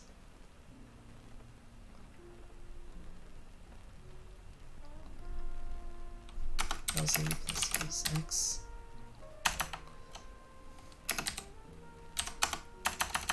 plus x and plus x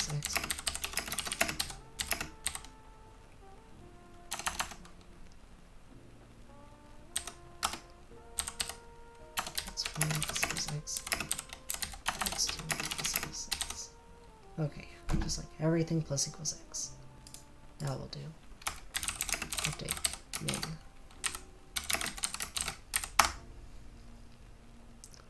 Now what do we do? Here we do what?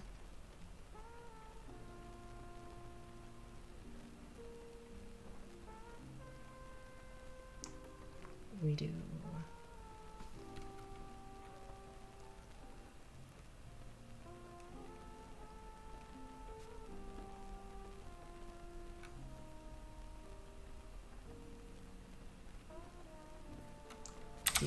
plus equals mxc times mx1 minus x.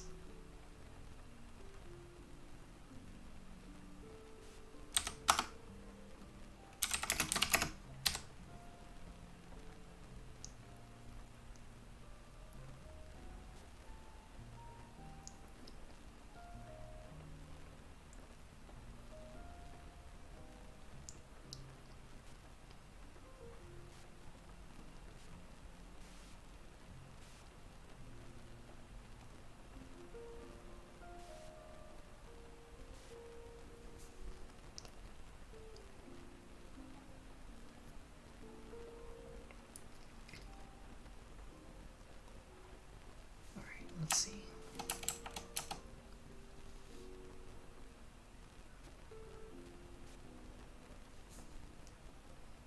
Wait, how do I transfer this lazy? Shoot.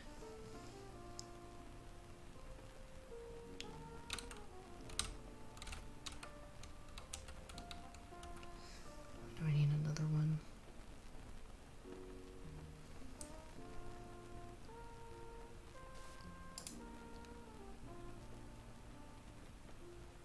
Or do I just move down min 1?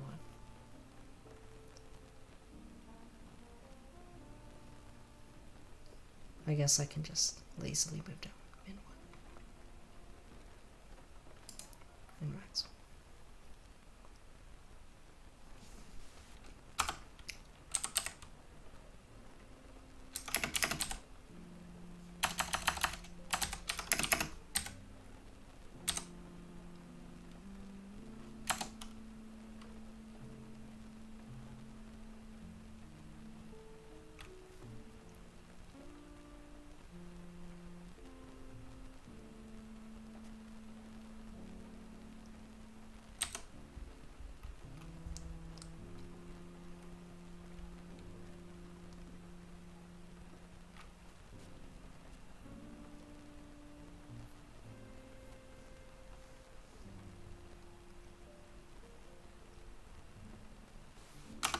If 2 is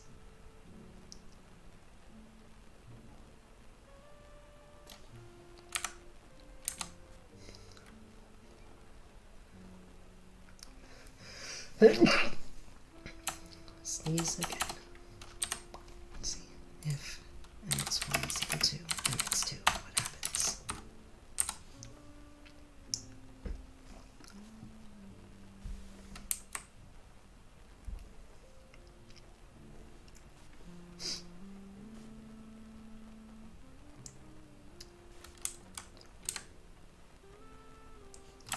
Okay, or actually, if x is greater than equal to less than equal to mn in else.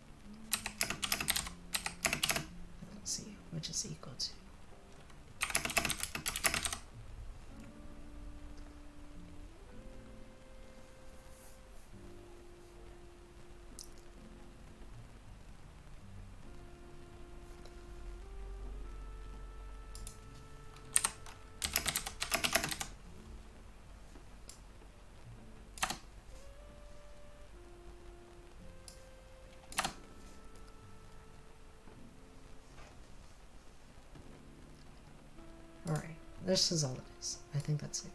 And then it will be synonymous with update max.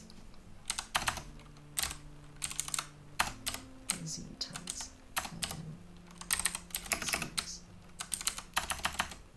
Okay, and okay, this actually is not that big. X is what? Greater than or equal to mx1.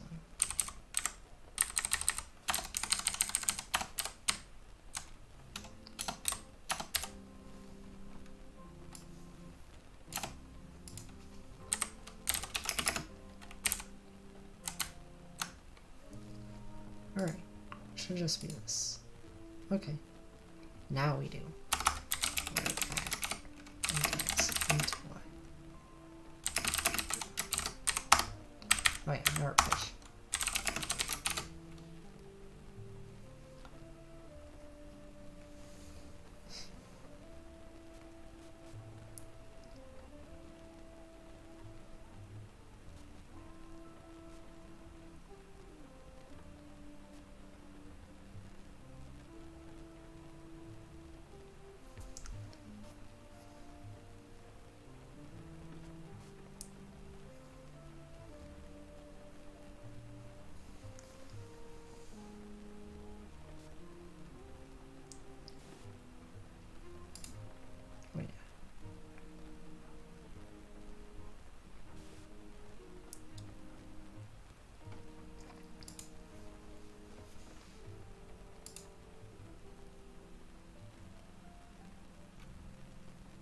What order should it be?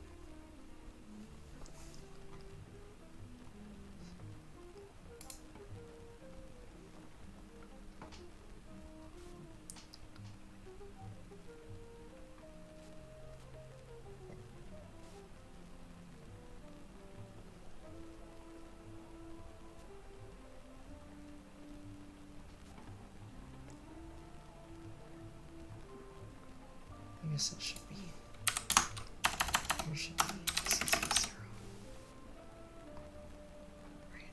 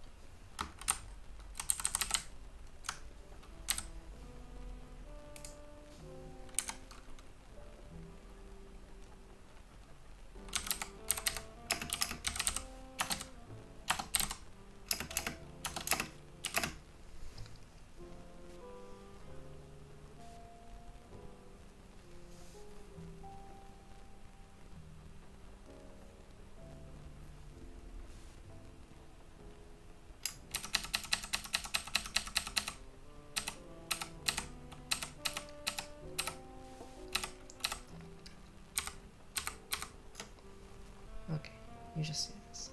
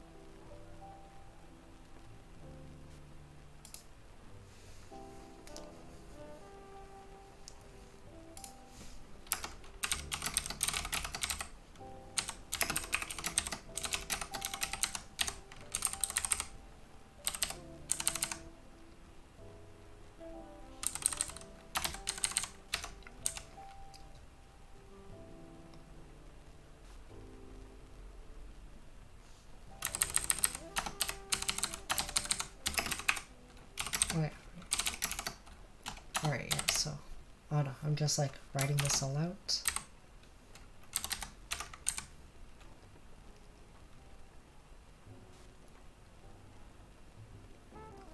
And yeah,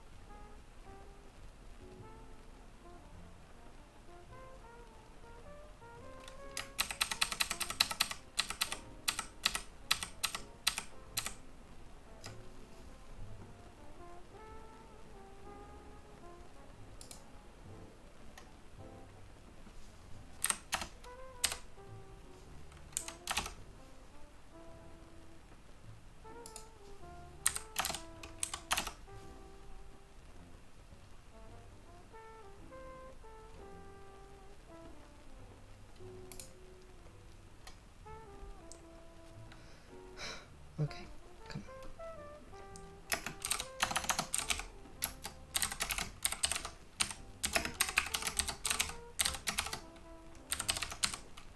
Alright, it should just be this, right? No, pool is also super easy.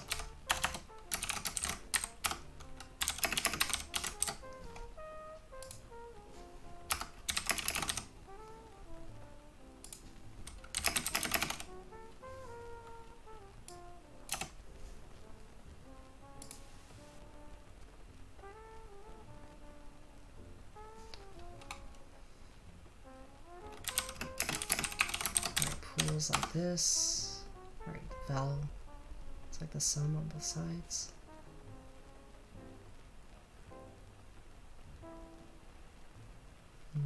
Okay, I'm taking this off, but I'll leave the music. That is starting to hurt my head. It's annoying. Alright. Wow. I can... Alright, let's see. So, the value pulls up like this. Let's see. So, M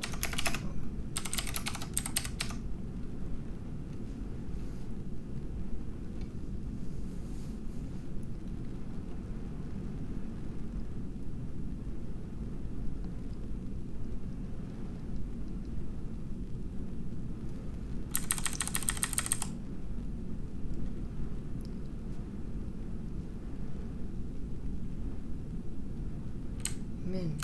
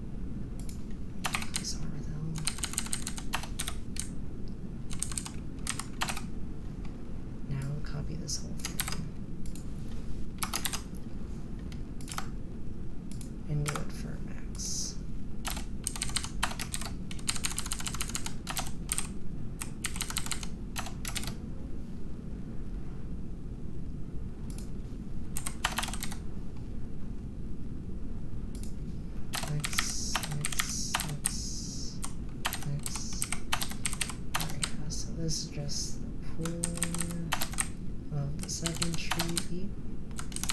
It is not too interesting to look at, probably. That's okay.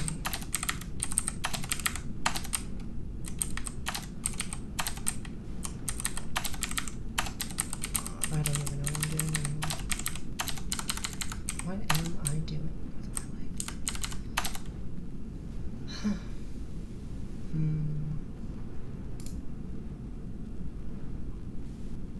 The inlets. 87. Wow. Alright, let's see. Did I do that right? I think that's alright.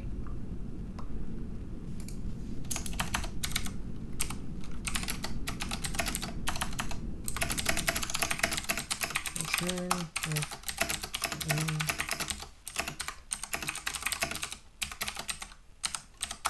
push.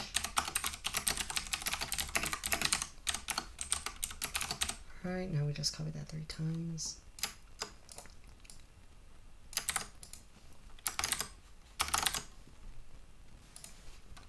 In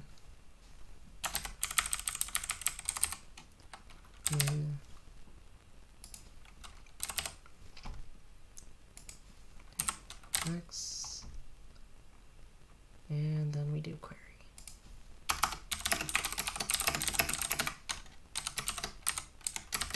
Which is also basically the same.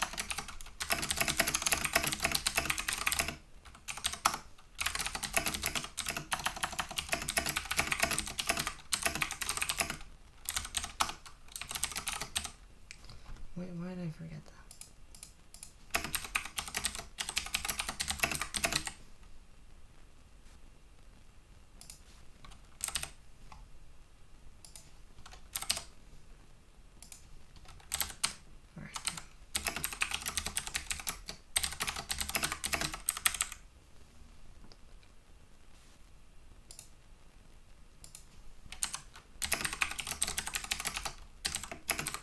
Probably should have thought of like a smarter way to do this. I should have done like, what should I have done? Oh, like where you have an array of functions. What's a lambda functions? You can make an array of lambda functions. Then you could just call this as an array. So, I mean, they're all doing the same thing.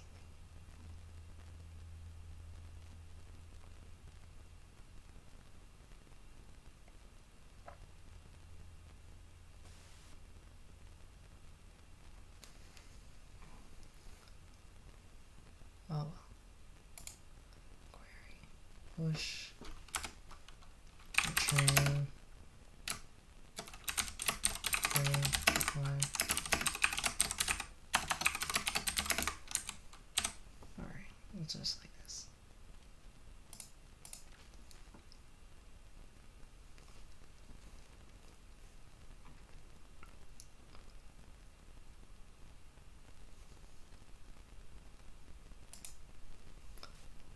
If, alright, for max it has more, right?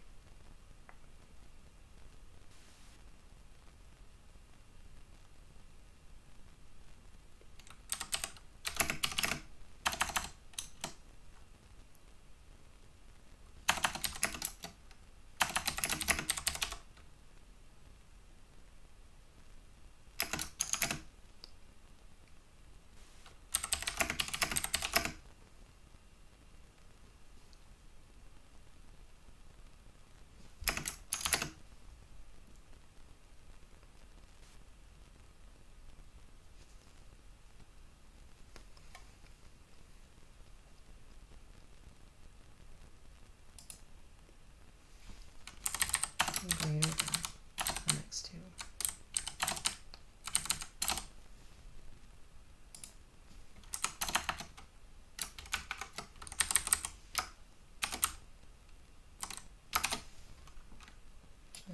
Let's have this second.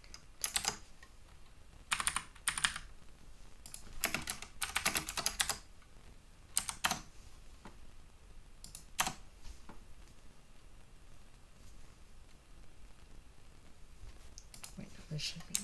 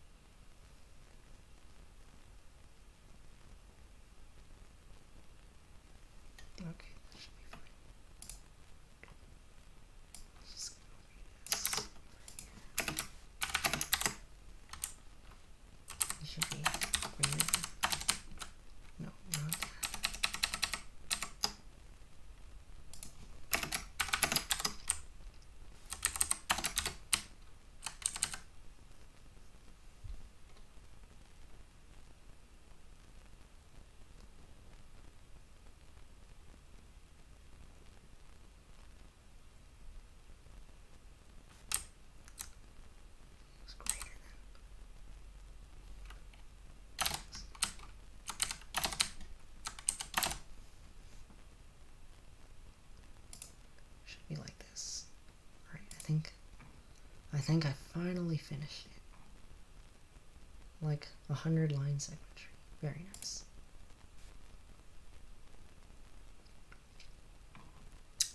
Alright, let's see. Now let's watch it all not work. That'll be very nice. Also, this is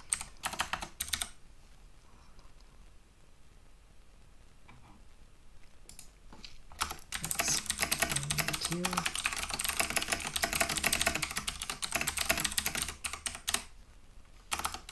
Alright, initialize.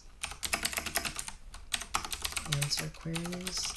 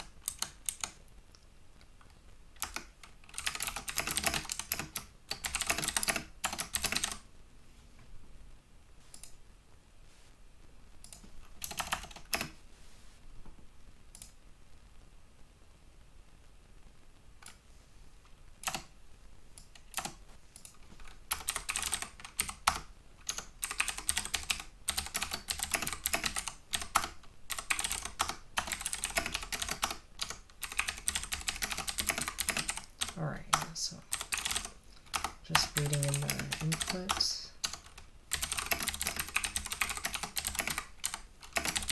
And doing some clown way with the switch statement. Sorry, I'm like trying to focus, so I'm not doing as good of a job as like talking, I guess. Let's see, will I have finally got it? I hope I have finally got it. And what happened here? If 133. If what? I don't think anything was supposed to be there. And I did the same thing as last time. Alright. Will this work? Probably not. Let's see.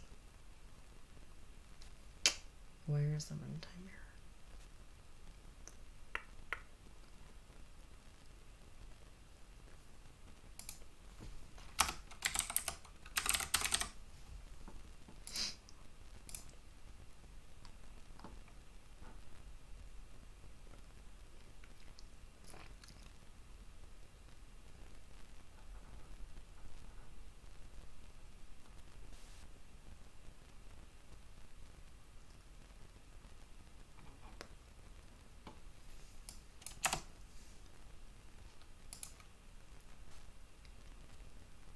Obviously, one of these has a problem.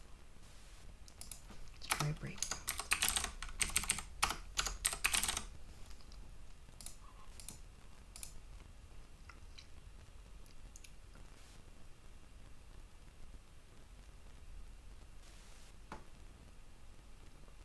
Okay. So we'll get the admin.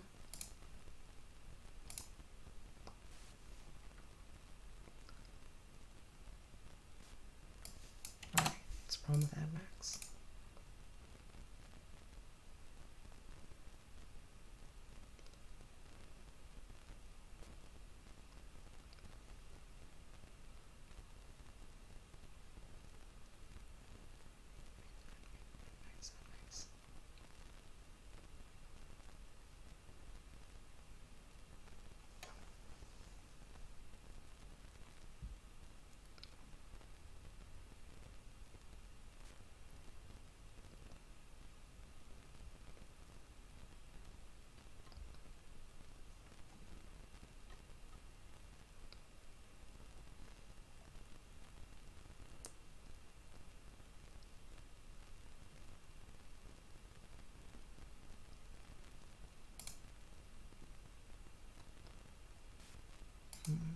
What is the problem?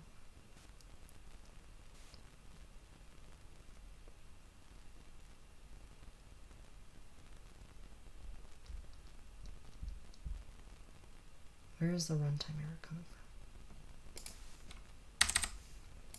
Sneeze again.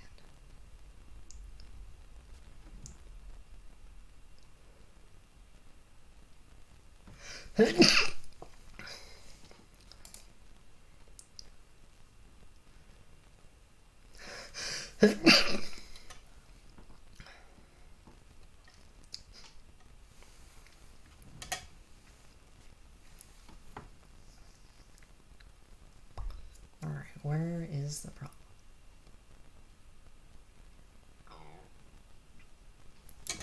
Right.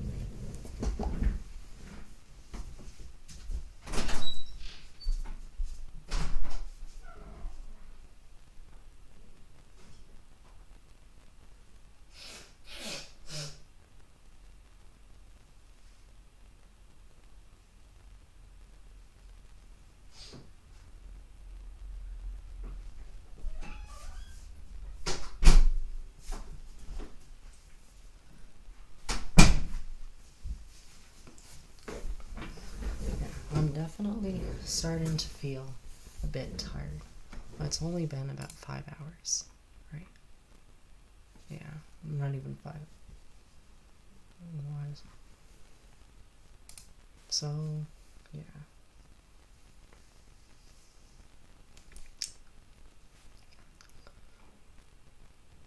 So we will persevere. Oh, I have no clue how William did that. Like 10-hour CSCS. Oh, that was insane. I think he finished in like 10 hours.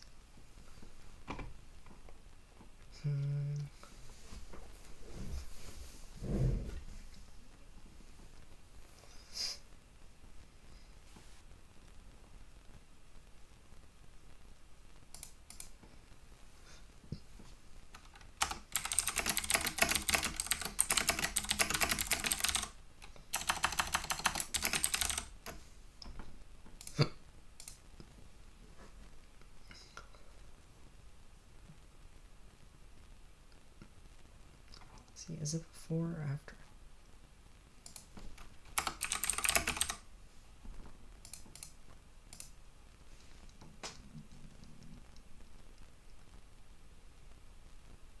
Oh, it is during this.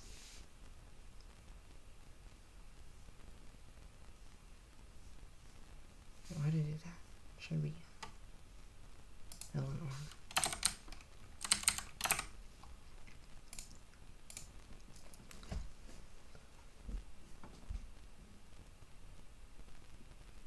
Two.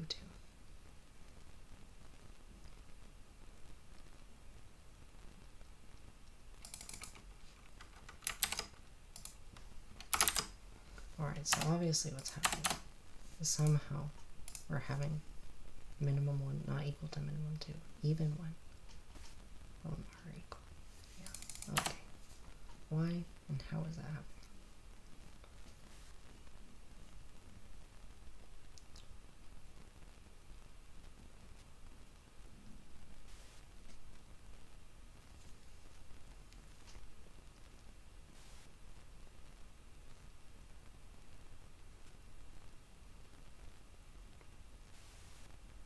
Right here. That's gotta be it.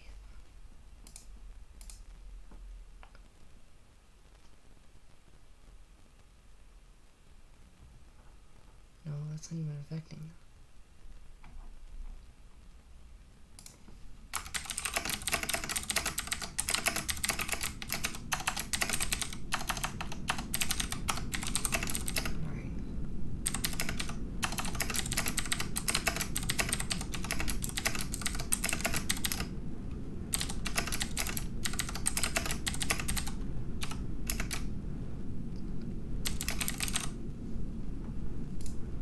First off, obviously our admin is not working.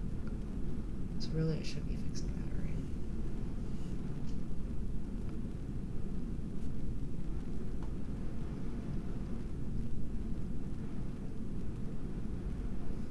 Alright. Instead of after each one, print out the array.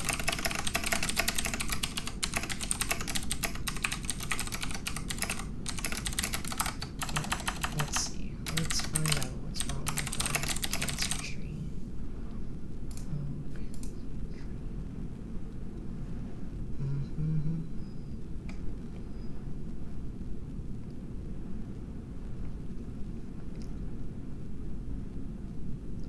One, two, three, four, five, plus 3.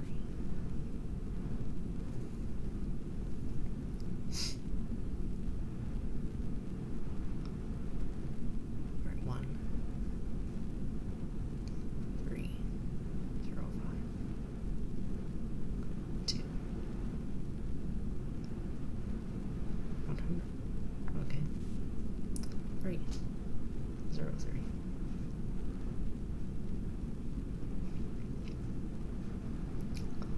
0, 1, 3, 10.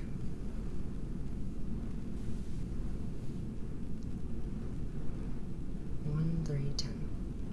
How are we getting 212? What in the world?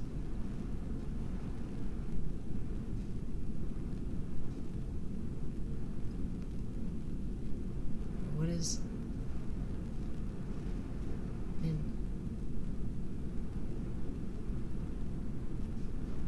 0, 1, 3, 10. Okay, that should be moving this down to 10. Why is it not?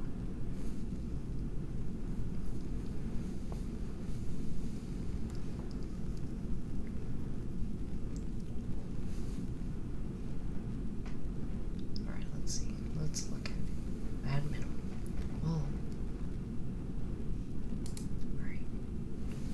Let's look at this.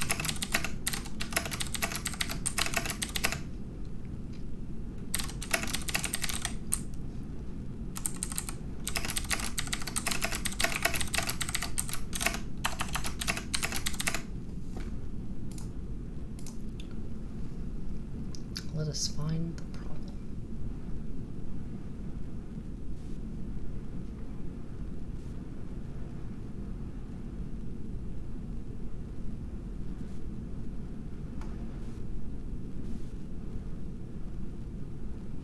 Two, two.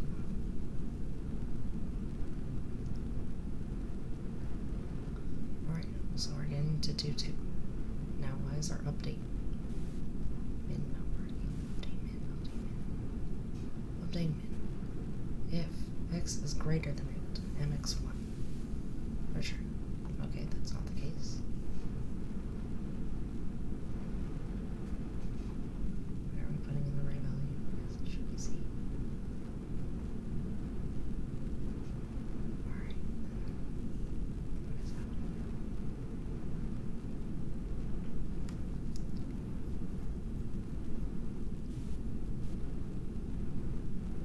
Now it should be val plus equals mxc times. Oh, wait. I guess this should be what?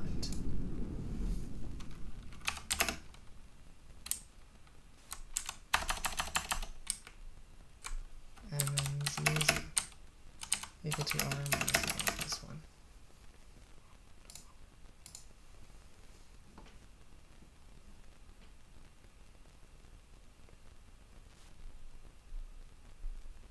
What the?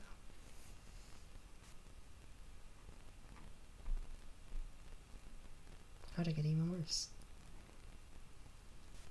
106. Wait, why did it go the opposite way? Well, this equals what? Oh, I guess it should be the other way around. Anyway, let's see this next one. And minus x.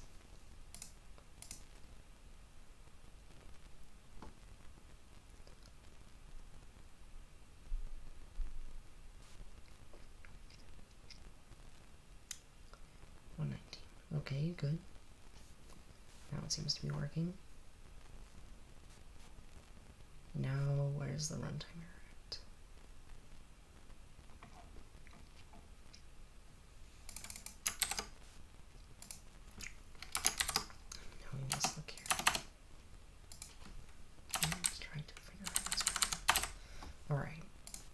What is wrong now?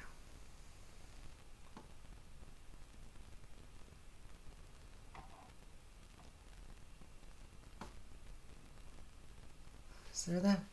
Can you hear that annoying ringing sound? It's from my fan.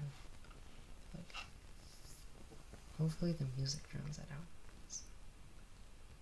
It does not sound good.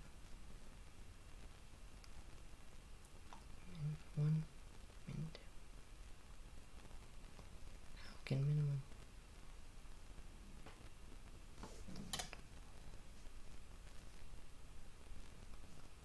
Minimum 1, minimum 2.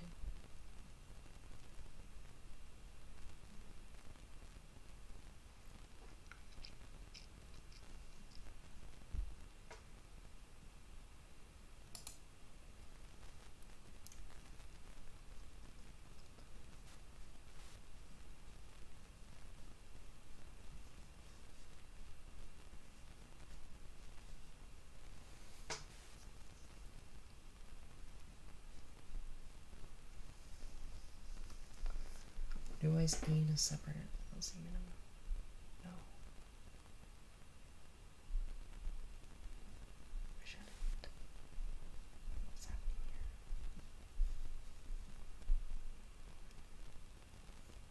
Why is 103 even still there? It shouldn't even be there anymore.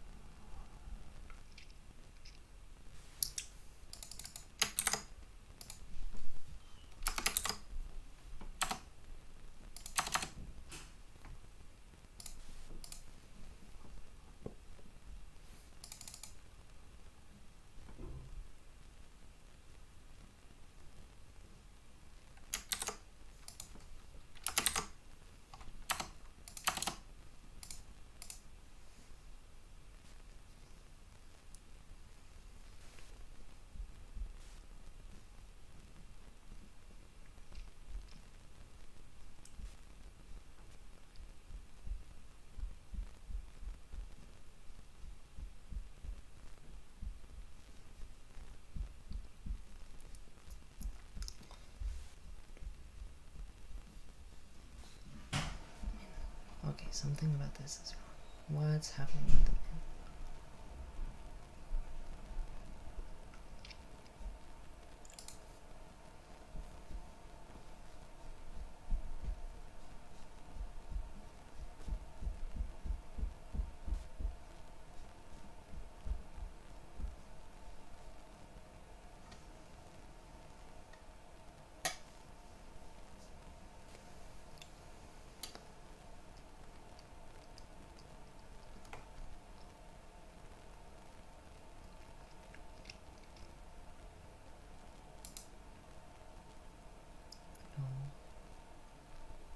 Where's the problem?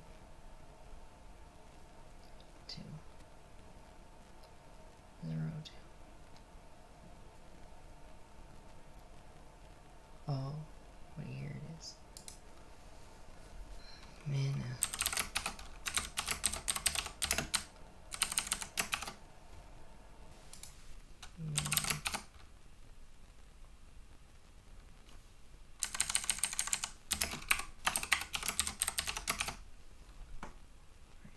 The same thing here. Max.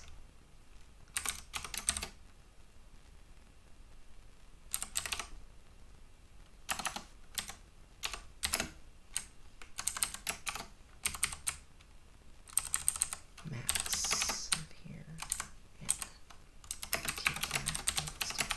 And there we go. That should fix Roni.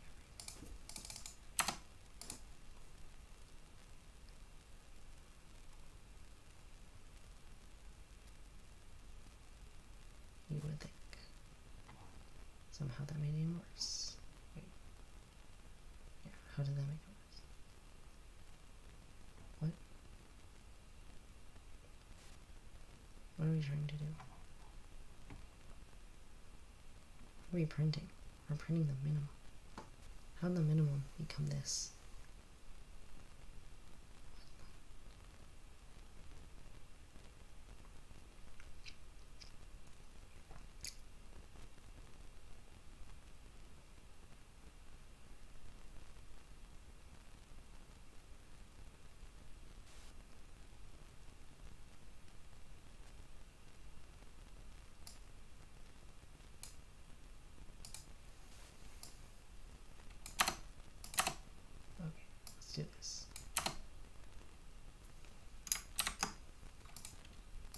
I see now.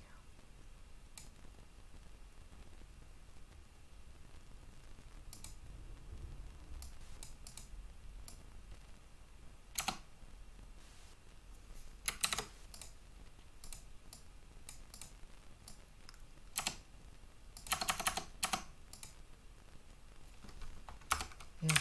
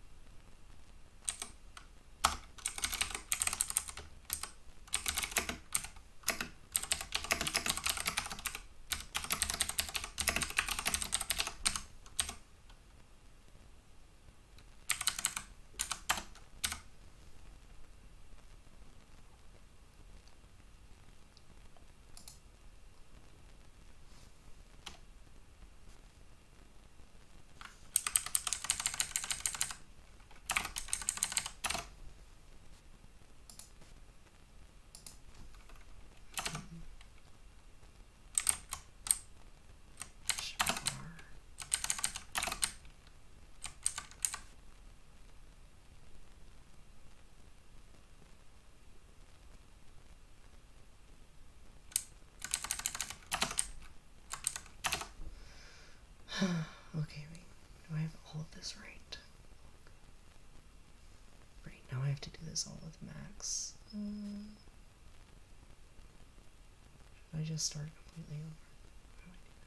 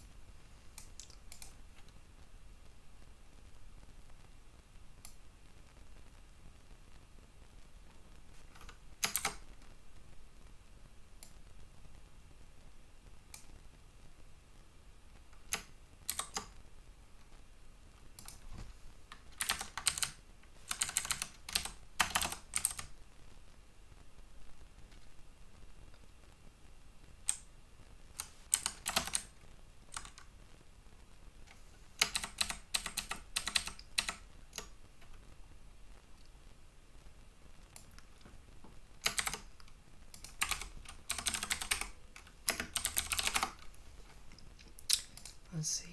Let's just put this in there.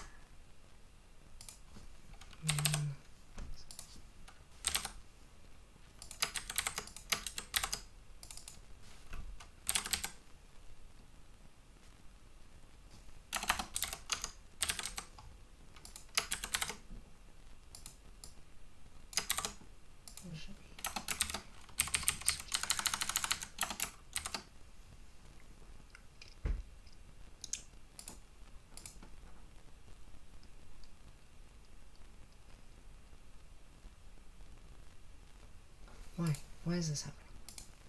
What is possibly making this?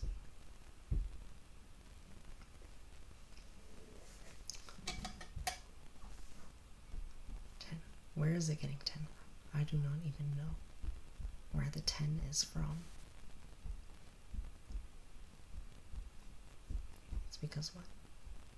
We know 10 is right. Why is it maintaining 1 of 3 then?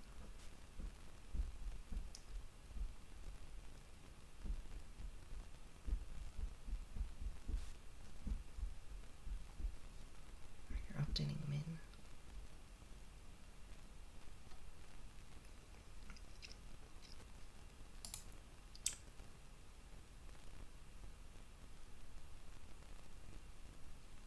Why do these switch around?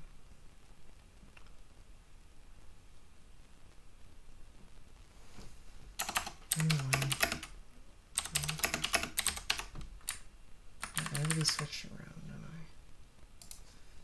Maybe mn2,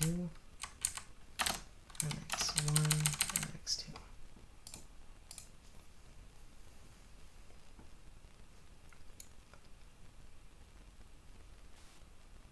And how could you do this to me? 2, 5, 20. How did this happen?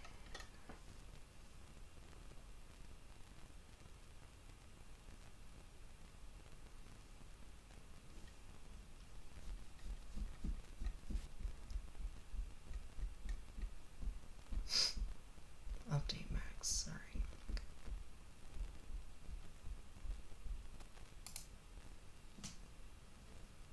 mn1.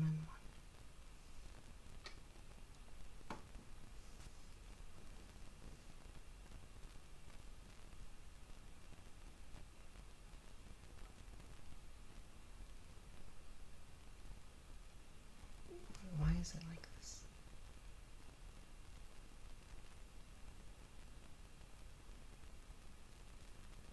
Here, you're trying to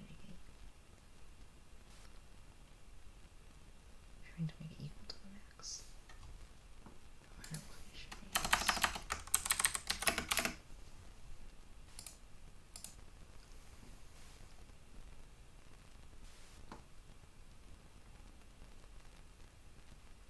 Let's go.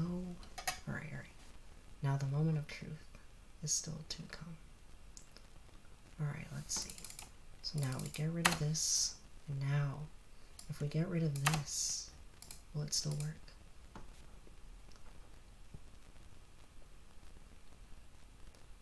Let's go. Alright, please work, please work. Come on, you got this.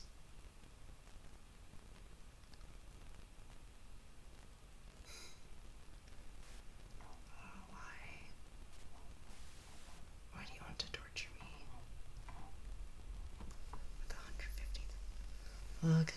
153 lines of failure. Alright, what can I do to make this not be failing? Well, this is cancer.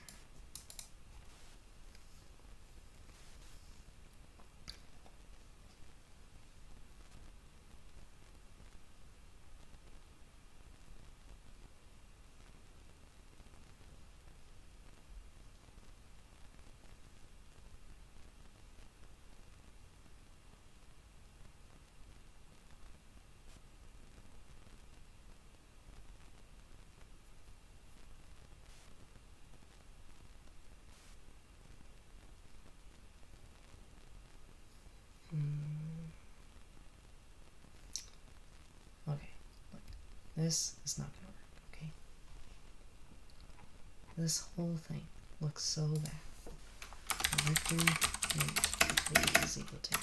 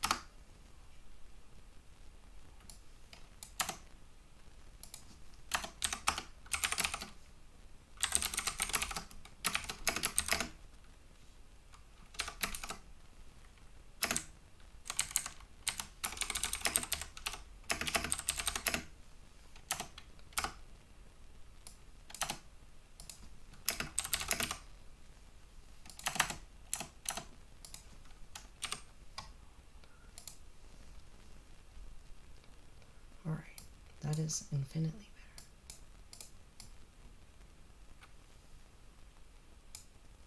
better. Now let's just do the same thing.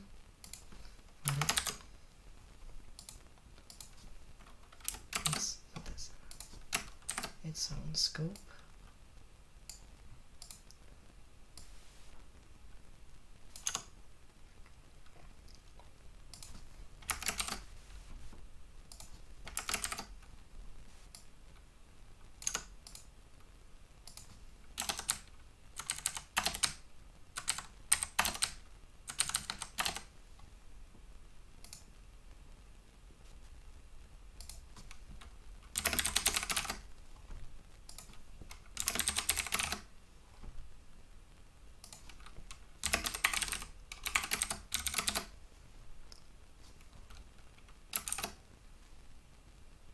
This should be all.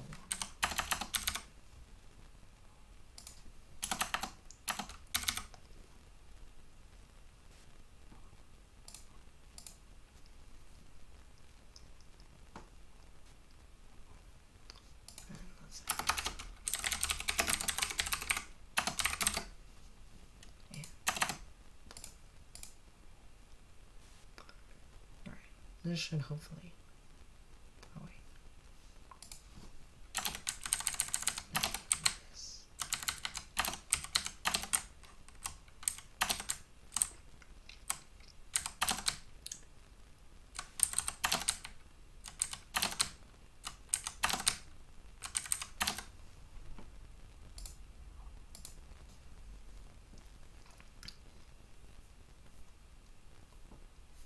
All right.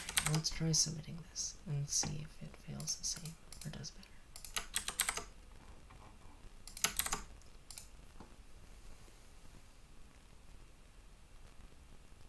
But at least this is like a shorter code. Okay, still fails. It's like 10 lines shorter, so that is nice.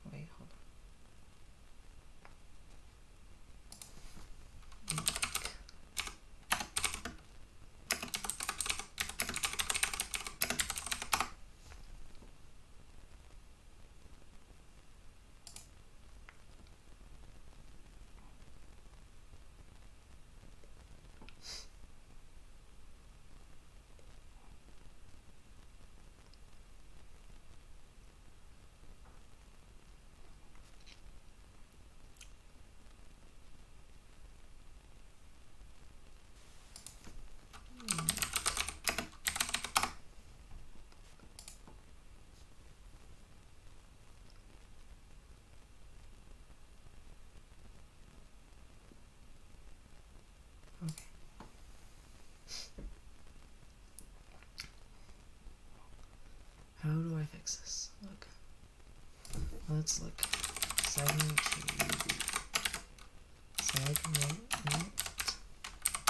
tree beats. Come on. Yeah, obviously it's equal to this.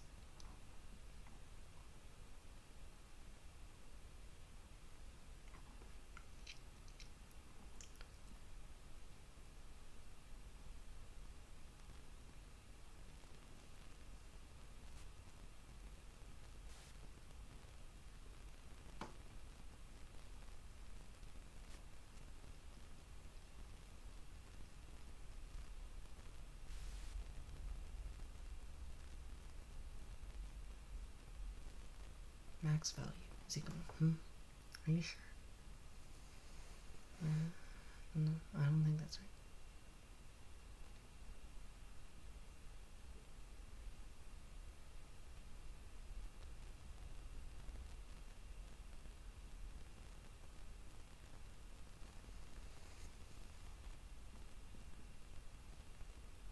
Oh, okay.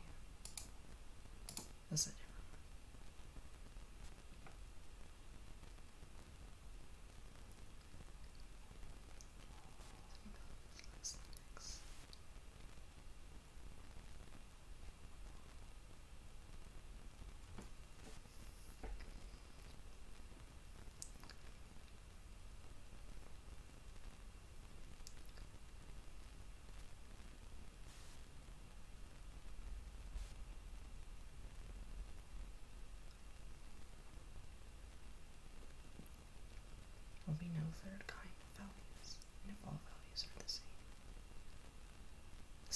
first kind and the set of the second kind.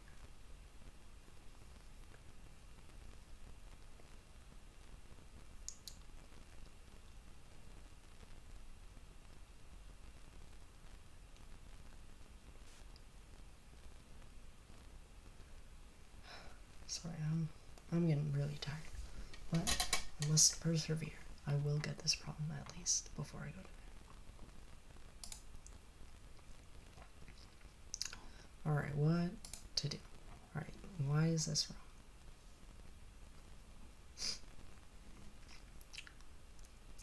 I need to know what I did wrong.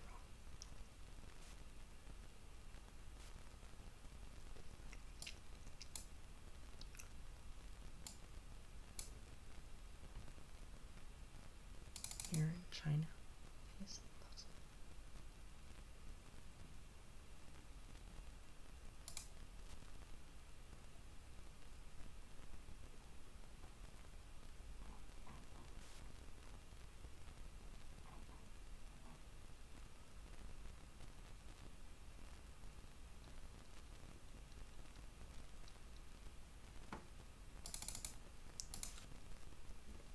There are just two different values in the subtree. No third kind of value. Values are the same. Set of the first kind and the second kind will be the same. Just two different types of values in the tree. No third kind of value. Okay. Am I messing up the min and max? I don't think so.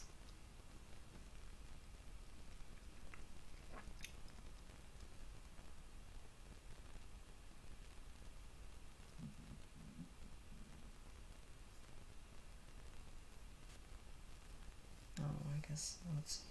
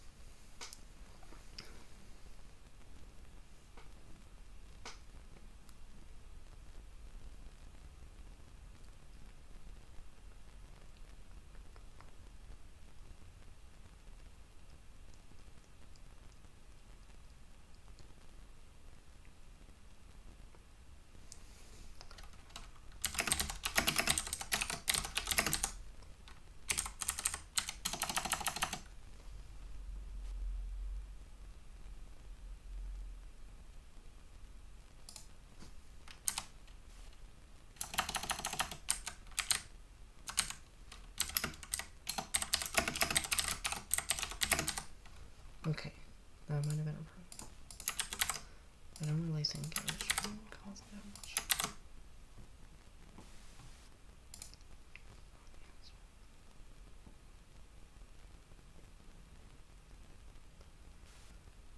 Ugh, why so many WA?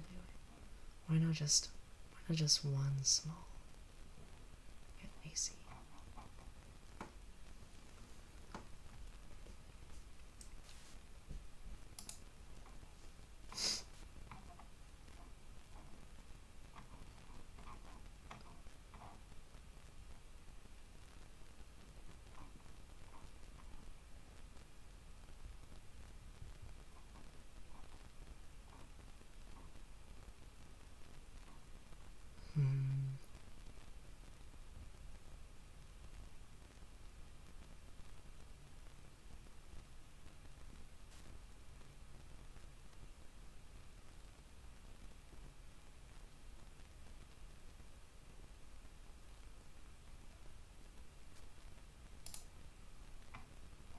Oh no, let's just look at the Yosupo.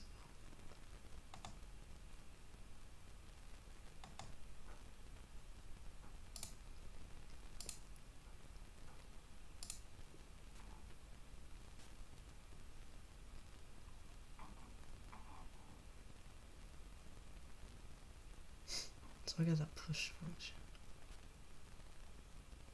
That's what I'm most interested in. Push.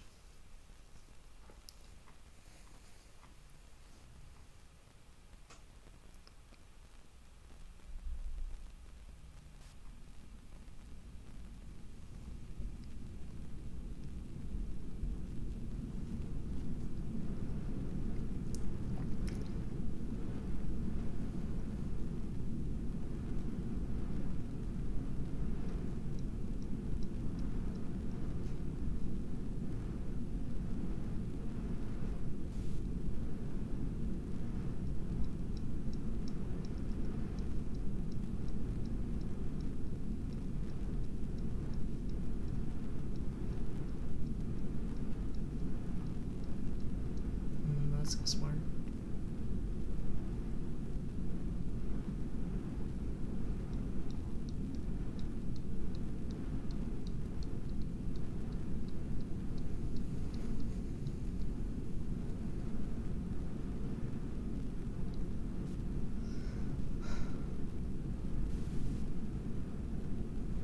Okay, that's not right. Max. Okay, that's exactly what I'm doing.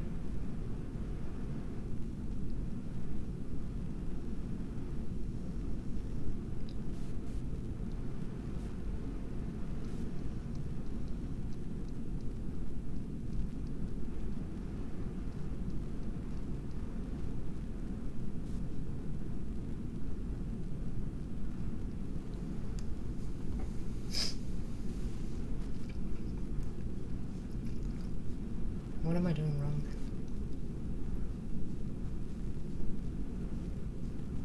Oh yeah, I did this too.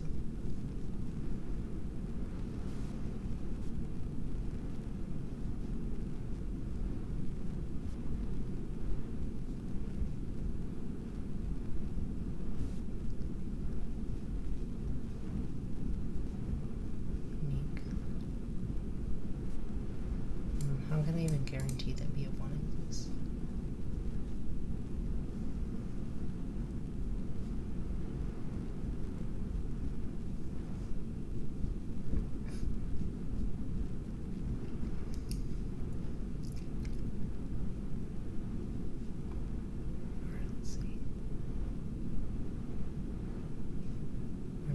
Lazy 0. Wait.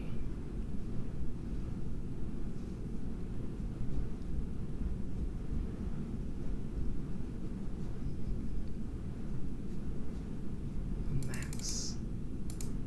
Lazy update. Equal to max of lazy update. Gee, what does that mean?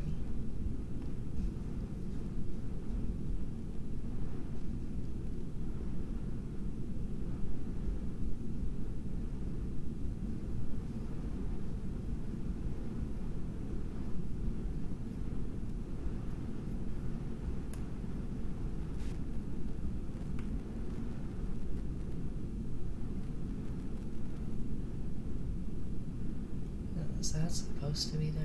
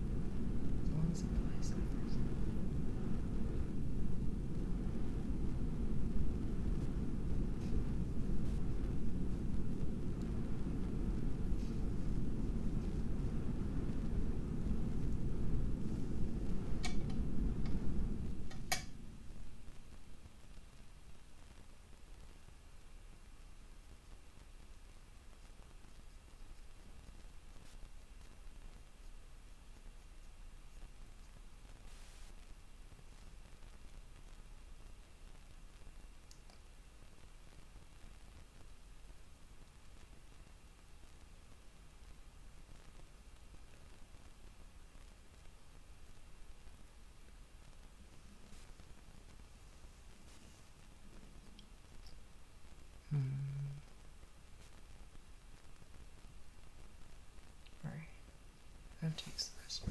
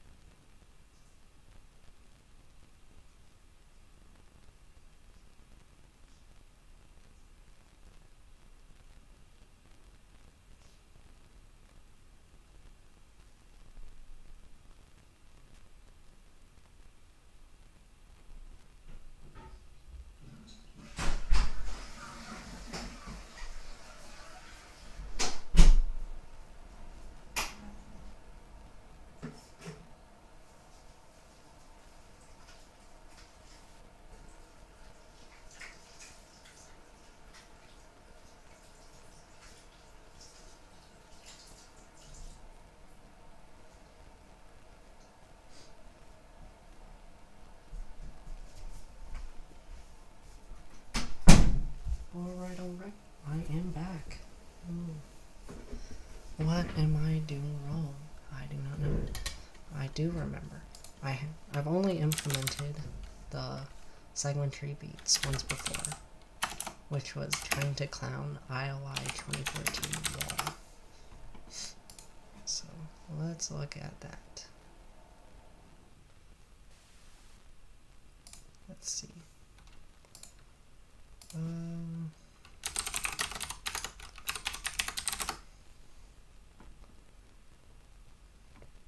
Let's just look at all my solutions. Okay. This must have been the one that worked. But it was too slow.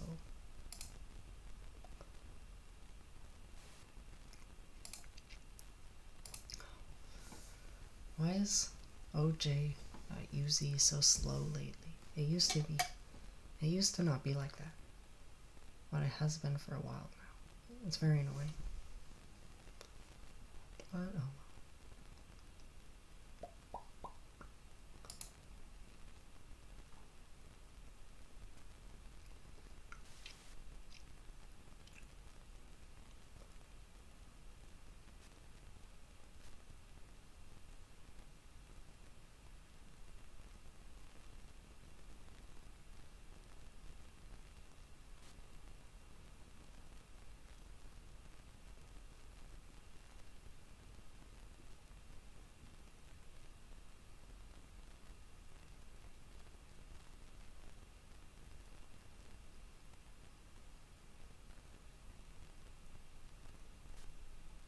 That does not look right.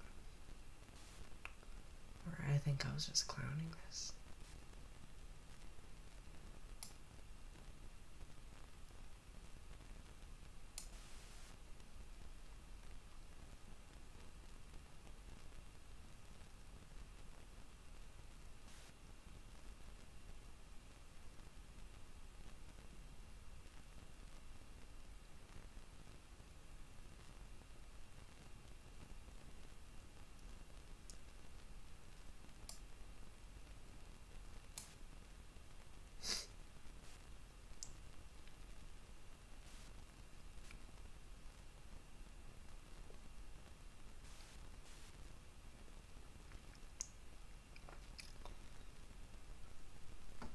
Alright, what are they doing here? Min second. Min second. Making this min. Lazy.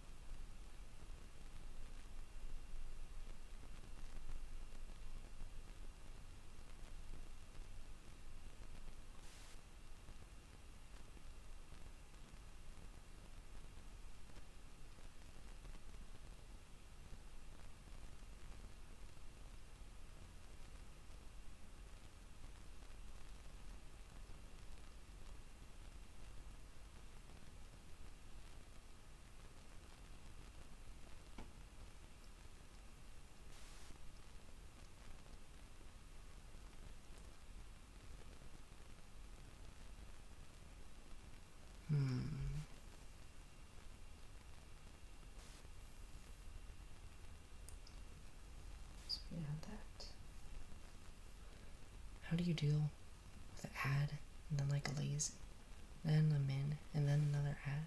That's what I don't get.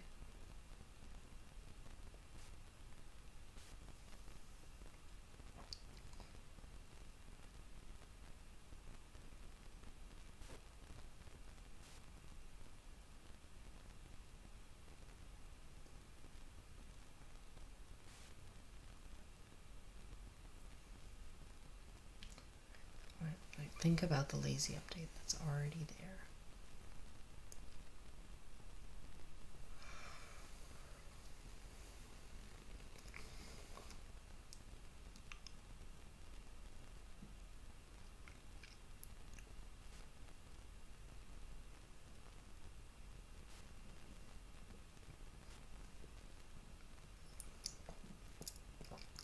G plus G plus G plus G.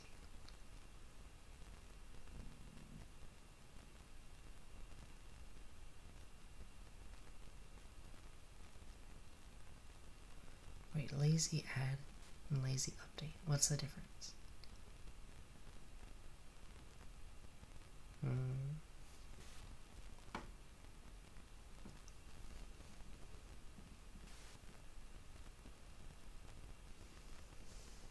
Lazy update is like a setting.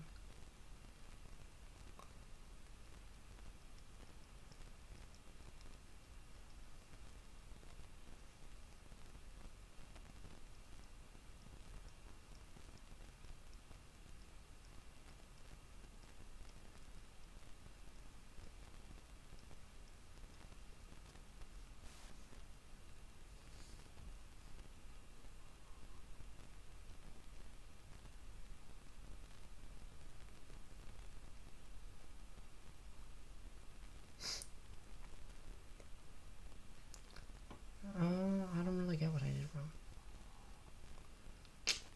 I think I did it all right. The update thing though. Update.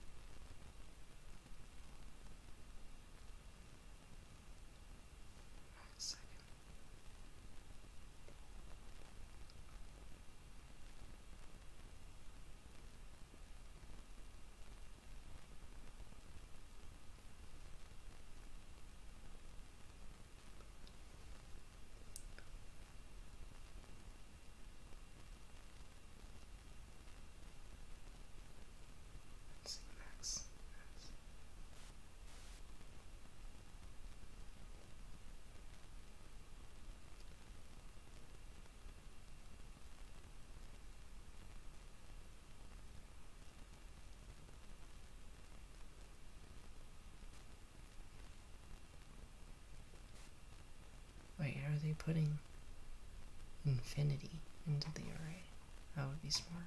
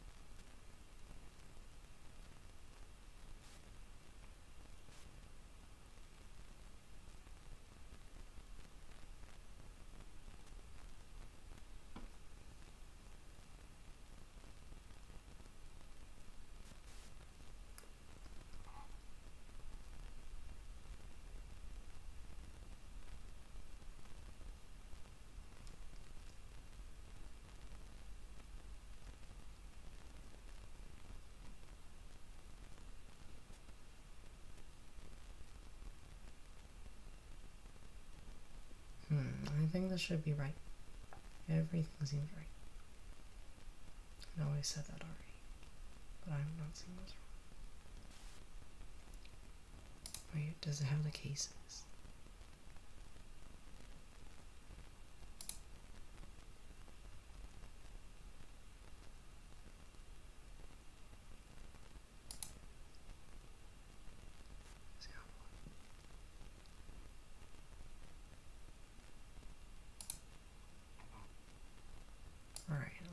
let's generate some cases and see why it's wrong.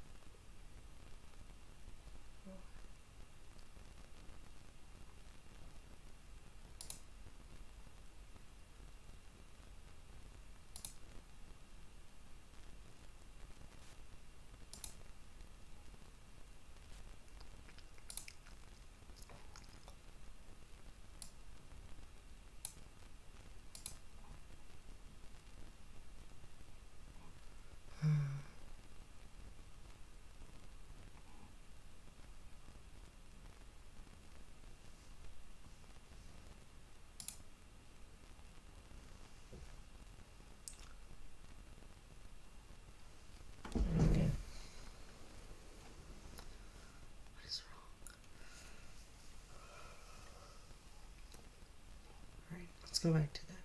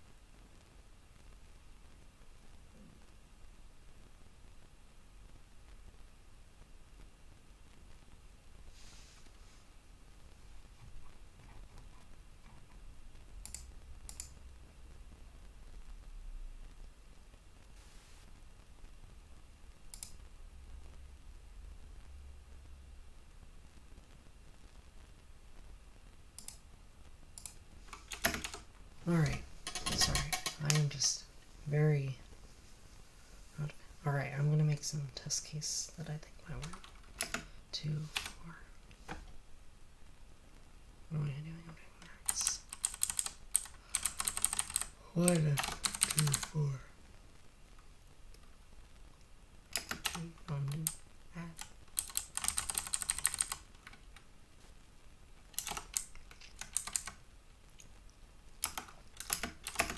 2.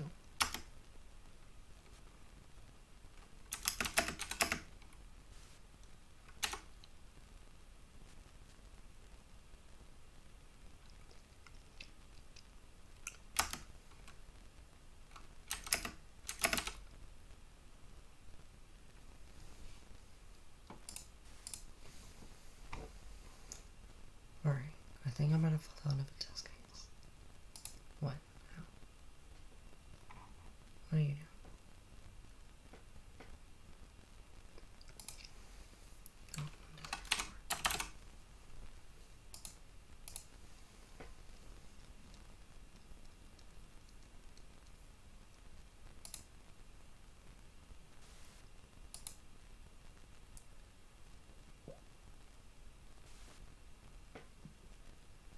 Two, three.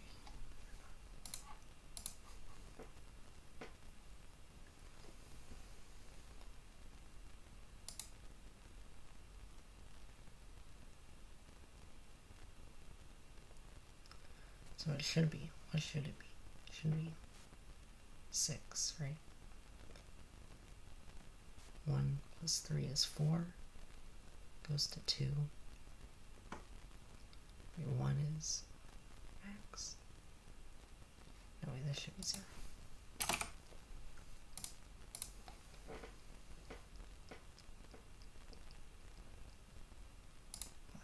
Wait, 1 plus 3 is 4. Goes to 2. 2 plus 3 is 5. That did work. I am surprised. Why did... Also even more annoyed.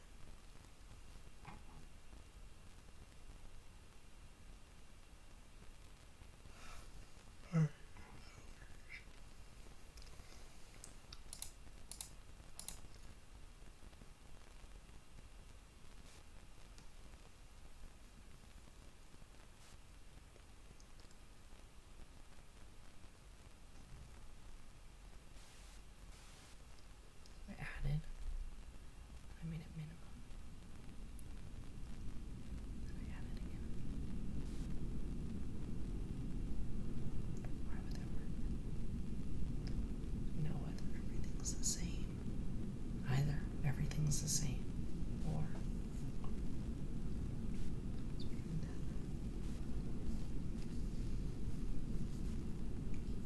yeah, I'm tired. Alright, come on. I just want to finish this. Why will you not work? Oh, segment tree B. Why will you not work? Please? Please help me to work.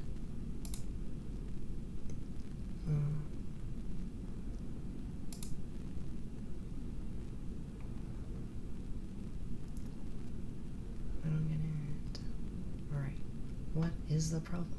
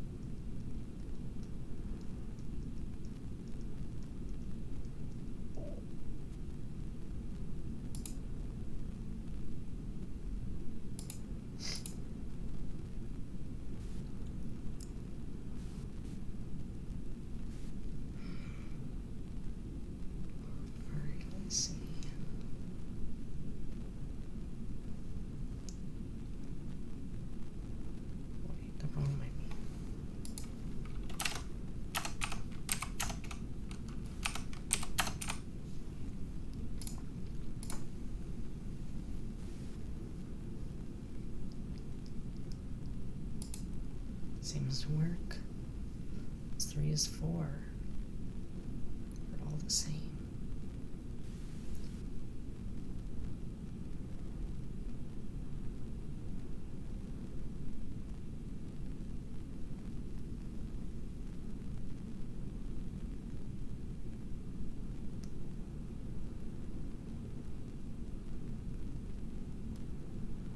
Wait, why does this work?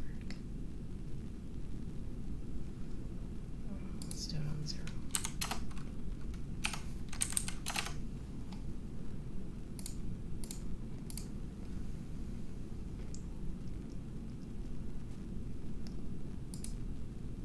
Wait, so it's going all of that. 0 to 4 should be adding 3.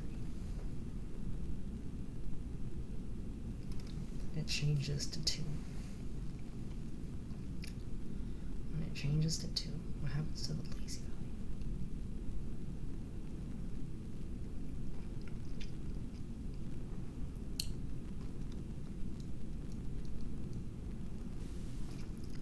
Well, the lazy value should get kind of correct, right?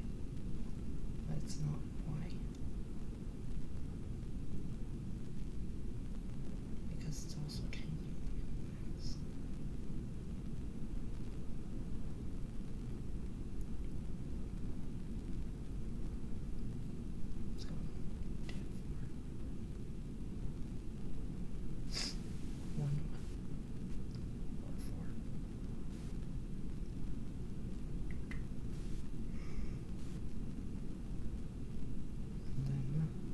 Up to the top.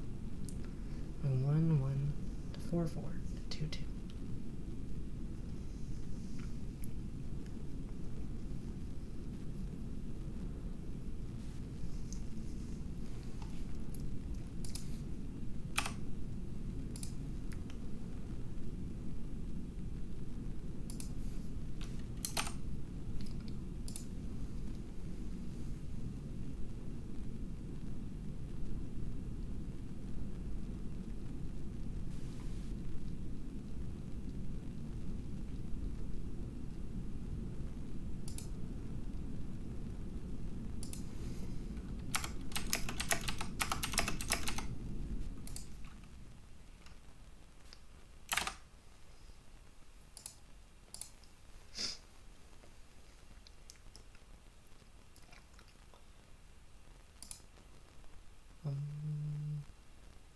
I don't think that's right.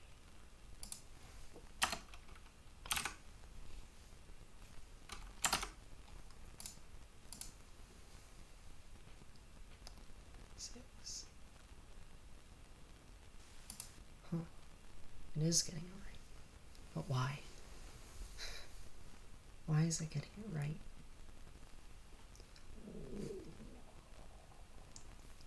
I'm obviously hungry. Alright, let's see.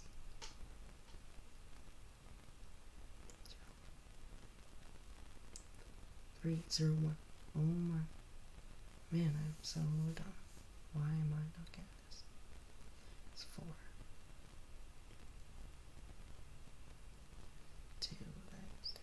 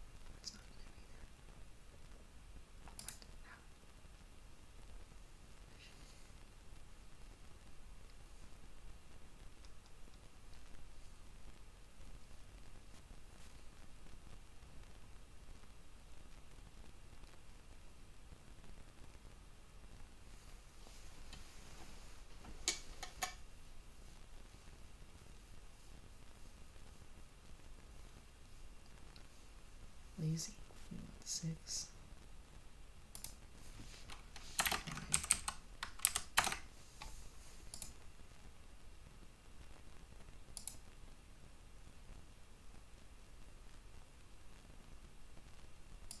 I'm gonna get it. 2, 0, 4. Should be 5 and 5 is 10. The lazy value is 10. Now it subtracts this. Now it's 0. The lazy value is 0.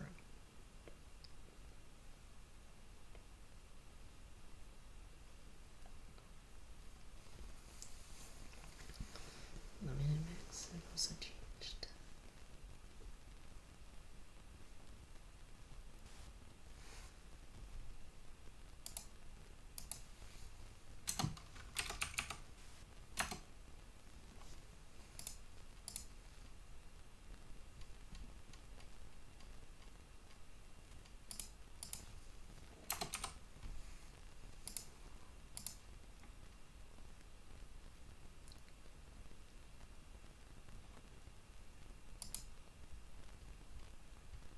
There we go.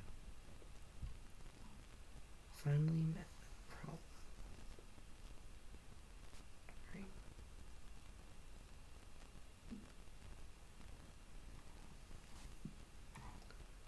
I'm just gonna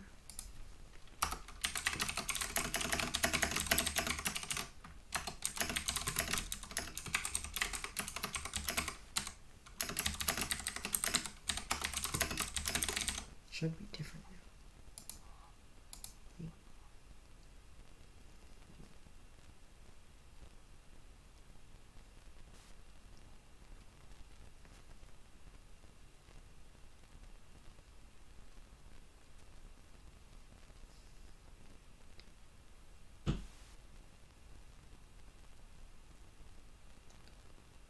0, -10.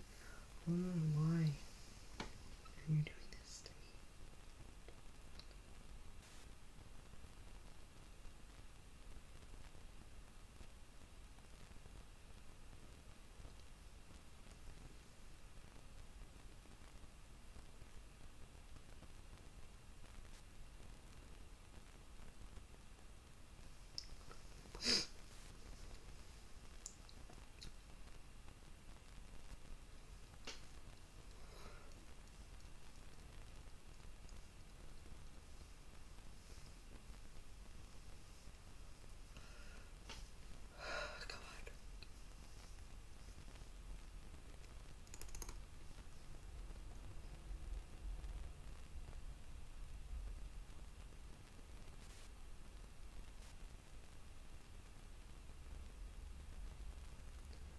Where is the problem? Oh my god. How long have I been on this dumbass?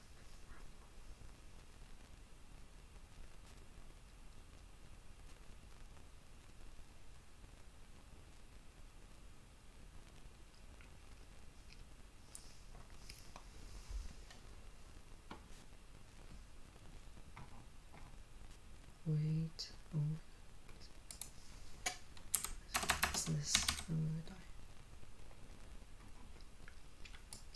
I bet you it was this. That was the problem, was it?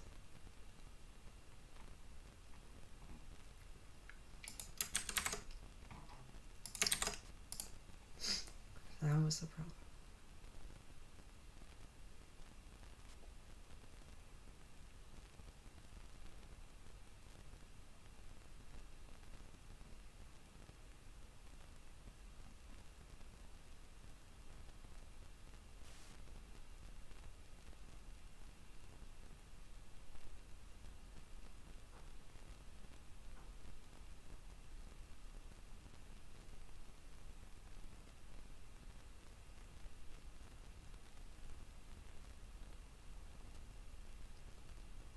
Okay, well I did get some AC now.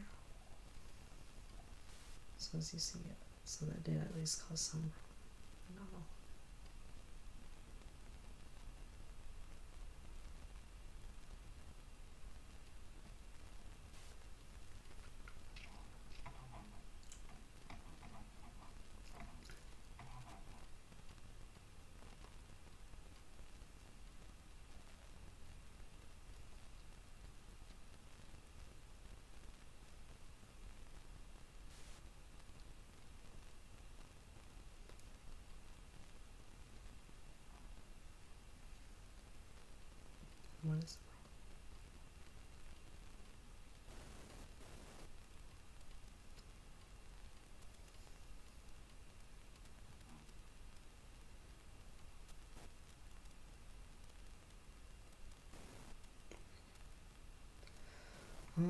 I'm so annoyed. Why is this not working?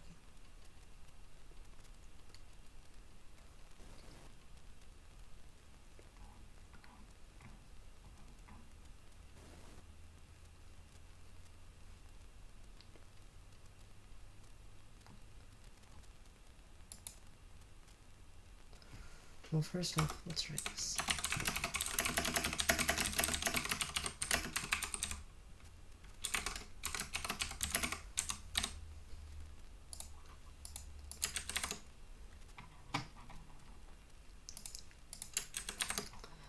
Or at least, now it should tally. We'll at least get all, like, no wrong answer.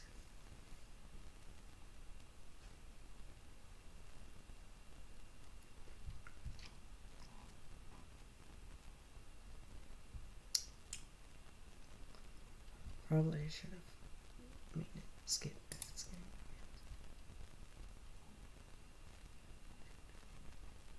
it's gonna take it.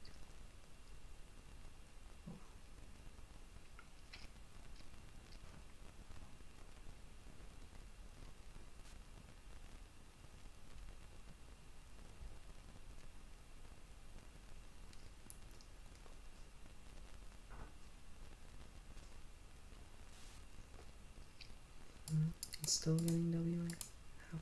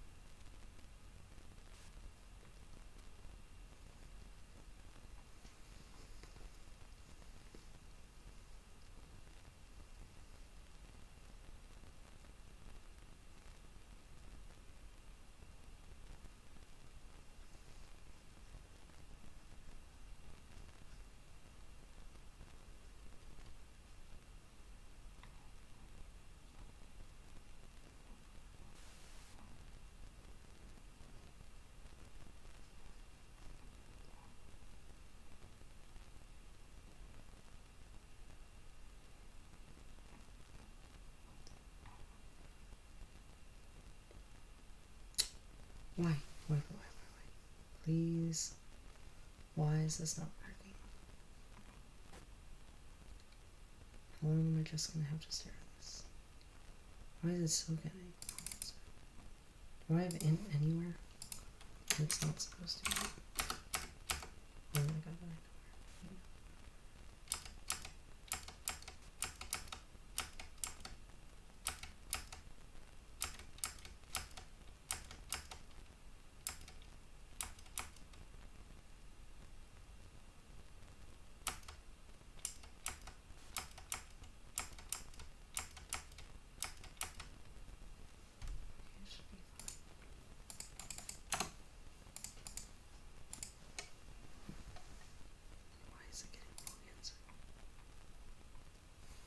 Right, because I query that, and it's pushing it all the way downward every single time.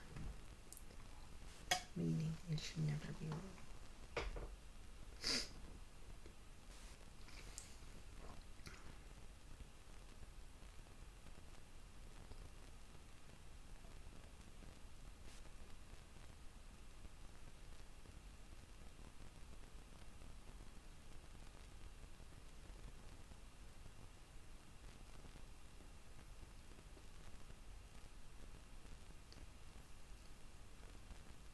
Oh.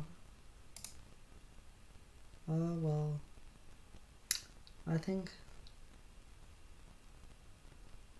I might give up for now. I have no clue what's wrong, and yeah, I don't know. Oh no, should I give up? Oh, that's so annoying. Why can't it just work? I want to move to the next problem. Alright, look. Max. Update the min with the stupid max. Yes.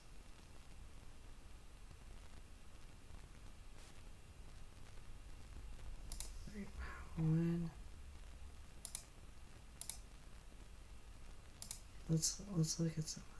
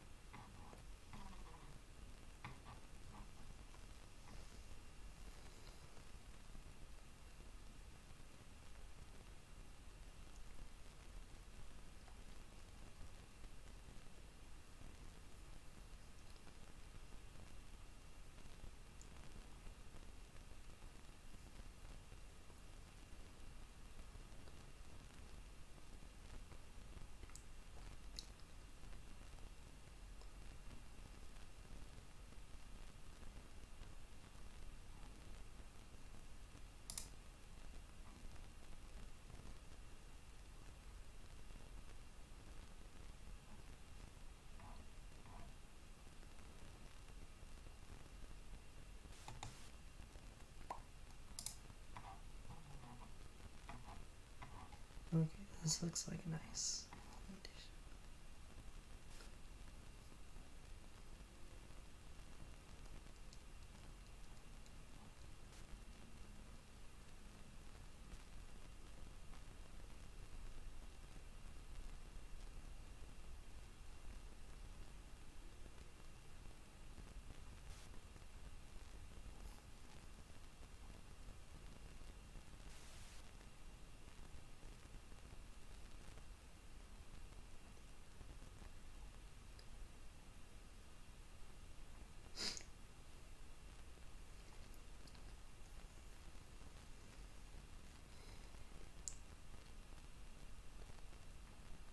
Alright, this looks pretty similar.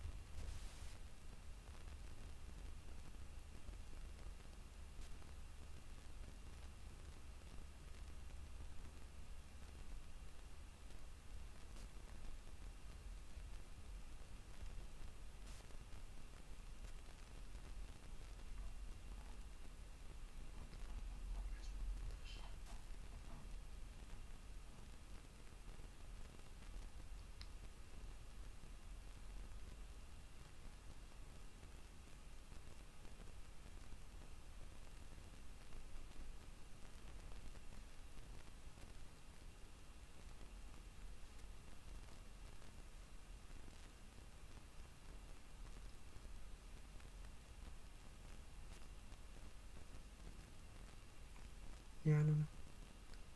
I feel like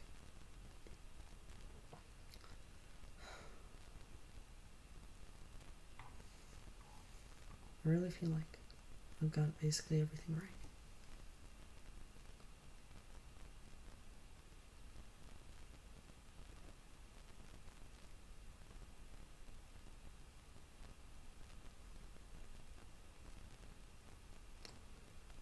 It's greater than or equal to.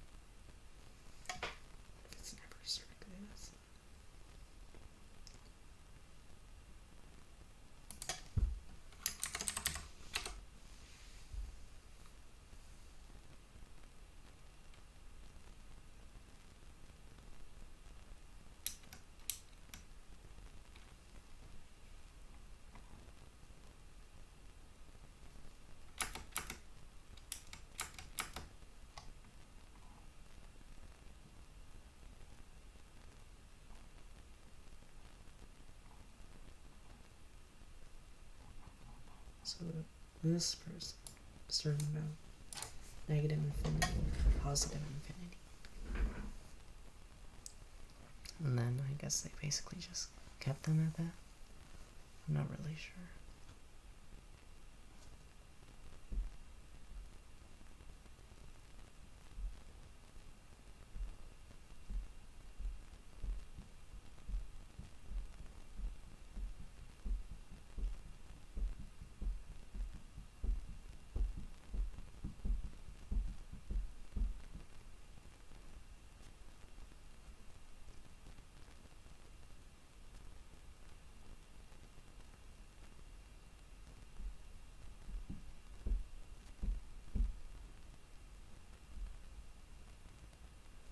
Where is the problem?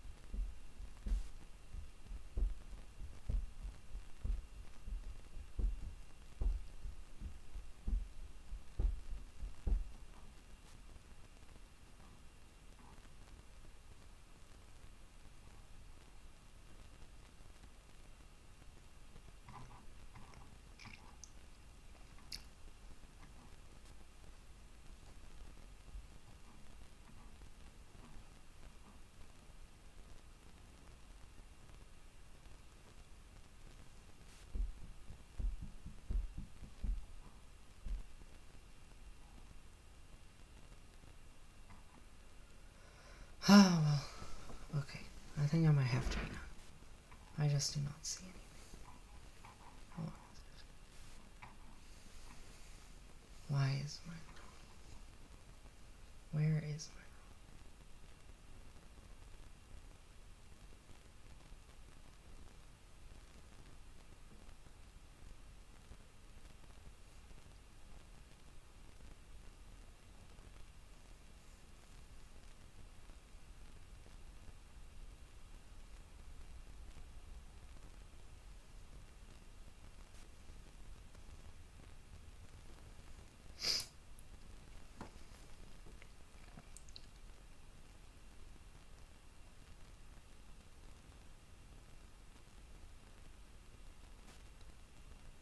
Alright, I don't know.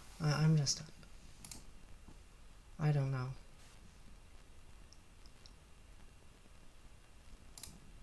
Okay. I don't.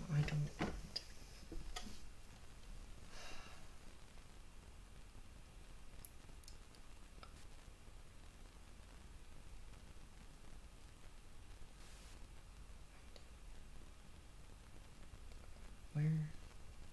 Okay, we need to think better. Think better.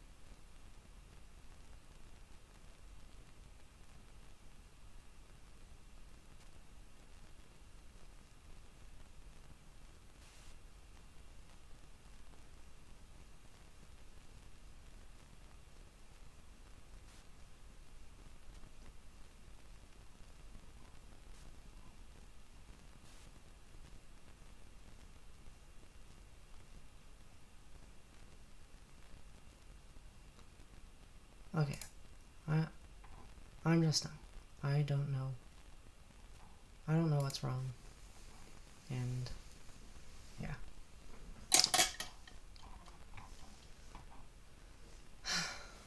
Why can't I get segment tree beats? I don't know. Feel like, alright, what's the next problem? Let me just look at it and think. Range key. Okay, this is just like wavelet tree. What is this?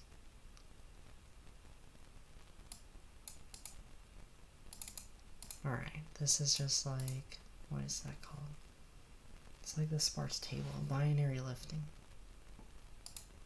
Oh wait, actually, you can just use a Fenwick tree.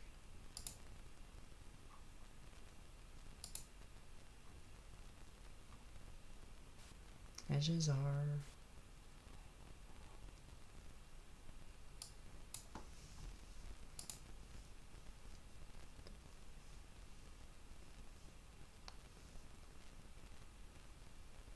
Oh, okay.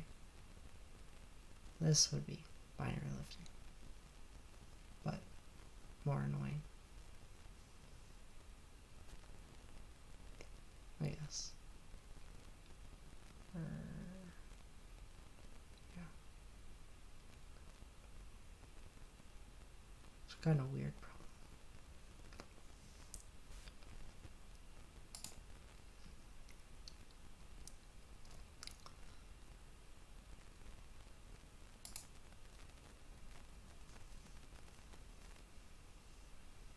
Right, that's just like Fenwick tree.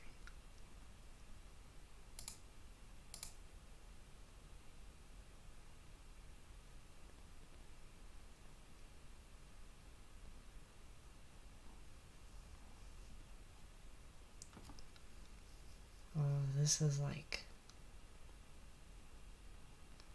what's it called? Like a tree, or splay tree, because you have to do reversing.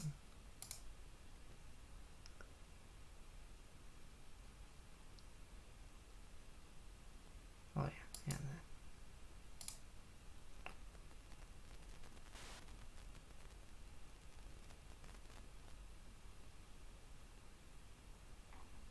Oh no, that's all stuff to deal with later. Man, I did not get through very much. That's disappointing.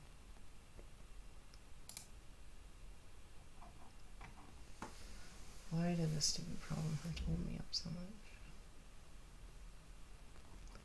I still don't know what's wrong.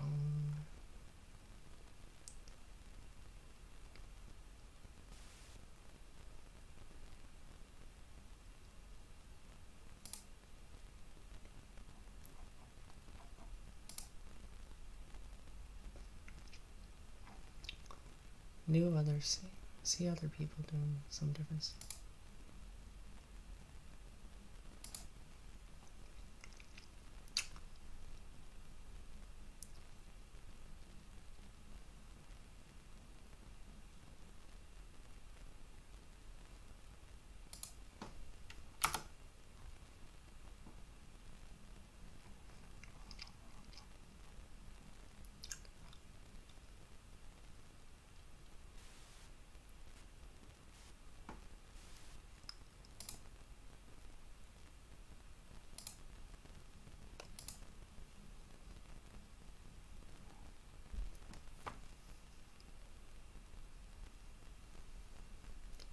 I mean, the only thing I'm doing different from other people is I'm doing the case where, like, all the values on the range are the same, slightly different, right? That shouldn't matter that much.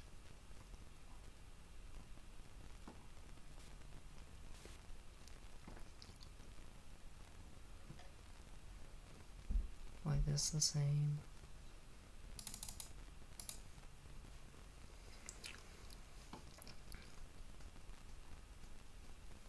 That's the same.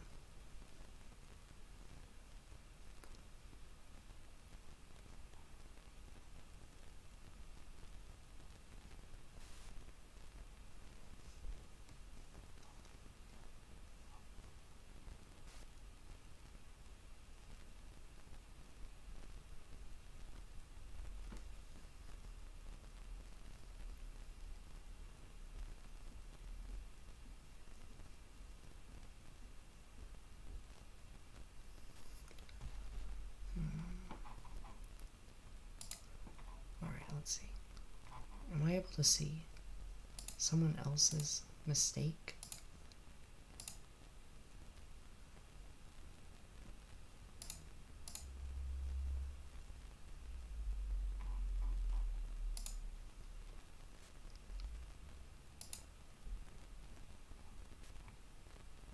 Okay, I want to see how someone else goes from WA to AC.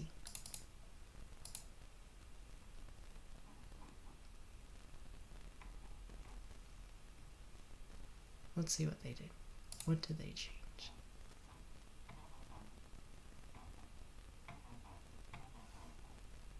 Alright, let's take this.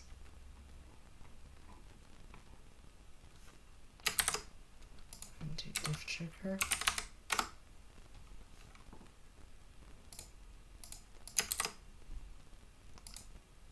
Let's take the one before it. So the one on the left should be good. The one on the right should have some sort of problem. What problem did they fix?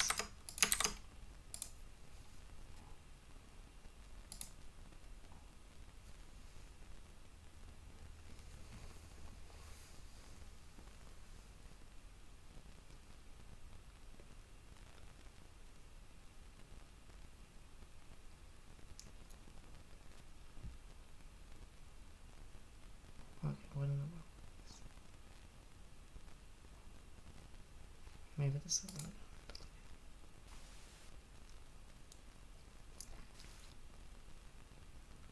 Let's look at Yosupo friends. So there's easy to read. Not particular.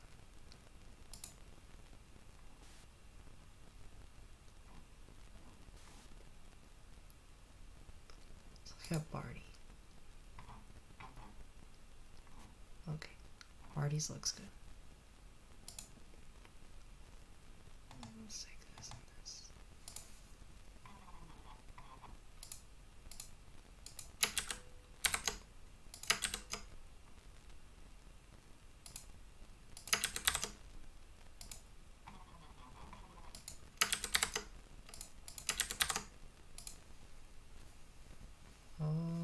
That's a lot of different. Did he like change this whole thing? Or did he just change the name?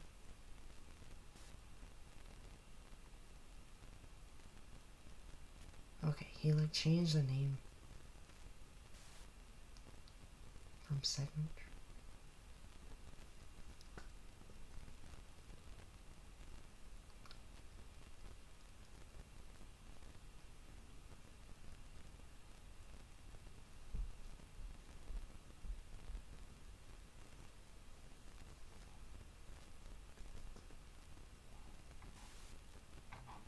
Okay, this isn't a good one for comparing either.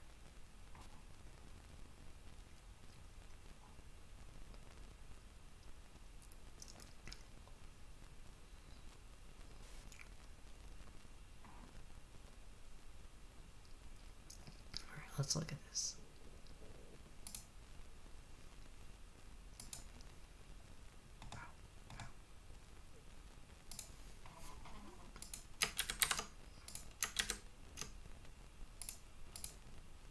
Alright, come on. This, I just want to see what one person did that made them go from WA to AC. That's not completely rewriting the whole entire thing.